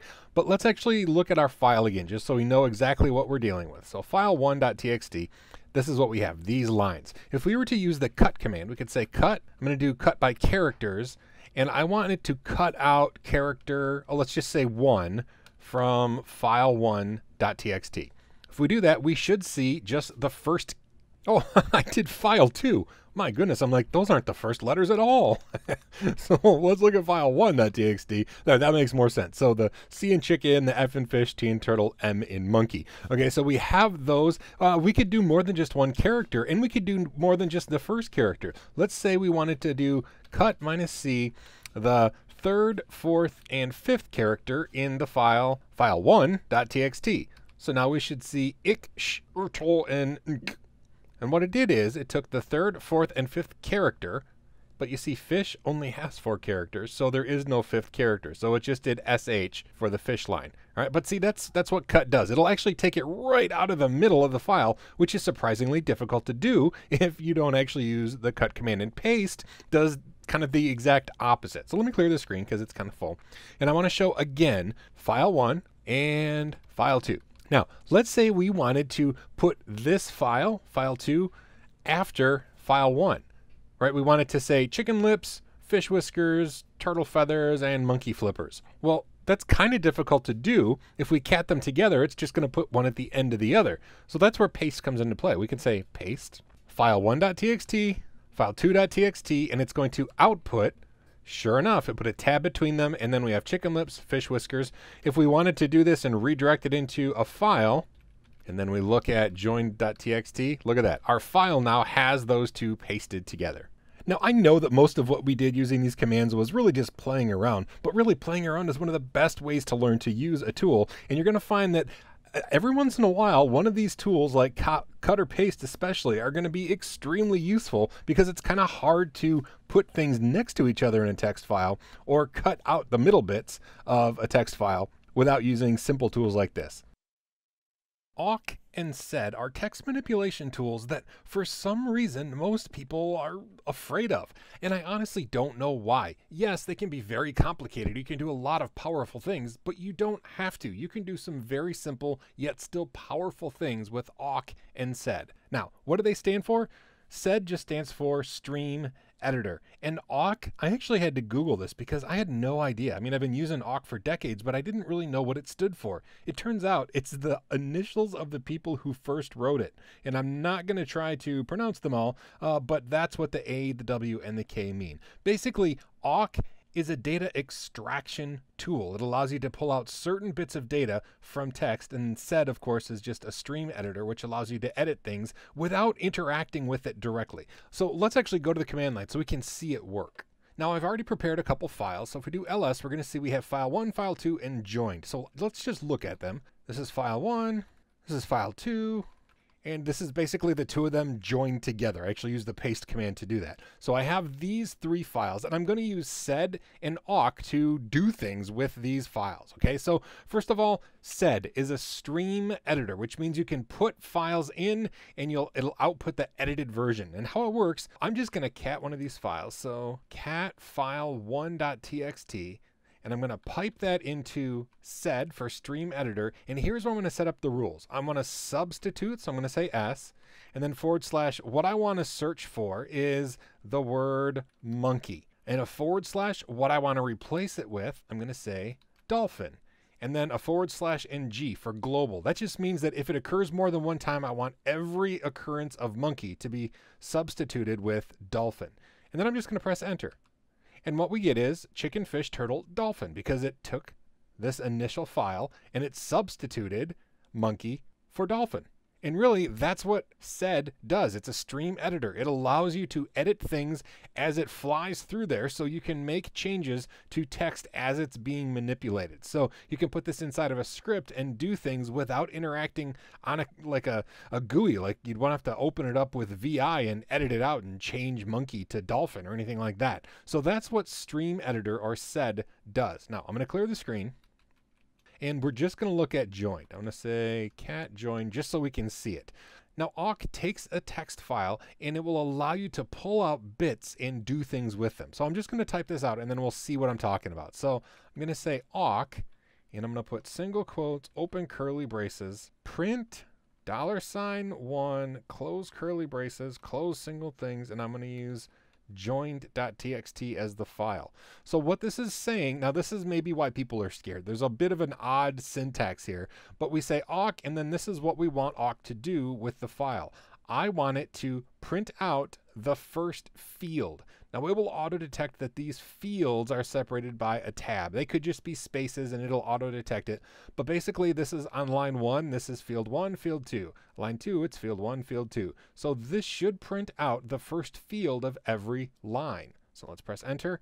And sure enough, chicken, fish, turtle, monkey. It printed them all out. Now we can do more than just one thing at a time. So let's go back over here. What if we wanted to do $2, $1? Now we should get a printout of whiskers fish and flippers monkey, and let's see what turns out here.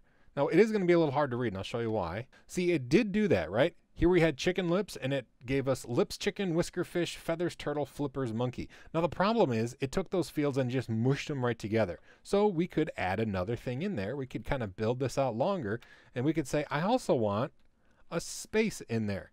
So hopefully that makes sense. It's going to print field 2, and then it's going to print this space, and then it's going to print field 1. So let's see if that's what we get. Sure enough, lips chicken, whisker fish, feather turtle, flippers monkey. And it doesn't have to be used just one time, right? We could do this. We could say, I want $2, which means field 2, and now we should get a duplicate of each one. Lips, whiskers, whiskers. So awk just takes bits of data and allows you to manipulate them and do what you want with them. Honestly, the only thing I can think is that the syntax for awk and sed intimidate people. But once you get used to doing it, and especially with stream editor, the syntax is very similar to the VI editor when it comes to replacing and substituting things in a text file. So hopefully you get used to them and you're not afraid of them, because they're super powerful and awesome tools to use, especially in scripts, because there's no interaction required. You can put them right inside of a script and they work without you entering more data. Hard links and soft links, or symbolic links as a lot of people call them, are very similar in what you get on the file system as far as usability goes, but they work drastically differently. So let me explain the difference between them. So when we have a hard drive, we basically have every file that takes up a certain number of sectors on the hard drive itself. So this one, let's say, takes up 3 blocks. This one takes up 4 blocks. This one takes up 7 blocks. And these are the actual files on the hard drive. But the file system actually only knows where those files live because of the file allocation table. So this is kind of like a table of contents, right? It says, okay, file 1 is actually right here and it extends 3 blocks. This one I'll say, okay, file 2, this actually lives right here on the hard drive and it extends 4 blocks. And then the same thing here, file 3, and it extends all the blocks here, and so on and so forth for all of the other files on the system. Now there is a difference though. Let's say this is a symbolic link. Okay, a symbolic link doesn't point to the hard drive at all. It actually just points to a file in the file allocation table. So this is a standard, table of contents link, right? This is pointing to this spot and these blocks on the hard drive. But the symbolic link just points to filename.txt on this system itself. Now, there's the other kind of link, and that's a hard link. So you probably notice there's another purple file here. So let's say this is file 2 and it's pointing to, you know, these 4 blocks. This could be like file 12 and it points to the exact same spots on the hard drive. So it points to the exact same file location and the same number of blocks. It's basically the exact same file, but it has 2 different reference points in the file allocation table. That can be really confusing, but what's cool about it is, let's say you accidentally delete this file. Well, that's okay. It's still on the hard drive and you can still reference it from this file here. So let me show you what that looks like in practice. In our system here, we have, let's do an ls-l, we have myfile.doc. Now, if we wanted to do a symbolic link, we would do ln-s for soft or symbolic. The source is my file and the destination is going to be my linked file.doc. Do ls-l, and we're going to see it actually shows us exactly what's happening. My linked file.doc is just pointing to the name myfile.doc. In fact, it's just pointing to this name itself. So if we were to say move myfile.doc to my new file.doc, and then we do an ls-l, this link is broken because it still points to the name myfile.doc, and that doesn't exist anymore. So this is now a broken link on our system. So symbolic links are kind of dumb. They don't take up much space, but they're kind of dumb in that they don't follow a file if you move it or rename it. All right, so that is a soft link. Now a hard link works differently. A hard link, if we were just to say ln without any flags, my new file.doc to my file.doc, and then we do ls-l. Well, one, we've fixed the symbolic link, right? Because now this file points to a file that exists now. So all of a sudden now it's pointing to this file, myfile.doc, and you'll notice it's the same size as the other one. And if we were to move the original, so we're going to say move my new file to my cool file.doc, it doesn't break the hard link that we made. Both of them are still there. They're still fine. They're their own independent file name in the file allocation table. They just happen to point to the same spot on the hard drive. And we can see that if we do ls-li for inodes, it's going to show us the spot on the hard drive that it's actually pointing to. And sure enough, these have a matching inode, whereas this symbolic link has a completely different inode because it's, you know, just a file that only points to a file name. But these two have the exact same spot on the physical hard drive. Now, another cool thing, this number here, which you've probably never even thought about before, but this says how many linked files are on this inode. Now this says there are 3. Now, of course, we see 2 right here, but that means somewhere on my file system, there's another hard link to this inode. Now, I did actually make it before we started, so we could use the find command to find that. I'm going to say find. I'm going to look in my home directory in the same file flag, and I want to find the same file as myfile.doc, or I could say my cool file.doc, because these are the same file. So it doesn't matter which one I have find look for a match for, and press enter, and it's going to find all 3 of them. Sure enough, I have a hidden file right here that I did earlier before the nugget started, and this is just one more hard linked file to this same inode. We could look really quick, ls-li, lia, so we can see the hidden files. And sure enough, hidden file, there's that same inode reference that the other ones are referencing. Now, honestly, soft links are generally used more because they're easy to see. You can do an ls and see where they're pointing to, so they're a lot more convenient. But hard links do have their place because each file acts as an independent file. You can delete one and it doesn't ruin the reference that the other one has. So hard links point to inodes, soft links just point to file name references of other files on the existing file system. When you're trying to figure out the location of files on your system, there's basically 2 ways you can do it. There's the find command and the locate command, and both do pretty much the same thing, but find is quite a bit more powerful, yet has some limitations over locate. I'm going to just show you how they work, because trying to explain the pros and cons just seems a little bit silly when we can just actually see how it works in action. Now, if we look in our documents folder, I have a few files here. I have new paper, and it looks like it has camel caps here, capital N, capital P, old file, and research paper.doc. So let's actually use the locate command first because it's simple. So we say locate and then what we want to look for, and it can just be a substring. So if we say old file and press enter, it's going to give us the full path of oldfile.txt. Notice I didn't have to search for the entire file name. I just searched for oldfile.txt, or old file, and it found oldfile.txt. Now we can do the same for, let's see, locate research underscore, and it should find research paper. And sure enough, research paper. Now there was one more file in there. If we type locate new paper, oh, it doesn't find it. Oh, did I spell it wrong? Well, let's look over here. New paper. No, I did not spell it wrong. And that's where the limitation of locate is. Locate uses a database that is cached on your system, which means it's super duper fast for searching for the names of files. However, the cache is only created once a day. Now we can force an update. We could say sudo update db, press enter, and it's going to update the database of all the file names on the system. And now if we just do up arrow and locate new paper, now it's going to find it because we updated the cache of all the files on the system. So it's very, very fast, but it has that limitation that it uses cached data. Now the find command is more powerful, but it has the limitation that because it searches in real time, it's a lot slower. So how does it work? Pretty much the same way. We're going to say find, and you tell it where you want it to search. So we can say search the root directory. And now rather than just a file name, find does a lot more things. So we're going to say, I want you to search for a file named, let's say star, new paper, star. And this should find all of the files that have new paper in them. Okay, so I'm going to press enter. And oh my goodness, what is all this permission denied? Well, find actually goes through the entire file system because I said search in the root directory, and I actually don't have permission to look at all of these things. So it's going to search through every single folder on the whole system. And let's see, did it actually find the file? It should have, but we have to look through all the error messages.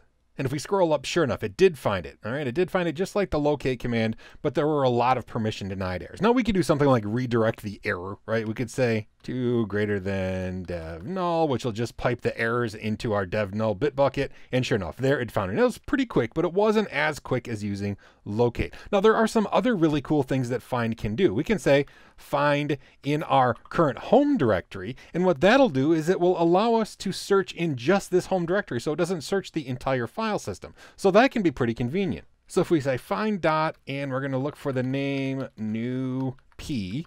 Oh, I didn't do the stars. New p. It should find it for us. Sure enough, it did find documents, new paper. And then it does this other thing. We can actually say dash delete, and it will delete it. And how can we see if it's deleted? If we look in the documents folder, whoa, it deleted that file. So find does more than just locate files.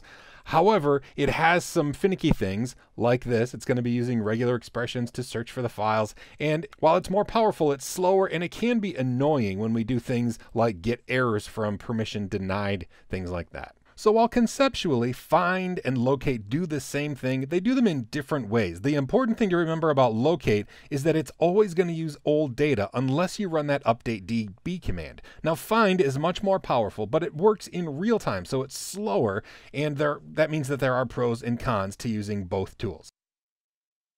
While it's certainly possible to set up network shares for copying files from one server to another, generally, if you're going to copy files over the network from Linux server to Linux server, you're going to use either SSH or really SCP, which stands for Secure Copy, but it uses the SSH protocol in order to do that copying, or rsync, which actually will sync a whole bunch of files across the network. So we're going to look at doing both, but it's important to realize that SSH is the same program and the same protocol that we use to connect from one computer to another to reach its terminal. So let me show you what I mean. Now I have two computers set up in our lab. I have this Ubuntu computer and I have this CentOS computer. They're both on the same network. So I'm going to SSH from one to another. I'm going to say SSH to CentOS. It's going to ask me for Bob's password on CentOS, and then all of a sudden now I'm logged in to that remote computer, CentOS. In fact, if we go into the desktop folder and we do an ls, we're going to see over on CentOS we have things called like Cool Picture, Cool Pic 2, and these things are on the remote desktop. All right, I'm going to exit, and that's going to bring me back to Ubuntu. Now if we look on the desktop folder, we're going to see there's nothing in there because on our local Ubuntu computer, we don't have those things. Let's say we wanted to copy something over. Well, let's go into our desktop folder. Again, there's nothing here, nothing up our sleeve. We could use SCP, which is secure copy, and this uses SSH, right? So we would say SCP from CentOS. Now we could also specify a different user. Now it's the same user for us, but I'm still going to specify it. I'm going to say Bob at CentOS, then the remote path, which is going to be home, Bob, desktop, and let's pick one of these files. I'm going to say cool picture.jpg, and I want it to copy it to dot, which means our current directory. I'm going to press enter. It's going to say, okay, what is Bob's password? Bob. And now if we do an ls, we're going to see, look, we have cool picture that was copied over the network using SCP, which uses the SSH protocol, and it was copied over, and now we have a copy of it here locally. We can do the same thing. We could say SCP, a local thing, and rather than the destination be our local computer, we could do it backwards, right? We could say SCP coolpicture.jpg to Bob at CentOS, home, Bob. I'm going to copy it just to his home folder. And so now it's sent one over to Bob's home folder. Now we could copy everything all at once if we wanted by using the rsync command. Now rsync is pretty cool in that it will even recurse directories if we wanted to. So we could actually do this. We could say rsync. I'm going to say -a so it does all the things, including recursively going into directories. I'm going to say v so it does it verbosely so we can see what it's doing. So rsync-av, and the remote thing is set up just like with SCP. So Bob at CentOS, or we don't have to say Bob at if it's the same username. We could just say CentOS, and then the path. So I want home, Bob, desktop. I want that entire folder copied to here. So what we should end up with is a new folder inside our Ubuntu desktop folder called desktop, because it's going to copy this folder to our current thing, and it's going to have recursively everything in the remote desktop folder. Let's see if that works. Press enter. It's going to say, what is Bob's password? Bob. And so now it says receiving all of these files, and look, sure enough, there's a folder called desktop. If we were to look inside there now, well, look, all those files that were on that remote computer are now on our local computer as well. We used rsync, and it will transverse all of the directories recursively, and it will copy it over for us. Now, this might seem like a throwaway nugget, something that is just nice to know, but you're not going to use. I'll be honest, I use SCP and rsync almost every single day. Copying files back and forth using SCP is so easy and so fast. You don't have to set up servers. It's just a way to get one file to another server without having to worry about installing anything, because it uses SSH, which is already installed on all of your servers. So whether you just want to copy a file or two with SCP, or you want to do recursive directories with rsync, it's really easy to copy files over the network in Linux. Pretty much every distribution out there uses systemd to manage the services, like the various programs that are installed, like web servers and stuff on their system. And systemctl is the command line tool that we use to manipulate and manage those services. Now, there's a couple concepts we need to understand. We need to know enable and disable versus start and stop. Enable and disable is basically talking about when the computer boots up, will it automatically start the service?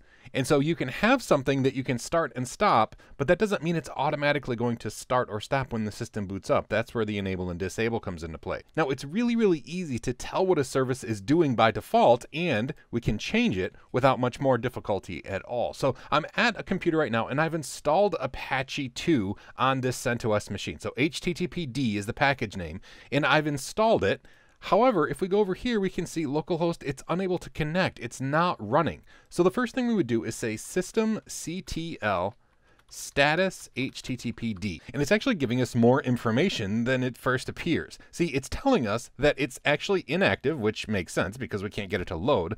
But more importantly, it's saying that the service itself is disabled, and the vendor preset, meaning like when you first install it, it's set to disabled. So we can change that, because if it's disabled, it means it's not going to start when the computer boots. So even if we rebooted this computer, it still wouldn't load because it wouldn't start by default. So we can say systemctl enable HTTPD and press enter. And now if we do that status, we're going to see that it's changed. Okay, it says it's enabled even though the vendor preset is still disabled. This means that, you know, when we installed it, it was disabled, but we've changed it now so it's enabled. But you'll notice it's still inactive or dead. Now, if we did restart the computer, it would automatically start up, but we can start and stop it independently from whether it's enabled or disabled as not. We can just say systemctl start HTTPD, and it's going to start our service. We can look at status HTTPD, and we can see, sure enough, now that it's active, right?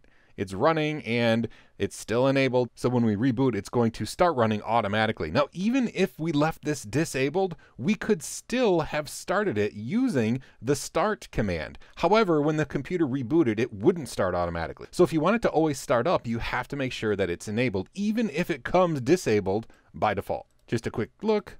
Boom, it's running, and sure enough, it's right there running for us, and it will run when the computer reboots because we've changed it to enabled. I really like systemd because systemctl is kind of the one-stop shop. It's like the Swiss Army knife for managing services on a computer that's controlled with the systemd startup init service. sys5 or sysv or system5, it's called a lot of different things, but this is an older way that Linux systems would put themselves in various modes or run levels that determine the type of system, whether it's a GUI system, whether it's just a standalone network system, and we can switch those various modes. We can set defaults to those modes, but it's important to understand what the modes actually are. And there's a whole list of them. Unfortunately, the modes are different in Debian and CentOS, or Debian Ubuntu, CentOS, SUSE. They actually use the various levels differently. So I just want to briefly go over the difference so that if you're on one system, you kind of understand what's going on. So CentOS actually separates them the most. So let's go here. First, we have run level 0. And run level 0 is basically if you go into this mode, it halts the system. This is like a way to power the system down. Run level 1 is single user mode. There's no networking or anything, and there's no asking for the root password. This is the way that you would recover a root password on a sys5 computer. Mode 2 is multi-user with no network. 3 is multi-user with network. 4 is not used at all with CentOS. And 5 is the multi-user GUI system, like if you have X Windows installed. And then lastly, run level 6 is reboot. If you switch into run level 6, it will then reboot your computer and it will go into whichever default is set. Now, Debian and Ubuntu are similar. Halt is the same, reboot is the same, single user mode is the same. The difference is here. Run level 2 is the full multi-user system, just like run level 3 is here.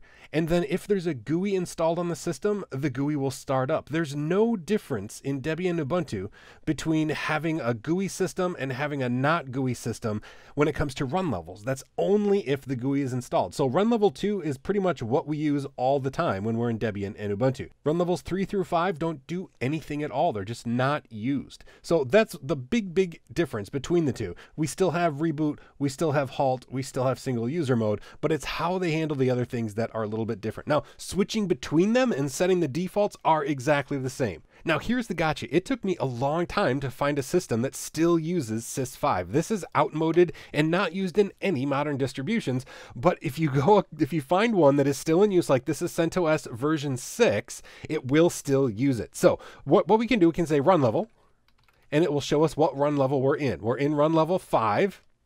And the previous run level we were in was just a new boot, okay? Now, if we want to switch between run levels, we can say tell init, and then the run level we want to switch to. So I'm going to say 3. This should drop us out of a GUI and into a text-only environment. You can see here there's no GUI, there's just this text box right here. So I'm going to log in so we can go back.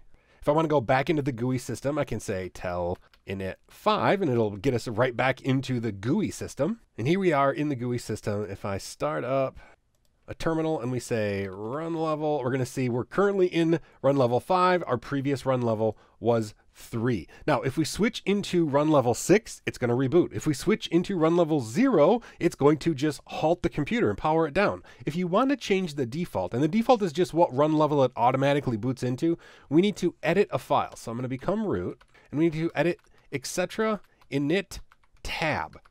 And this file has a couple things we can edit, but really the main thing is all the way down at the bottom, which is the default run level. Now it gives us a little bit of a cheat sheet here, and this is actually really, really good advice. The halt mode, run level 0, do not set your init default to this because it'll boot up and immediately halt, and that's not what we want. Same thing with setting it to run level 6. It will boot up and switch immediately into run level 6, which is reboot. So it's going to be in a constant reboot loop, so you never want to set the default to that.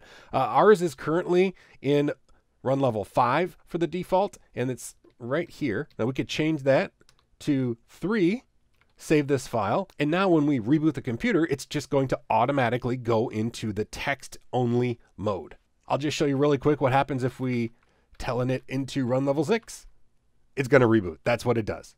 So if you run across an older system that uses run levels, specifically System 5 run levels, you need to know what the various modes do. And remember, it's going to be different whether it's Ubuntu and Debian or CentOS and Red Hat. And then you need to know how to switch the modes using telnet and how to set those defaults. And most importantly, what not to set the defaults to, namely run level 0 or run level 6.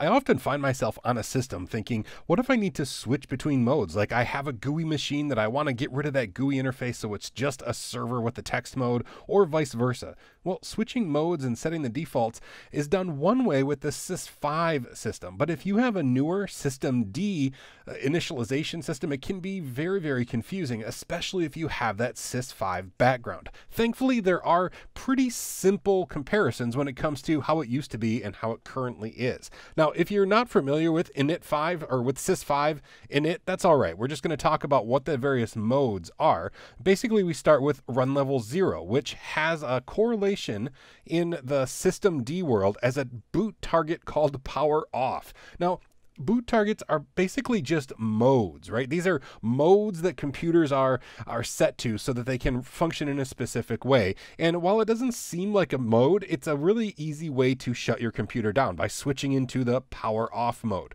Now, there's also one, this is single user mode. In the world of System D, it's called rescue mode. This is like in Sys5, if you want to like reset your root password, you need to switch into single user mode. Well, same thing with the boot target, it's just called rescue mode.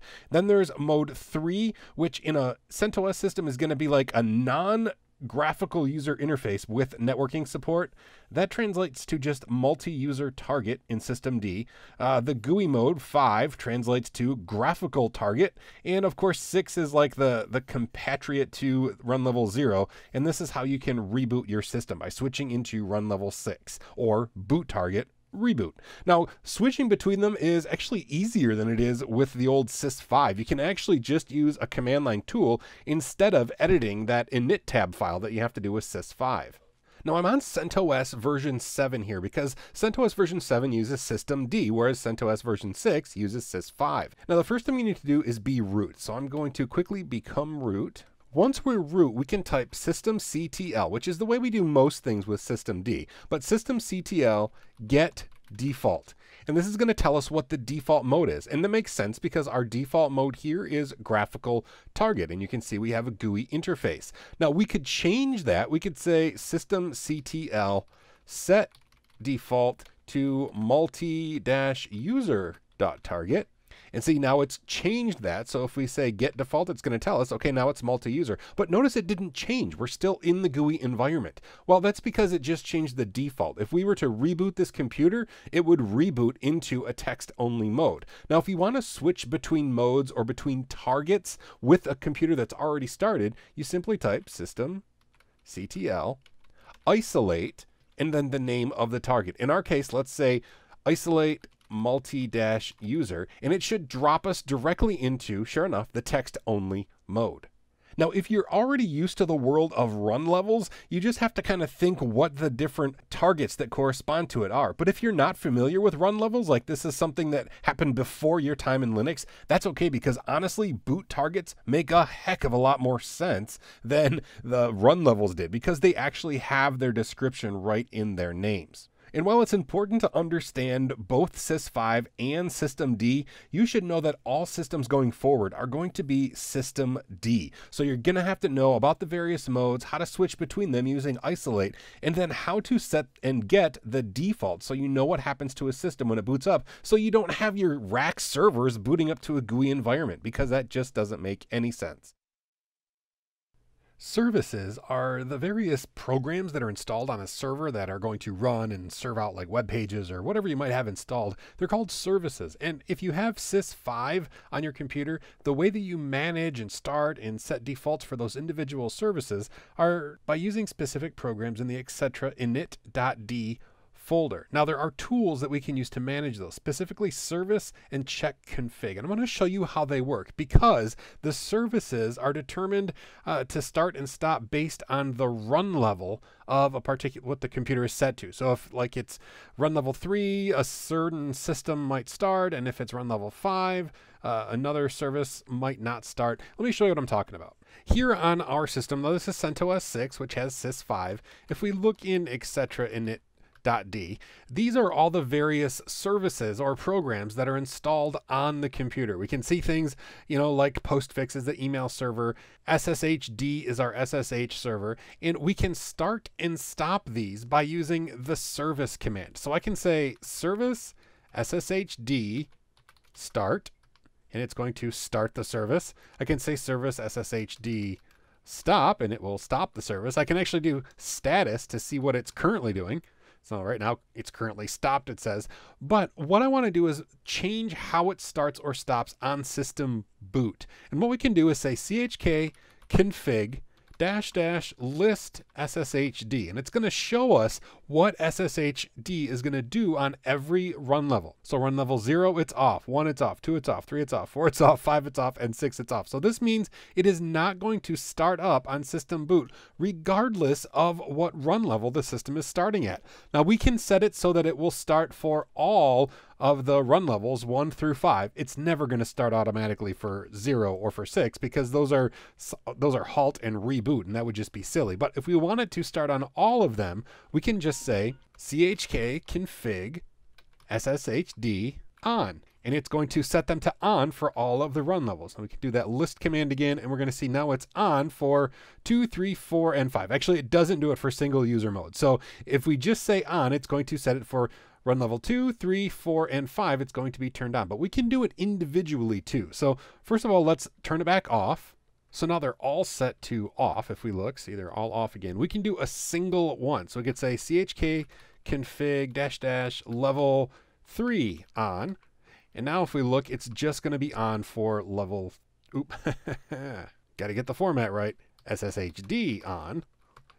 And now if we look, there, now it's turned it on for run level 3, but the other ones are still off. So chk config is the way that we change how it boots up, whereas the service command up here is how we change it immediately. If we want it to start or stop, we can use the service command. But if we want it to start on boot, we need to use the chk config command, because that's going to change the behavior at the various run levels. Thankfully, when you install packages, they create their own entries in the etc init.d folder. We don't need to make scripts or anything in there. And the programs install things in there so that the service and the chk config commands know exactly what to do in order to start and stop or configure what happens on boot with a given system that's running sys5.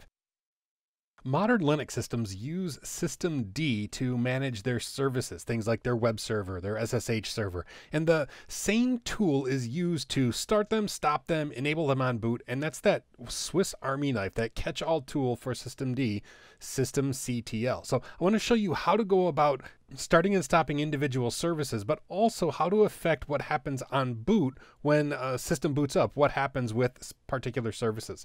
But first, there is one thing that can be frustrating about systemd, and that is that the service files can be scattered all over the hard drive. So for example, inside etc systemd system, we're going to find a couple service files. Like anything that ends in .service is going to be a systemd service file. But you'll notice like there's no SSH here. Well, that's frustrating. Well, let's actually search for that. Say locate sshd.service. service. You'll find that this is actually located in user lib systemd system. That's where sshd.service lives. So there's several places that you can find the service files. Whereas with sys5, it was always in the etc init.d folder. Here there are several folders that are going to house system files or service files for your system. So that can be frustrating, but nonetheless, regardless of where they're stored, we can still use systemctl to query them. So we can say, for example, systemctl sshd, let's do a status. And this is another gotcha. If you're going from sys5 right into systemd, the frustrating thing is normally we would say like service sshd status. Well, now it's backwards. Now we have to say systemctl status SSHD. Grr. It's frustrating, but you get used to it. Unless you go back and forth from systems, then it can be a little bit frustrating. But nonetheless, on systemd, we have to say status or start or stop and then the service name, whereas it's backwards with sys5. Anyway, we have a lot of information here. So we can see that it's active, which means it's running. So it's currently started. There's more information here, though. If we look up here, it says it's loaded, it's enabled. And enabled in systemd world means that it's going to start on system boot. And there's even some more information here. It says vendor preset is enabled. Now what that means is when we install the SSHD daemon, it's going to automatically be enabled. Now that doesn't mean it's going to start unless we restart the system, but it means that it's going to be set to start on the system boot. That's what the vendor preset is. Now we can change this easily. We can say systemctl disable SSHD. And now if we go back and say status SSHD, we're going to see now it's disabled and the vendor preset is still enabled, but we've changed it now so that it's not going to start on boot. However, this is another important thing to note. It's still running because we've changed what happens on boot, but we haven't changed what's currently happening on the system. So if we reboot, it's not going to be running. But if we want it to not run, we actually have to tell it that. So we have to say systemctl stop SSHD. And now if we were to say status, now we would see it's no longer running. It's inactive and it's not going to start on system boot. But let's change that because we definitely want it to start on system boot. So systemctl will start it up, SSHD, and systemctl enable SSHD. And now if we do systemctl, again, this is a catch-all tool, status SSHD, we're going to see it's back to how it should be. It's running and it's enabled, which means it's going to start on boot. So regardless of what service we want to start, stop, or enable or disable, that systemctl tool is what we use for just about everything in the world of systemd. Really the only gotcha with going from sysv to systemd when it comes to services, you have to remember to use the systemctl tool, and then you have to remember that the actual command goes before the name of the service, and that's backwards from sys5. So we have to say like systemctl start SSHD, whereas with sys5 it was backwards. But it's easy to get used to, and I love having a one-stop tool to do all of the things. That when we're planning servers on our network, it's important to know that servers serve things. They serve things like NTP, which is a network time protocol, SSH, a secure shell so you can get into the computer remotely. DNS is domain name service, which translates things like cbtnuggets.com into an IP address. DHCP hands out IP addresses on a local network so you don't have to manually assign them. Docker is a containerization system that allows you to run services in siloed environments. And then, of course, configuration management tools allow you to centralize the individual configuration of servers. So there's basically several kinds of services that we're going to install in our networks. We have centralized things, which are going to run on like one server for your entire network, and then individual, which are going to run on all or most of your servers. So here we have things like I mentioned before, DHCP, DNS, configuration management server. These are going to run on one server on your network. You don't need more than one DHCP server, more than one DNS server, apart from redundancy or high availability. But generally speaking, you only need this in one place. Individual computers all have to have an SSH server installed because you want to get into every server on your network, right? This is just something that's going to be installed everywhere. Your configuration management client is going to be installed on every computer. It's a service that needs to be there so that it can take advantage of the configuration management system like Chef or Puppet or Ansible so that it can, work together to keep those servers in line. Docker is a containerization program that runs on an individual server, and if you're going to have a lot of different servers out there, you may have Docker installed on multiple computers so that it can host services for you. Now, NTP is kind of in the junction point of my Venn diagram here, and that's because NTP, or Network Time Protocol, is the service that keeps your computer in the proper time. Like, if you have some clock skew where it's a little bit too fast or a little bit too slow, NTP will keep your server running in the proper time. Now, there is a centralized NTP server very often on your network, and all of the other computers or servers on your network will then query your centralized NTP server. But here's the deal. This same NTP server software is actually the client software as well. So NTP does two things. One, it queries an above computer for the time. In the case of the centralized one, it's in the cloud. And it also can serve out that time information to its peers or to people on your local network. So usually we have a centralized NTP server, but we don't even have to, right? All of these NTP server machines could query right out to the cloud and bypass a centralized NTP server. It's just nice to have a centralized place so you have one time frame that your entire network is based on. But it's the same server program, so that's why I kind of put it in both camps here, as individual and centralized. Now, when you're setting up your servers on your network, it's important to think through how it should work. And it's actually gone through this change as computer hardware and technology has progressed. There used to be a time where you would have a bare metal server for every service on your network. If you had a DNS server, it would literally be a physical server sitting in your server closet, and it would sit right next to your DHCP server, whose sole purpose was to serve out DHCP. Same with NTP or a web server. But then we said, what? Now computers are getting to be so fast that we could put multiple services on a single computer. Because the problem here is it was very expensive, right? If you had to buy a physical server for every service you wanted to do, it got expensive fast. So what if we bought a decent sized server and then we installed DNS software, and we installed DHCP software, NTP software, web software, whatever we wanted to do, it would all run alongside each other and be really happy. The problem comes, what if you need to run an update on one of these? Like we need to take DNS offline so we can update it and maybe restart the server. Well, when we restart the server, all of our services go down because we've put them all in one basket, right? All of our eggs are in one basket. It's also a single point of failure. Basically, it's messy.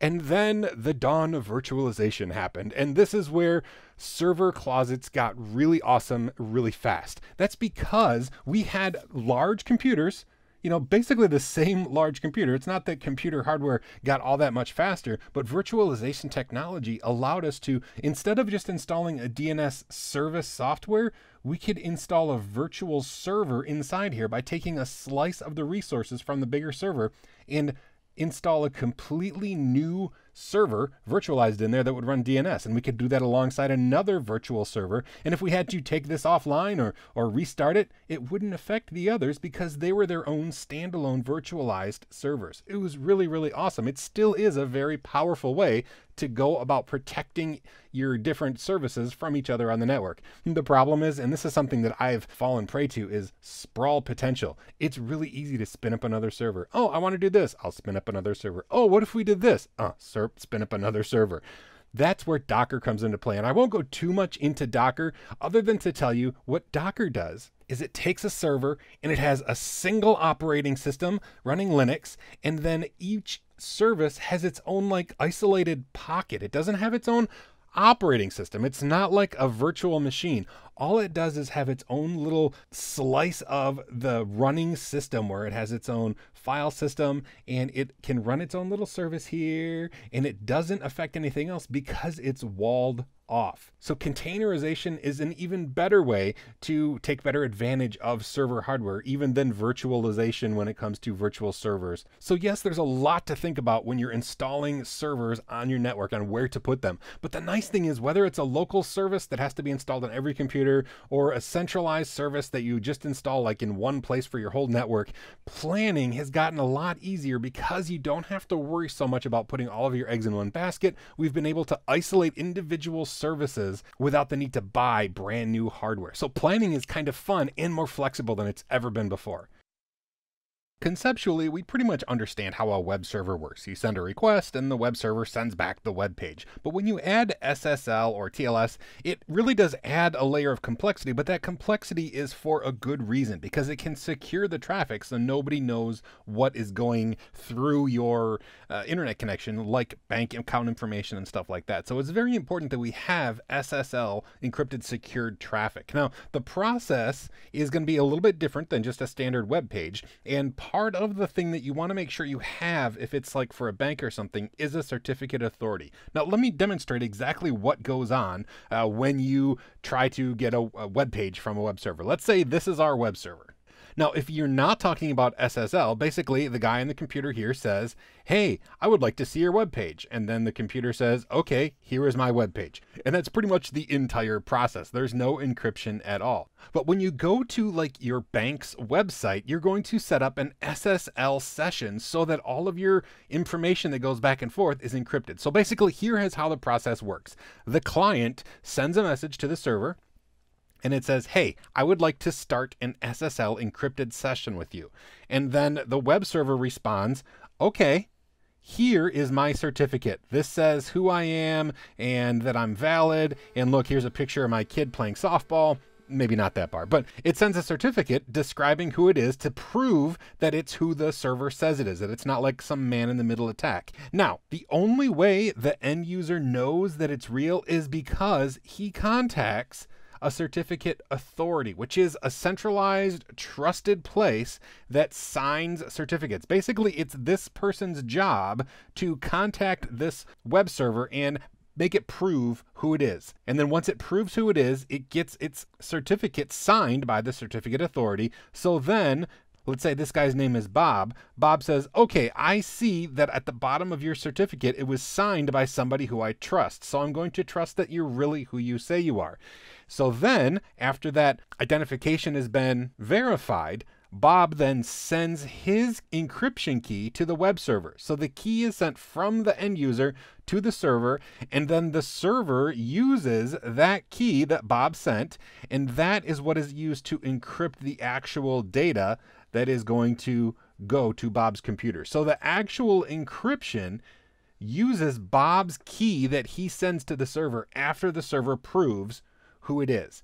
And then they use this tunnel back and forth, and that's how they communicate, using Bob's key. Now, if you set up a server in your own network, you've probably heard of something called a self-signed certificate. Now, that is exactly what it sounds like. When that initial request comes from Bob and he says, hey, server, I would like to set up an SSL connection. The server does respond with a copy of its certificate. Says, here I am, this is all my information, this is the stuff that, describes who I am. I'm promising that I am the person I say I am, but there's no signature on the bottom from the certificate authority. It's something that that the server signed himself. So Bob has to just trust that this server is who he says it is. Now, if it's on your own local network, that's usually fine, and it's okay to accept a self-signed certificate. But if it's over the internet, you don't want to accept a self-signed certificate because there's no way to be sure that it's actually the server it says it is. And if you trust a self-signed certificate and it ends up being like a man-in-the-middle attack, you could be sending all of your banking data to a server that isn't who it says it is, and that's very dangerous. So a self-signed certificate encrypts the exact same way. The problem is you're not 100% positive who it is that initially set up that certificate. So there's a lot of trust involved, whereas if you use a certificate authority, trust is taken out of the picture because you trust the certificate authority. It's built into your web browser. So the actual SSL encryption is the same whether it's a certificate authority or a self-signed certificate, but you don't know if it's the server it says it is unless you have that certificate authority that signs the server certificate. That's why it's very important, especially on the internet, to make sure that you don't get an error about not having a certificate signed by an authority. But the process is the same either way. It turns out that local network server roles have changed fairly dramatically over just the past few years. Now, don't get me wrong, things have come a long way from when we used to have a sneaker net. So if we had a file, we'd have to put it on a floppy disk and then, carry it to the cubicle next to us and pass it on like that. But we don't even use local servers as much as we used to.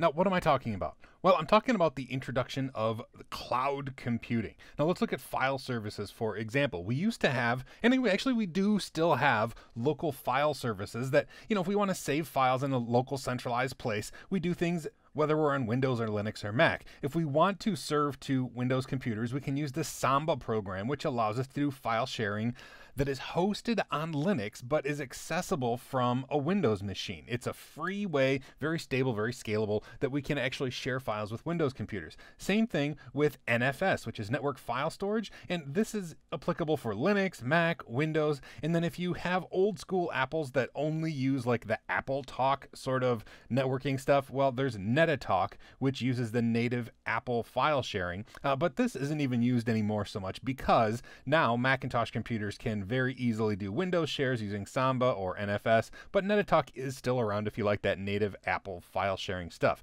The point is, Linux computers can do local file sharing very, very well. The thing to think about if you're implementing a network, though, is should I? And that's where cloud services come into play, because while sure you can serve things locally on a file, you might want to consider something like Dropbox or OneDrive or Google Drive that works on almost every platform and allows you to not only sync things between computers, but also have an online backup, which is really, really vital. And it saves a ton of money if you don't have to buy the servers to actually store all of your files. If it's stored on a cloud service that you usually pay a service fee for, you're going to save that money on maintenance and hardware purchases and et cetera, et cetera. So think about cloud services every time you're thinking about local services. There are some cases you'll want local services, but some cases it just doesn't make any sense. And there are complementary cloud services to almost every one of our local services that we can offer. I want to mention the ways that you can serve them locally because it does make sense sometimes.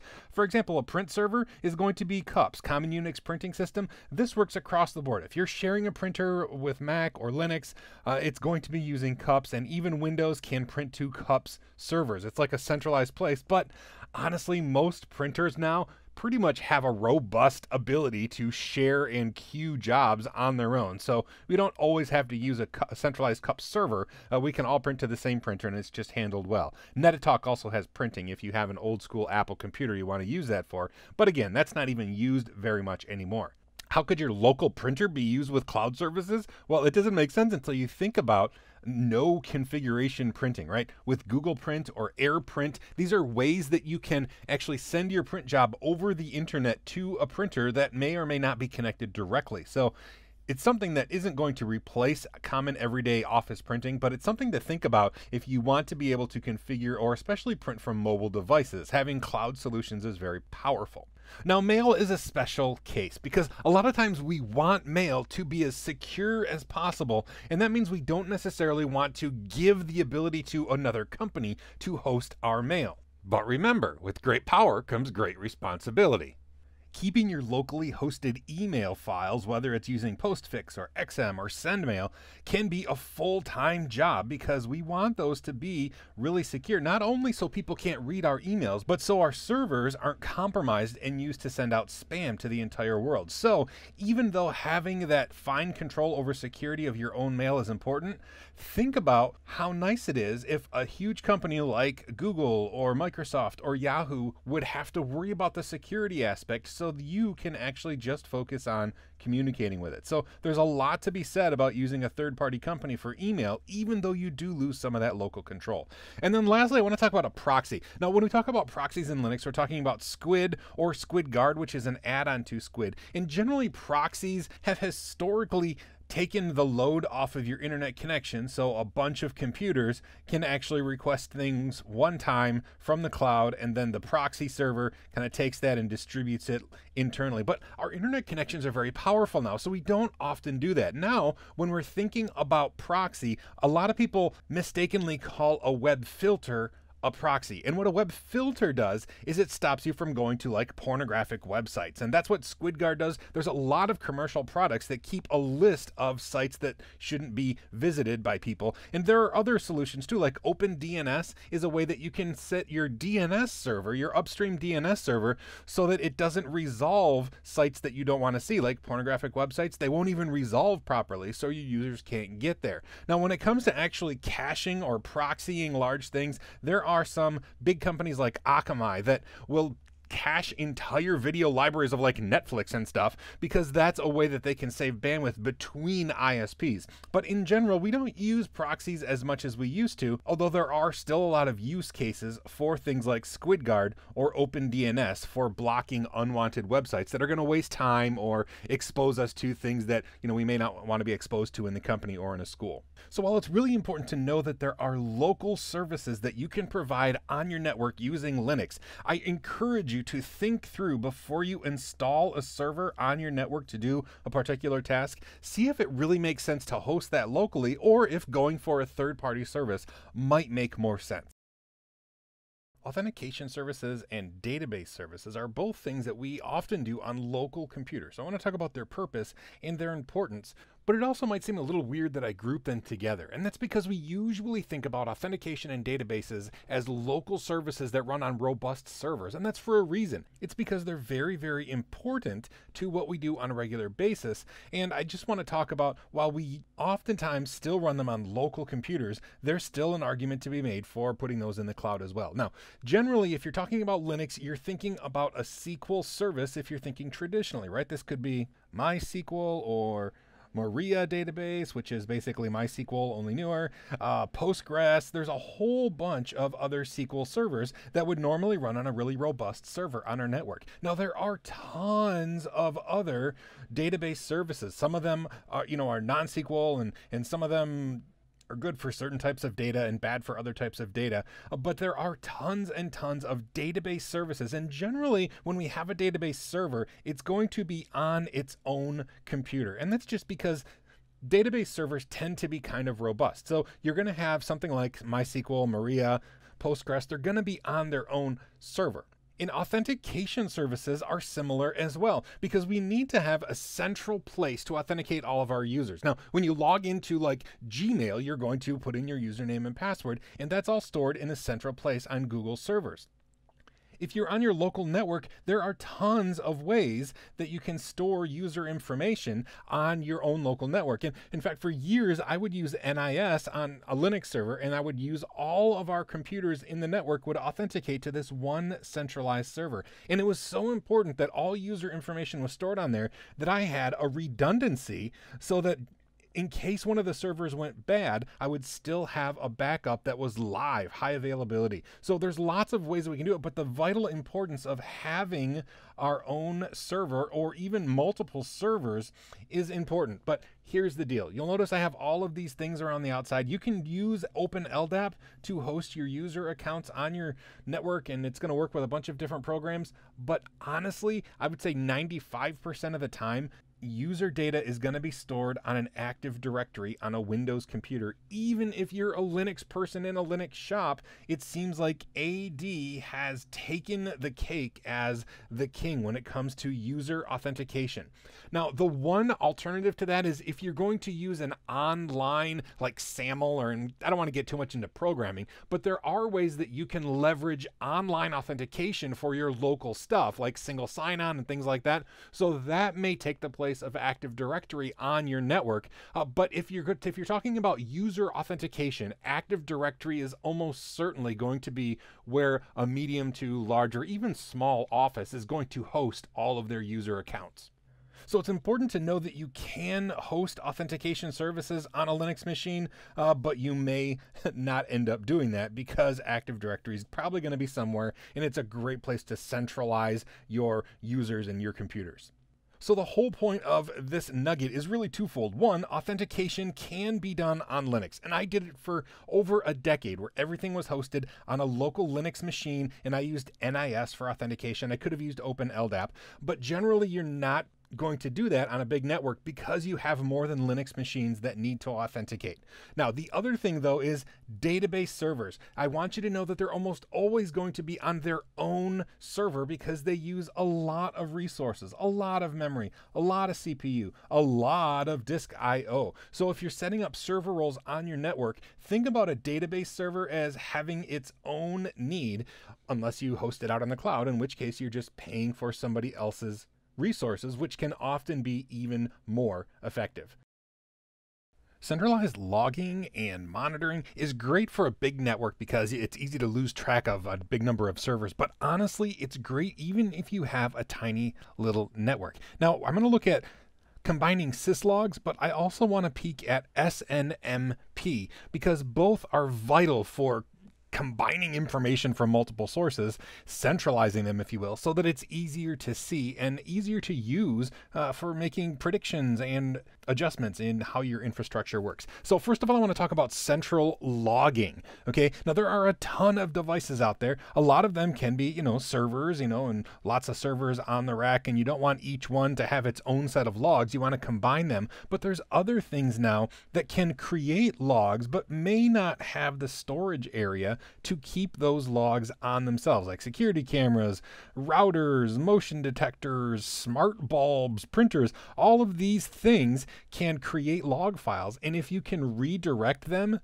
to a centralized server, that's going to allow you to comb through data in a very efficient way. And in fact, sometimes this is the only way you can get data from certain devices that have absolutely no storage on them, but can generate logs and information. Now, when you combine them all together, it is pretty neat how it works. The centralized log server is going to just have one big log file. However, each individual device is going to put its own name in the log file. So you can sort by whatever computer is adding it. So even though you have one log file that is going to contain everything, it's easy to separate out the individual devices to see what they're doing using tools like grep, or there are some really fancy DevOps tools that will allow you to sort data from combined log files. When you combine log files like that, you end up being able to see some trends or see some relationships that might not otherwise be easily accessible. For example, if none of these devices are able to access a DNS server, well, maybe you have some problem with the network in that portion of your company, and so you can help troubleshoot based on what logs are being submitted. Now, SNMP is slightly different, and it stands for Simple Network Management Protocol, but it's a little bit of a misnomer because traditionally this was used to not only read data, but also remotely control devices using this network management. Again, it was a two-way street protocol. Now, there are still some instances where you can use this to manage devices, but mainly it's used for pulling data. And what I mean by that is, let's say you have some data that you'd like to concatenate together for an informative data pie that's just delicious. You're trying to make graphs or something. You can use SNMP to pull data from a device. One of the most common things that I use it for is I have a router that I connect to the internet with, and I would like to see some interface statistics for what's going on, how much data is going through it, and things like that. SNMP can pull that data. It's not really like individual servers pushing data to a centralized logging. It's kind of going the other way. It's kind of using SNMP to pull data from individual devices. And what that looks like in practice, here is, this is actually the homepage that every time I load up a web browser, this is what loads up. And I have a couple convenient links for me, to go to see the weather in my area, that sort of thing. But I have these graphs that show the bandwidth usage, both in my house in the town, and we own a farm as well that has fiber internet connection. And this shows the connection between them. Now, you'll notice there's a lot of matching between the two, and that's because I will often back all of my townhouse data to our farm because it's an off-site storage location. So that makes a lot of sense. But this is just a way that I can see what's happening on my network, and I pull this from my routers using SNMP.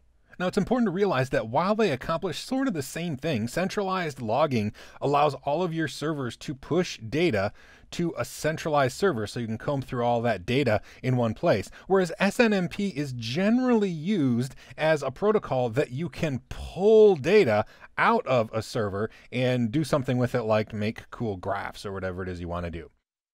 VPNs might be something that you use every day but don't really understand what's going on. So VPNs, or virtual private networks, are really just a way to connect to a private network that isn't accessible from the internet itself. Now, I'll talk about the concepts, and then I want to talk about what options are available if you're using Linux, because VPN isn't just a one-size-fits-all thing. There are several different protocols and stuff that you can use to connect. But first of all, conceptually, what is going on? Well, we have two networks. Let's say these networks are separated by being in different countries. Okay. Now you want to have this computer be able to interact with this computer or this server or something on the remote network, but you don't want to open those ports up to the internet, right? Because that's unsafe. So what you do is your router or your Linux server or something will establish what's called a tunnel. And this tunnel is just a layer of encryption that goes from one side to the other. And then inside that encrypted tunnel,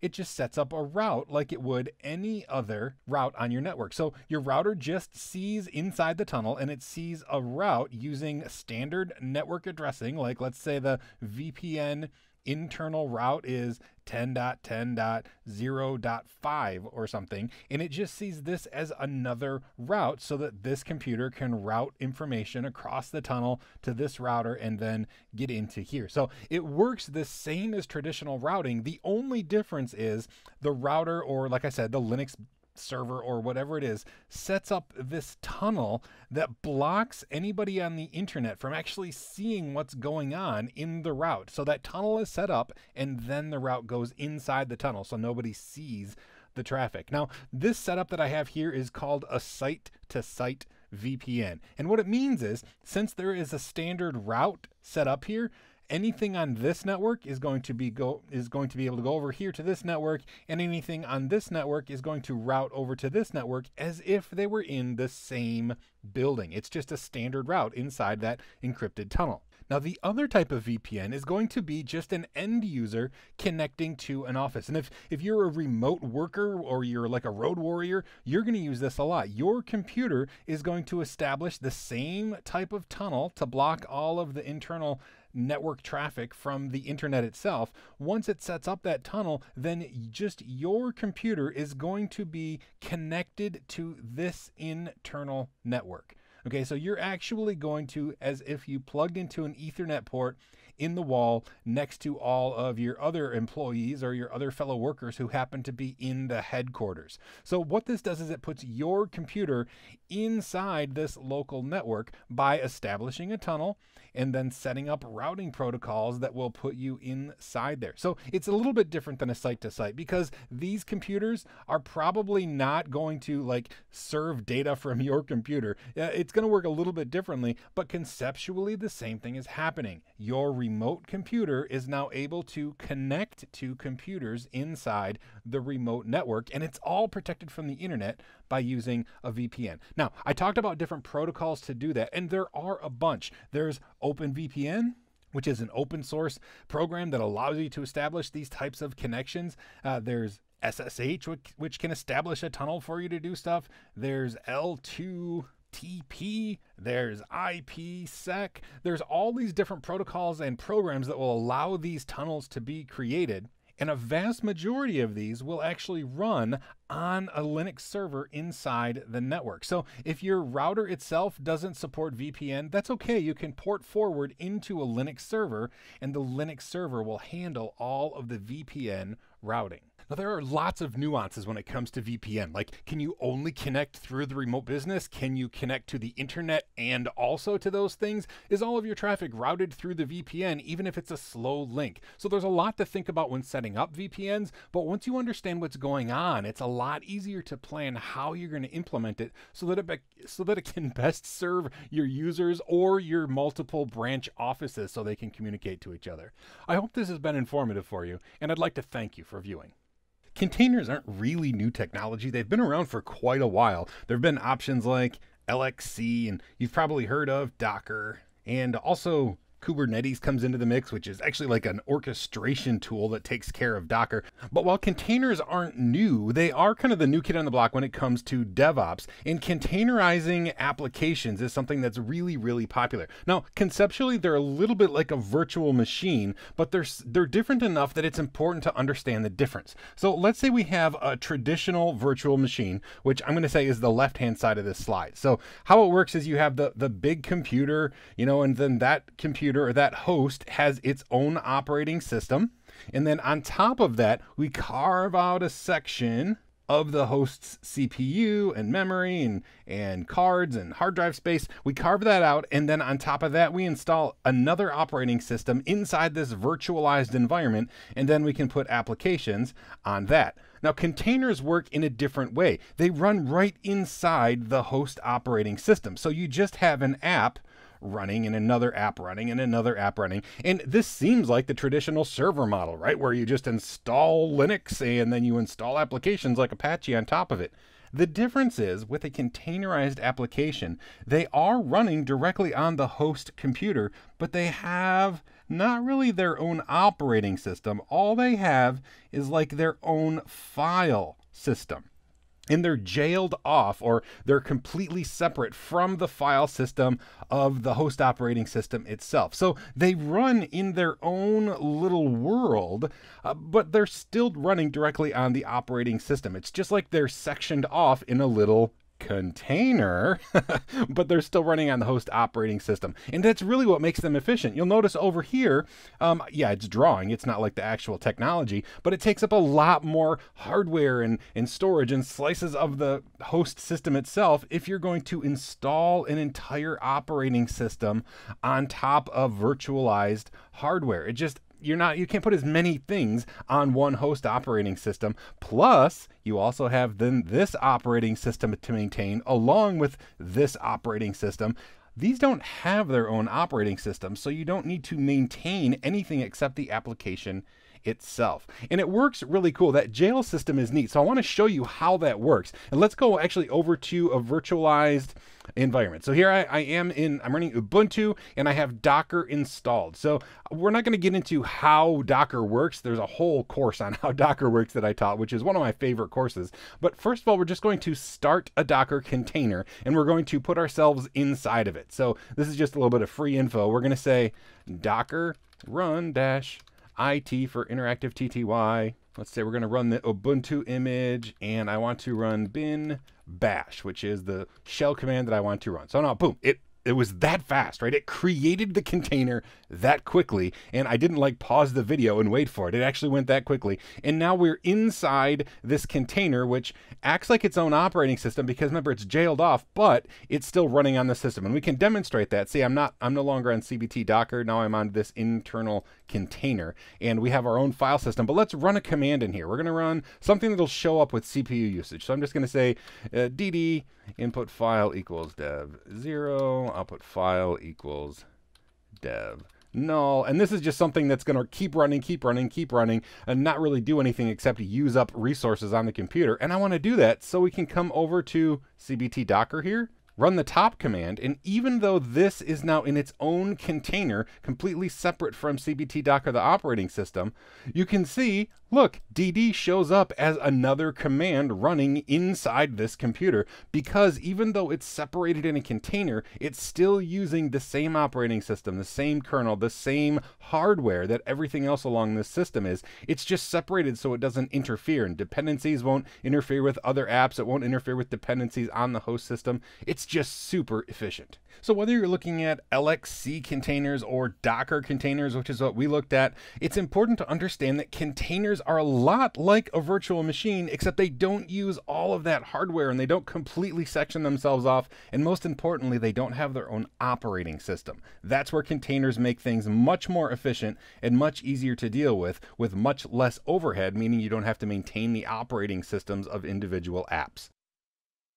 It's really easy to confuse the concepts of clustering and load balancing because they kind of are the same. It's kind of like the question, is a hot dog a sandwich? I mean, they're both meat between bread, but are they the same thing? Not exactly, not quite, but they both function similarly. And that's what clustering and load balancing is like. The difference is, though, clustering is an actual computer term for computers working together to do one task that can be split up, whereas load balancing is more of an IT concept that can be accomplished in multiple ways. So when we have a cluster, basically we have a bunch of computers like we have here that are working together, and then there's like a cluster manager. It can be a computer, it can be a software on, one of the cluster computers, but it actually keeps track of which computer in the cluster is doing what part of the task. And these are designed to work together. They know about each other. These computers are a team, and they really do well if Susie here sends them a task that is designed to be broken up into multiple pieces so people can work on it at the same time. So some jobs lend themselves to clustering solutions, whereas some of them don't. But basically, they know about each other. The cluster works together as a team to break down a bigger task into a bunch of smaller ones they can work on at the same time. A load balancer, like I said, is more of a concept. It load balances, meaning it has a big job and it splits that job up and lets different computers do the job. But usually these computers don't know or care about each other at all. They don't know each other exist. The load balancer itself, whether it's software or a hardware device, it knows the entire big load that Susie is sending to it, and it splits it up and says, okay, she has 12 jobs, so you do 3 jobs, and you do 3 jobs, and you do 3 jobs. They don't know each other are doing jobs. As far as the computers know, there's only 3 jobs to do. It's the load balancer's job to keep track of everything. So it's a little bit different. They don't really work together. They each work separately and accomplish a bigger task that the load balancer itself knows about. Now, I said it's a concept. It can work multiple ways, right? A very common way it's done is the load balancer will be in front of some web servers, and there's a whole bunch of people that want to hit that web server, and so the load balancer says, okay, you go to this one, and now you go to this one, and the next request will go to this one, and it splits up the load so that one computer isn't doing all of the work. Now, we can do that very simply on a Linux machine if the Linux machine is set up for round-robin DNS. Now, this is not a great way to load balance. Just conceptually, this is what it's going to do. So here is my DNS configuration on my network. I have the domain name web. It's actually set up for 3 different IP addresses. Okay, so you'll see it's actually web, but they have 3 different IP addresses. And what my DNS server is going to do is then round robin, and it will split up the load between these 3. Let me show you how that works. Here we are on the command line. So I'm going to say ping web, and we'll see we get the response from the web server. Notice the IP address here is 216.158.192.238. If we do the exact same thing now, boom, we get responses, but notice it sent it to a different computer altogether. So we got these from another computer, and if we do it again, we'll get still that third one. If we do it a 4th time, it's going to wrap around and give us the first one again. So this is technically a load balancer. We're using DNS round robin load balancing, and it's conceptually splitting up the load of the pings so that each computer that is responding only gets a third of the requests. So I guess it's fair to say that all clustering is load balancing, but not all load balancing is technically clustering, because clustering is a specific way that computers work together to accomplish a task. Now, is a hot dog a sandwich? I gotta leave that one up to you. I have no idea, but I hope this has been informative for you, and I'd like to thank you for viewing. Cron jobs are pretty much the Linux equivalent to like the task scheduler in Windows. Now, there's some really cool things that we need to understand, and that's how to set up the scheduling, which is kind of complicated, but also very powerful. And I'll be honest, it's kind of fun. The other thing I want to point out, though, is that there are pre-made folders that you can just drop scripts in, and they will execute at a regular interval. I'll show you those, but first, let's talk about how we set up the schedules, because it can be intimidating, but like I said, it's not that bad, and it's actually kind of fun. So the scheduling fields, which we'll look at in practice, are separated into 5 different fields. So we have minute, hour, day of the month, month of the year, and day of the week. And how it works is, for example, this first line that I have has all asterisks, and this means everything. So every minute of every hour of every day of the month of every month of the year of every day of the week, it's going to happen. So this means every minute for all of eternity, whatever task we schedule with this string is going to execute. So every minute it's going to do whatever you tell it to do. Now, there are some shortcuts we can use. For example, down here, I have asterisk divided by 5. This means every 5 minutes. Now, we could actually spell it out. We could say 0, 5, 10, 15, all the way to 55, but I don't really like to do that because it's a big mess. And, one field would be this entire big string of numbers. So rather than do that, we can just say asterisk divided by 5. And this is going to be every 5 minutes. During the 3rd hour of the day. So this means at 3 a.m., 3:05 a.m., 3:10 a.m., 3:15 a.m. But once it gets to 4 a.m., it's going to stop doing it. Okay, so this is during the 3rd hour, every 5 minutes, every day of the month, every month of the year, every day of the week. So this means every day it's going to do this, but only between 3 a.m. and 3:59 a.m. and every 5 minutes. Okay, now this one is very, very, very specific. This says 2 minutes after the 4th hour. So 2 and 4 means at 4:02 a.m. on the 13th of July, but only when that 13th of July lands on a Tuesday. The day of the week goes from 0 to 6, so 2 is a Tuesday, right? Sunday is 0, Monday is 1, Tuesday is 2. So this means every July 13th at 4:02 a.m. if it happens to also be Tuesday. So this is only going to execute every few years when July 13th happens to land on a Tuesday.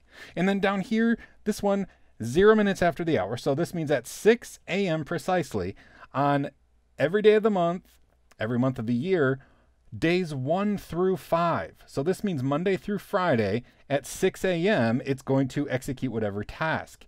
Okay, so this is basically the way of saying 6 a.m. every weekday because we've specified 1 through 5 on the days of the week over here.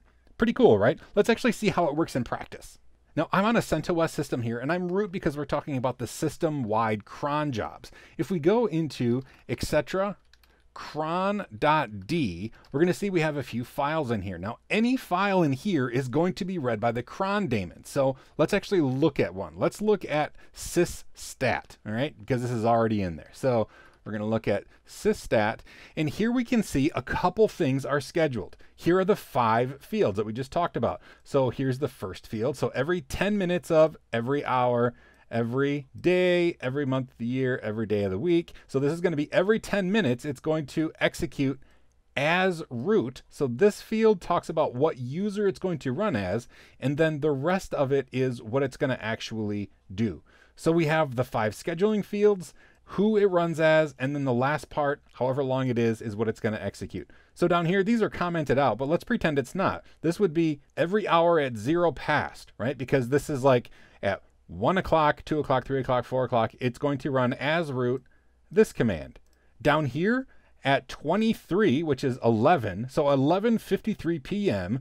every day, see all these are asterisks, so every day as root, it's going to execute this. So you can either add to any of these, or really the best thing to do is create your own, right? Just create a file and then put that scheduling, the username, and what you want it to execute, and it will do that. Now, the one other thing I wanted to mention really quick, if you go back into the etc. folder, and let's do an ls and just look for cron, we're going to see there are a bunch of folders in here. There are cron daily, cron hourly, cron monthly, cron weekly, and if we go in there, let's go into cron.daily.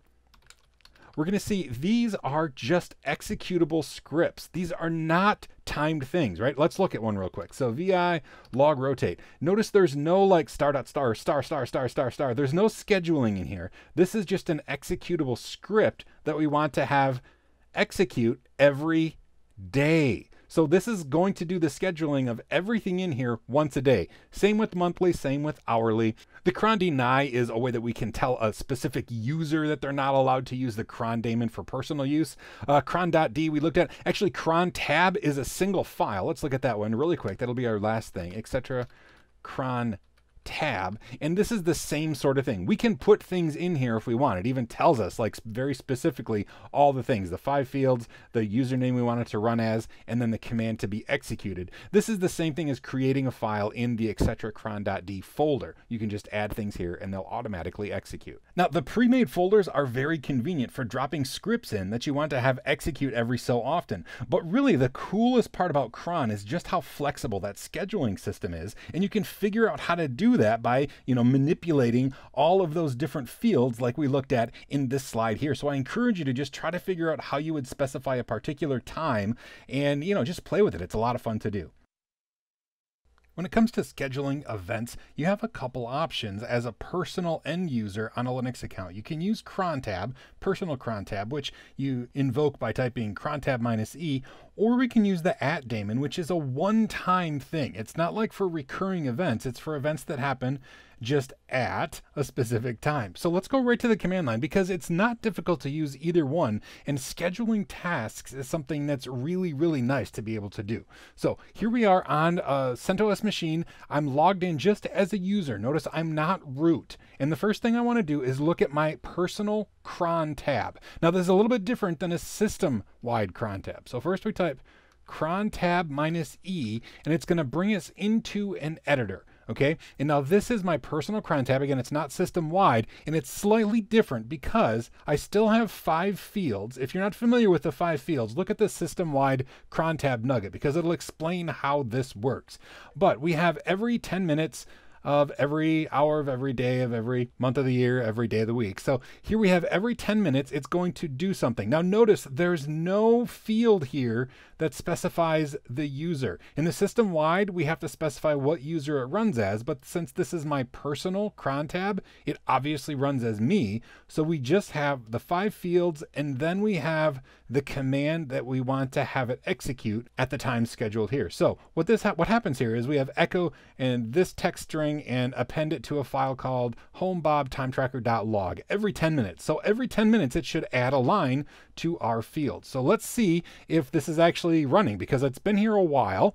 Let's quit here. If we do ls, we can see, oh, there is a file, timetracker.log. And if we look at it, well, sure enough, it looks like about a half hour has gone by since I created that cron tab entry, and it's been adding to this file. If we do ls-l, we can see the last time that was touched was at 1810. So if we waited around until 1820, it would do the same thing again. It would add another line to it. So that's how you do a recurring event using a personal cron tab. Now, if you just have something you want to have execute one time, let's clear the screen, we can use the @daemon. And first, I'm going to do something really quickly. So we'll say @ and then we can specify the time. And this is what's nice. It's very flexible. We could say tomorrow, we could say next week, and it will interpret all of those different commands. It uses a lot of fuzzy logic to figure out what you want. I'm going to say now plus 1 minute. And then we're going to get this @prompt, which now allows us to execute something. So I want it to do echo, this was a one-off. And I want to append that to home bob timetracker.log. Press enter. And now we could do another thing. We could have like a whole list of things we wanted to do at now plus 1 minute. But I'm just going to do Control D, and that will put it in queue. So it says job 4 is in queue, and it's going to execute at 1813. Okay. Now if we type ATQ, oh, it already happened. Doggone it. First of all, let's look. Cat time tracker. Look at that. It did it, right? It put it to the end of the file, but I need to do another one. So at now plus 1 minute again, and I'm going to say echo hello into home bob timetracker.log, Control D, ATQ. There we go. Okay, did it in time. So what this shows us is the queue of things that @ is going to run. So job number 5 is scheduled for Thursday, June 20th at 1814, and the user Bob is who's doing it. So if we keep pressing @Q, once the time rolls around, it's going to execute that and then go away because it's a one-off, right? We could do multiple things. We could say tomorrow. Then I wanted to say echo test tomorrow. I spelled it wrong, but that's okay. On home bob timetracker.log, Control D on a blank line. Now if we do @Q, we're going to see, well, look, job 5 executed, but job 6 is going to wait until tomorrow, and it does it the same time tomorrow. So 24 hours from now, and tomorrow at 1814, it's going to do that command, test tomorrow. Okay, now let's say we don't want to do that. We want to change our mind. Well, then we can say @rm job 6. And now at Q is going to say there's no jobs because we've deleted job number 6 that was going to execute tomorrow. But if we look at time tracker, look at that. Sure enough, hello was put there. Along with that, this is the one off. And if we wait around until the next 10 minutes pass, our cron job is going to add another 10 minutes has passed onto the end of this file. And that's how we can schedule things with cron tab for a repeating task like these, or just a one-off task like this by using the @daemon. It's great to be able to do system-wide things using cron, but I personally like the fact that you can do it as a personal end user using cron tab -E, and it's going to do it just as your user. So you don't have to become root or worry about escalating privileges. It's going to just execute it as you, even if you're logged out. Same with the @daemon. Even if we're not logged in, it's still going to execute it at the given time. Working with multiple processes on Linux is really, really easy because you can put them in the foreground or the background and interact with them however you want. Now, there's some tools that may not seem intuitive at first, but once you get the hang of using them, they're really, really easy. And there's also some keystrokes that we're going to have to learn and a couple tricks that'll allow us to do things that we normally couldn't do. So let's go right to the command line because this is the kind of stuff you have to experience in order to really understand. So first of all, I am on the command line and I'm going to show you how to put a process in the background. Now I'm just going to use a simple process called sleep. The sleep command, if you're not familiar with it, it just pauses, right? So if we say sleep 1, it's going to sleep for 1 second and then it's going to be done. So I'm going to say sleep for a whole bunch of seconds, which will like, I don't know, that's probably a couple of hours or something. And then I'm going to put the ampersand after it. Now what's going to happen is notice it's done a number 1 and then this is the actual process number. So our job number is 1. Now we can do that with another one.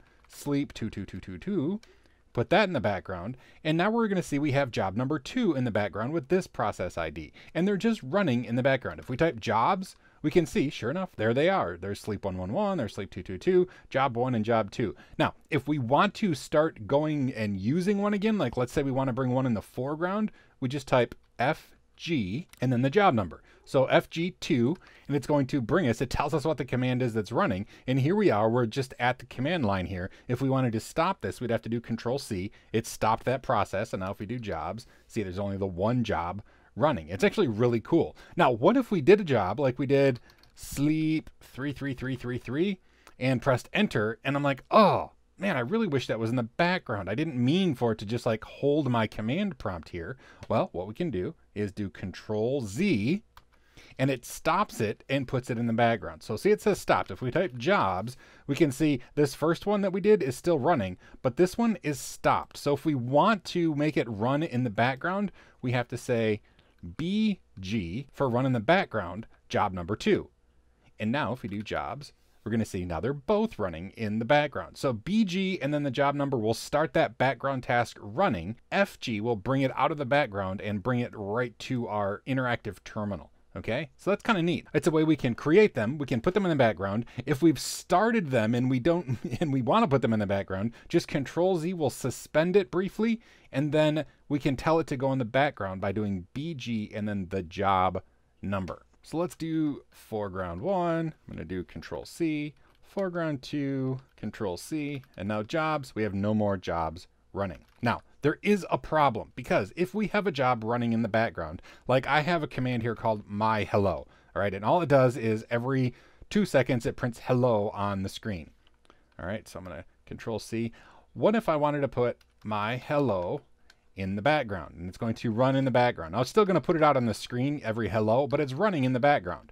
If we do exit, it's still running in the background, but the problem comes where if we log out and then we log back in, we open a terminal window and we do a ps aux grep for my hello, we're going to see it's no longer running. This is just actually the grep process that it actually found here. But notice it's not running in the background anymore. And if we wanted it to stay running, just putting it in the background wouldn't work. We'd have to use a program called no-hup. Because here's the problem. When we log out of the system up here, it actually sends a hang-up interrupt to all the running processes. And the hang-up, or HUP, tells it to stop running. Well, we can run a program by saying no-hup, which means don't hang up when the user logs out, what program we want to run. So my hello, and then ampersand in the background.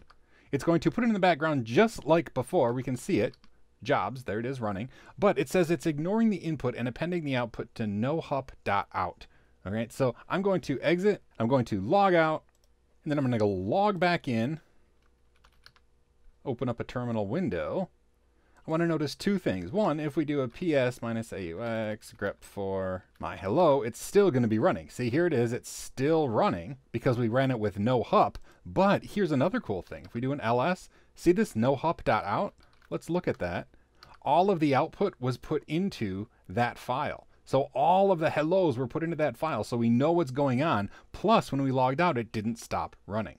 So not only is it really easy to handle processes when you're on the Linux command line, it's also possible to do a couple cool things like no hup if you want to make sure it doesn't quit when you log out, and also Control Z of a running process, which will put it in the background suspended, and then you can run BG to make sure that it continues executing in the background. Finding specific information about local devices on your system can be a little bit challenging, but thankfully there's a bunch of tools that will help us along the way. dmessage is one that we can use that will kind of see how things are going in real time. If you plug something in, dmessage is going to show you the results of plugging that in. But then there's a whole suite of ls tools, if you will. They start with ls. It's ls USB, ls PCI, ls dev, ls BLK, ls CPU. All of these tools are going to be able to be used to find out information about hardware on our system. And there's a nice trick to remember these so that you don't have to actually remember PCI, dev, BLK, CPU, all of these different things. So let's check that out and see if we can find the various hardware that is in our system. You have to be root to use most of these. Some of these you can use as an end user, but since we're going to be looking at all of them, I became root just so that we get a better view of what's going on. Now, first of all, dmessage.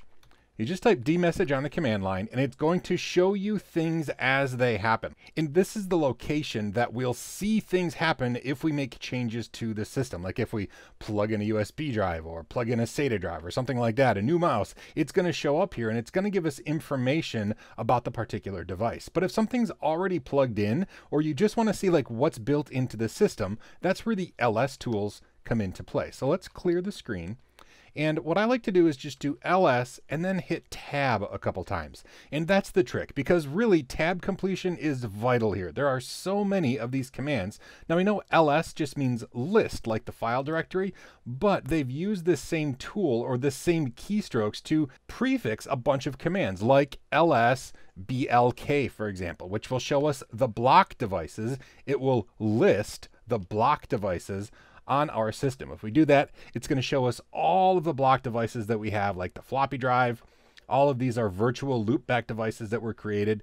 Down here, these are our actual drives on our system, SDA. We can see right here it's mounted on / SDA1 is. Then we have a bunch of other drives down here that aren't being used right now, but they're all 10 gigabytes in size. We use those when we set up RAID before, but this shows us all of the block devices. So if we do ls and hit tab a couple times again, let's look at the next one. We have ls block, we have ls CPU.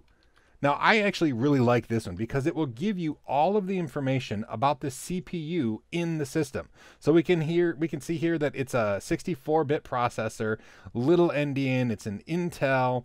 It actually shows us the actual processor itself, the model number. It shows us the clock speed, all sorts of stuff that we have VTX enabled so we can do virtualization. And it shows us all of the awesome things that our CPU has, including all the flags that it supports when we're compiling things. Anyway, that's ls CPU. If we hit ls and tab a couple times, again, I'm going to do this every time because it's the quickest way to see what's there.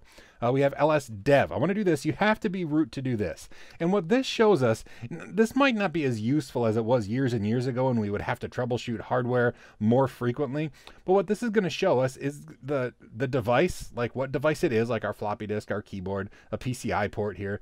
And it's going to show us what direct memory access number it uses, what DMA, what IRQ number it's using, the IO ports, meaning like in memory, what IO parts of memory or what parts of memory is it using for IO, and it will show us all of these things. Now, if we're trying to find conflicts on our system, this might be useful, but I'll be honest, I've never once had to use this in practice. It's important to know that it's there though. ls dev will show you all the devices on the system. Now, if you do ls tab tab, one that I actually do use fairly often is lspci. Where's that? Up here, lspci. So lspci will show us all the PCI devices. So here we have a VGA compatible controller. This is the ACPI controller, the IDE controller. So these are the PCI devices that are plugged into our system. We can do ls USB. Now, I don't have anything plugged into our USB ports, but if we did, ls USB would show us what's there. Same thing, ls PCMCIA. If you're a laptop user, you might have things that show up if you type that. And one last one we'll look at is ls mem, and this will just give us the range of the memory and how it's being used and where it is in our system. But really the big pull away from this is ls tab tab, and it'll show you all of the different ways that you can look at the devices on your system. So whether you're trying to get an inventory of the things that are currently on your system or you want to see changes as they happen in real time, there's some really simple built-in tools on our local Linux machine for detecting and looking at specifics on devices. You ever try to solve a problem only to make it worse? Yeah, me too. For example, we had a wall with a nail in the wall, and that nail would get loose after hanging stuff on the nail for a long time because it was just in the thin layer of drywall. This nail just went in the drywall, and then the more we hung stuff on it, the more it got loose. So I thought I would make things better by getting rid of the nail, drilling a hole in the drywall, and then getting one of those really nice hollow wall anchors that you could then put a nail or a screw into, and it would be really nice and sturdy. The problem is I drilled the hole way too big. The hollow wall anchor didn't work at all, and then I just had this gigantic hole in the wall that my wife was really upset about. That's kind of what happened in the world of Linux virtual file systems. And let me tell you what I'm talking about here, because the idea of virtual file systems has been around since the Unix days. Basically, it's a file system that's created when the system boots up, and one of the really popular ones is called proc. And what this was used for is process information, like running apps and running programs on the system. They would store all of their runtime information in this virtual folder in memory called proc. And then people said, hey, that's a really neat place to store things like process ID number 181 for that application and 2556 for that application. What if we also put things about like the CPU in there or the network card in there? And then people started adding things to the proc folder. It started to get a little bit confusing, and so we thought, hey, wouldn't it be a great idea if we separated all of that kernel information so that process information was stored in the proc folder and kernel information was stored in a sys folder? They're both virtual file systems that work the same way, but some organization seemed to make a lot of sense, right? Now, the same thing with dev. Dev is a folder that we thought, why don't we start putting things like information on different devices, like hard drives or mouses. Mouses? Anyway, we want to put those things into the dev folder. Oh, here's the issue. The proc folder had been around for a long time, and it already had a mix of things in it. So we said, okay, we'll keep all of those things, and then we'll just put new things in the sys folder. The problem is there's not that many new things. So while the sys folder is very well maintained and very neat and organized, it doesn't contain a lot of the things that we use on a daily basis because they were already in the proc file system, and now they're there for backwards compatibility. Now, that doesn't mean proc and sys are any less useful. If we go into the proc folder and we do an ls, we're going to see here are all of those numbers. These are the process IDs that I talked about, right? And if we do like an ls of, the process ID 47, inside here, it's going to be all of the various things that this particular application is doing, like its memory IO, what it's mounted, the status, all of the things about this running thing are in here. So if you want to find out information about whatever process ID number 47 is, you can look at these various things. But notice over here on the right hand side, there's also a bunch of things that aren't process IDs. And that's where like MDstat, meminfo, CPU info. Let's look at that. So if we look at CPU info, this is going to just be a complete breakdown of the CPU in the system right now that's running. This is our current CPU, which is really useful information, but it might make more sense if it was over here in the sys folder, because the sys folder is very well laid out, right? There's not a whole bunch of crud here. This is laid out in very nice sections. We could go into, let's say the kernel folder, and inside the kernel folder, it's separated into various things about the kernel, like the current configuration. All of these things are nice and organized, but it's not all inclusive, meaning it doesn't contain a lot of the information, if we scroll up, that's still stored in the proc folder. So here's how it ends up working. A lot of the interactive stuff is going to be in the proc folder because it's always been there. But a lot of the information about the running kernel is very organized well in the sys folder, and that's where a lot of times programs will look if they want information about the current running kernel. Like, do I work on this program? Well, I don't know. Let's see, information about hypervisor and kernel modules and all of those things. It'll look in the sys folder. So generally, you'll find yourself in the proc folder more often. All right. Now, one other place that it's worth looking in is the dev folder, and this just shows about system devices, right? These are hardware devices that are plugged into the system, either like soldered in like the real-time clock, or hardware like hard drives that we put in here. And this is going to be information, binary information generally, available to the system, talking about the various bits of hardware that are plugged in. Now, this is fairly well organized too, and a lot of times programs will look here to find out information like, hey, is there hardware that is going to be compatible with my software? Well, this is where it would look for hardware information. So while it sounds like it's a big mess, honestly, it's not that bad. There's three main places to look: the proc folder, which is what we see here, the sys folder, which we see here, and then the dev folder, which we see here. All of them contain different information. Sys and proc have a little bit of crossover. There's going to be some kernel information in sys that's already living in the proc file system. But if you're going to be interacting, it's mostly going to be in the proc file system, and applications are going to be hitting the sys file system pretty hard. Now, I know that's a lot of information about Linux virtual file systems. The key takeaways are that we need to know information about the running kernel are going to be in generally one of three places in the virtual file system that happens when the computer boots up: the proc file system, the sys file system, and the dev file system. If you can look in all three of those places, you're going to find what you're looking for, but they might be spread out in places that don't make a whole lot of sense just because we keep things there for backwards compatibility. I hope this has been informative for you, and I'd like to thank you for viewing. On a Linux system, the printing is going to be handled by CUPS, which is Common Unix Printing System, which interestingly is actually owned by Apple of all people. But nonetheless, this is what every modern Linux distribution is going to use to handle the printing. Now, the nice thing is there are some backwards compatibility command line tools so we can print things from the command line. And if you don't have a GUI to actually install the printer, like if you don't have GNOME or KDE or anything like that installed, you can use a really nice web interface that will allow you to interact with the CUPS system and install, modify, and do all the things you need to do to a printer. But we're going to look at the web interface really quickly just to show you where it is. And I want to show you how to use the command line tools so you can print from a command line system, even if it's a headless system on a rack. Now, I'm logged in here on my local Ubuntu computer on my local network, and you'll see up here I went to localhost port 631.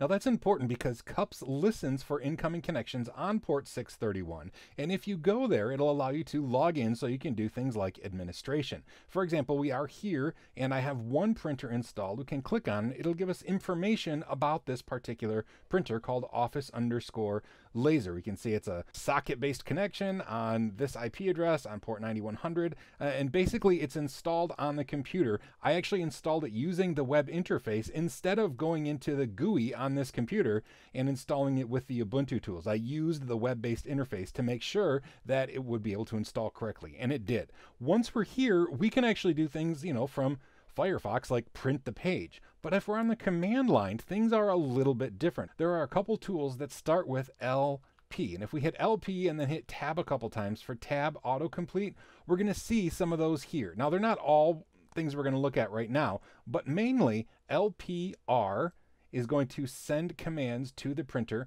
LPQ is going to show us the queue of things waiting to be printed. So if we type LPQ, we're going to see Office Laser is our default printer. It says it's ready, but there are no entries, meaning there's nothing that's currently being printed. Now, we can use LPR to print things in a couple different ways. We could actually just say echo, this is a test, and we can pipe that into the LPR command. And if we look over here on my printer, it's going to print this page right out. And we can see, sure enough, it says this is a test. So it'll do text just like that. Now, we don't have to do line by line. We can also do something like, in my folder here, I have a file called My Document. So if we look at my document. We can see it's just a string of text things, and we can say LPR and then the name of the text file, my document. We'll print that, and as it prints out on the page, if we look at LPQ, we're going to see we have a job right here. Job number 10 is that. We could use LPRM if we're quick enough and get rid of job 10. Oh, it's already completed. But that is how we would delete a job that we had already sent. So if there's a whole bunch of things queued up and something's wrong, we can use LPRM in order to fix it. And if we come back over here, we're going to see, sure enough, it printed out that entire file for us right there on the page. So it's really easy to print using the command line once it's set up with cups. And thankfully, cups is really easy to set up too, because it's all web-based. And that web interface honestly is very powerful. We can use it to queue up jobs, to stop jobs, do test pages. We can use cups for GUI environment printing. But the most important thing to realize is that we have access to the cup system by using the command line tools that are installed on our system. UDEV is the User Space Device Manager that has replaced DevFS in older Linux systems. Now, what's really cool is it uses sysfs, which is a virtual file system that has information about the hardware, and then it follows rules in order to keep devices with consistent names. Now, what I mean by that is if you've ever had a Linux system with multiple anything, but we'll say hard drives, the order that you used to put them in the system depended on the name they would get. So the first one the system recognized would be SDA, then SDB, and then SDC. But on the next boot, if they came up in like a different order, well, all of a sudden this one might be SDA, and this one would be SDB, and this one might still be SDC. And those are real pain in the butt. So what UDEV does is it creates devices based on specifics with the hardware. So it'll take its like UUID and it will create a solid,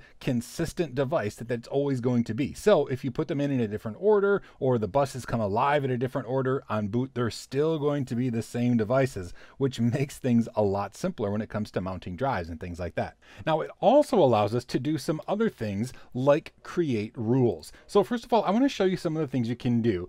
If you're root, you have more access to do this. So we're going to say udev ADM. This is the administrator command that allows us to do some things with the UDEV system. So the first thing I want to do is say UDEV info. Let's actually look at dev SR0, which is actually our DVD drive.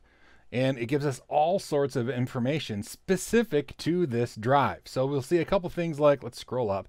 We see this is N means the name. So this is the name that it has assigned it. This is the place in the PCI device where it exists. This is all the specific information about it.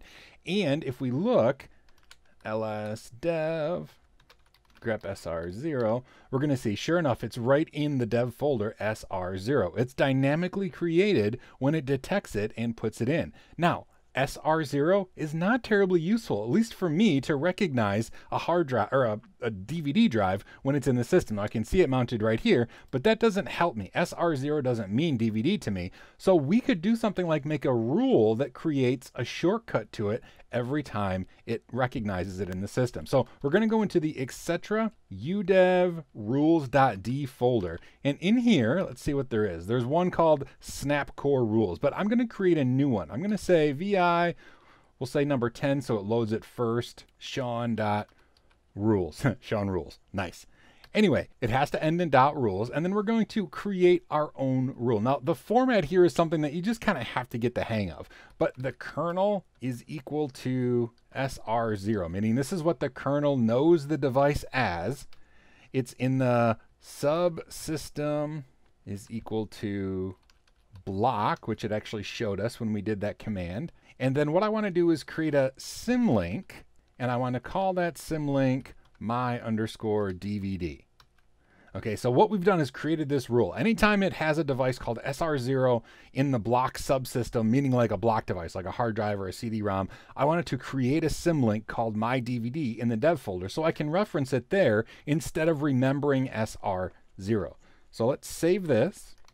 Now we could reboot the computer, or we could just do udev adm trigger.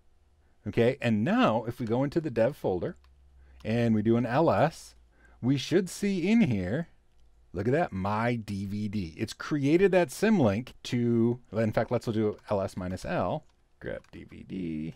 My DVD is a link to SR0. It looks like there already was a DVD shortcut to SR0, but we created a new one by making our own UDEV rule called my DVD, and that's pointing to SR0. And then we can use this when we're referencing the device in anything that we want, like mounting and that sort of a thing. And the cool part is this isn't just a symlink sitting on our system. This is something that's going to be created every time the DVD is recognized and set up by the system. So on boot, even though the dev file system is a virtual file system, it's always going to have that symlink, my DVD, pointing to SR0. Now, we just grazed the surface of the things we can do with UDEV rules. We can actually make things happen when certain USB drives are plugged in, that sort of a thing. But one of the key things I want you to take away is that it's really smart, and it uses sysfs in order to know information about the drivers and everything else, how it interacts with the kernel. It uses the information in sysfs to create the entries in the dev folder. I hope this has been informative for you, and I'd like to thank you for viewing.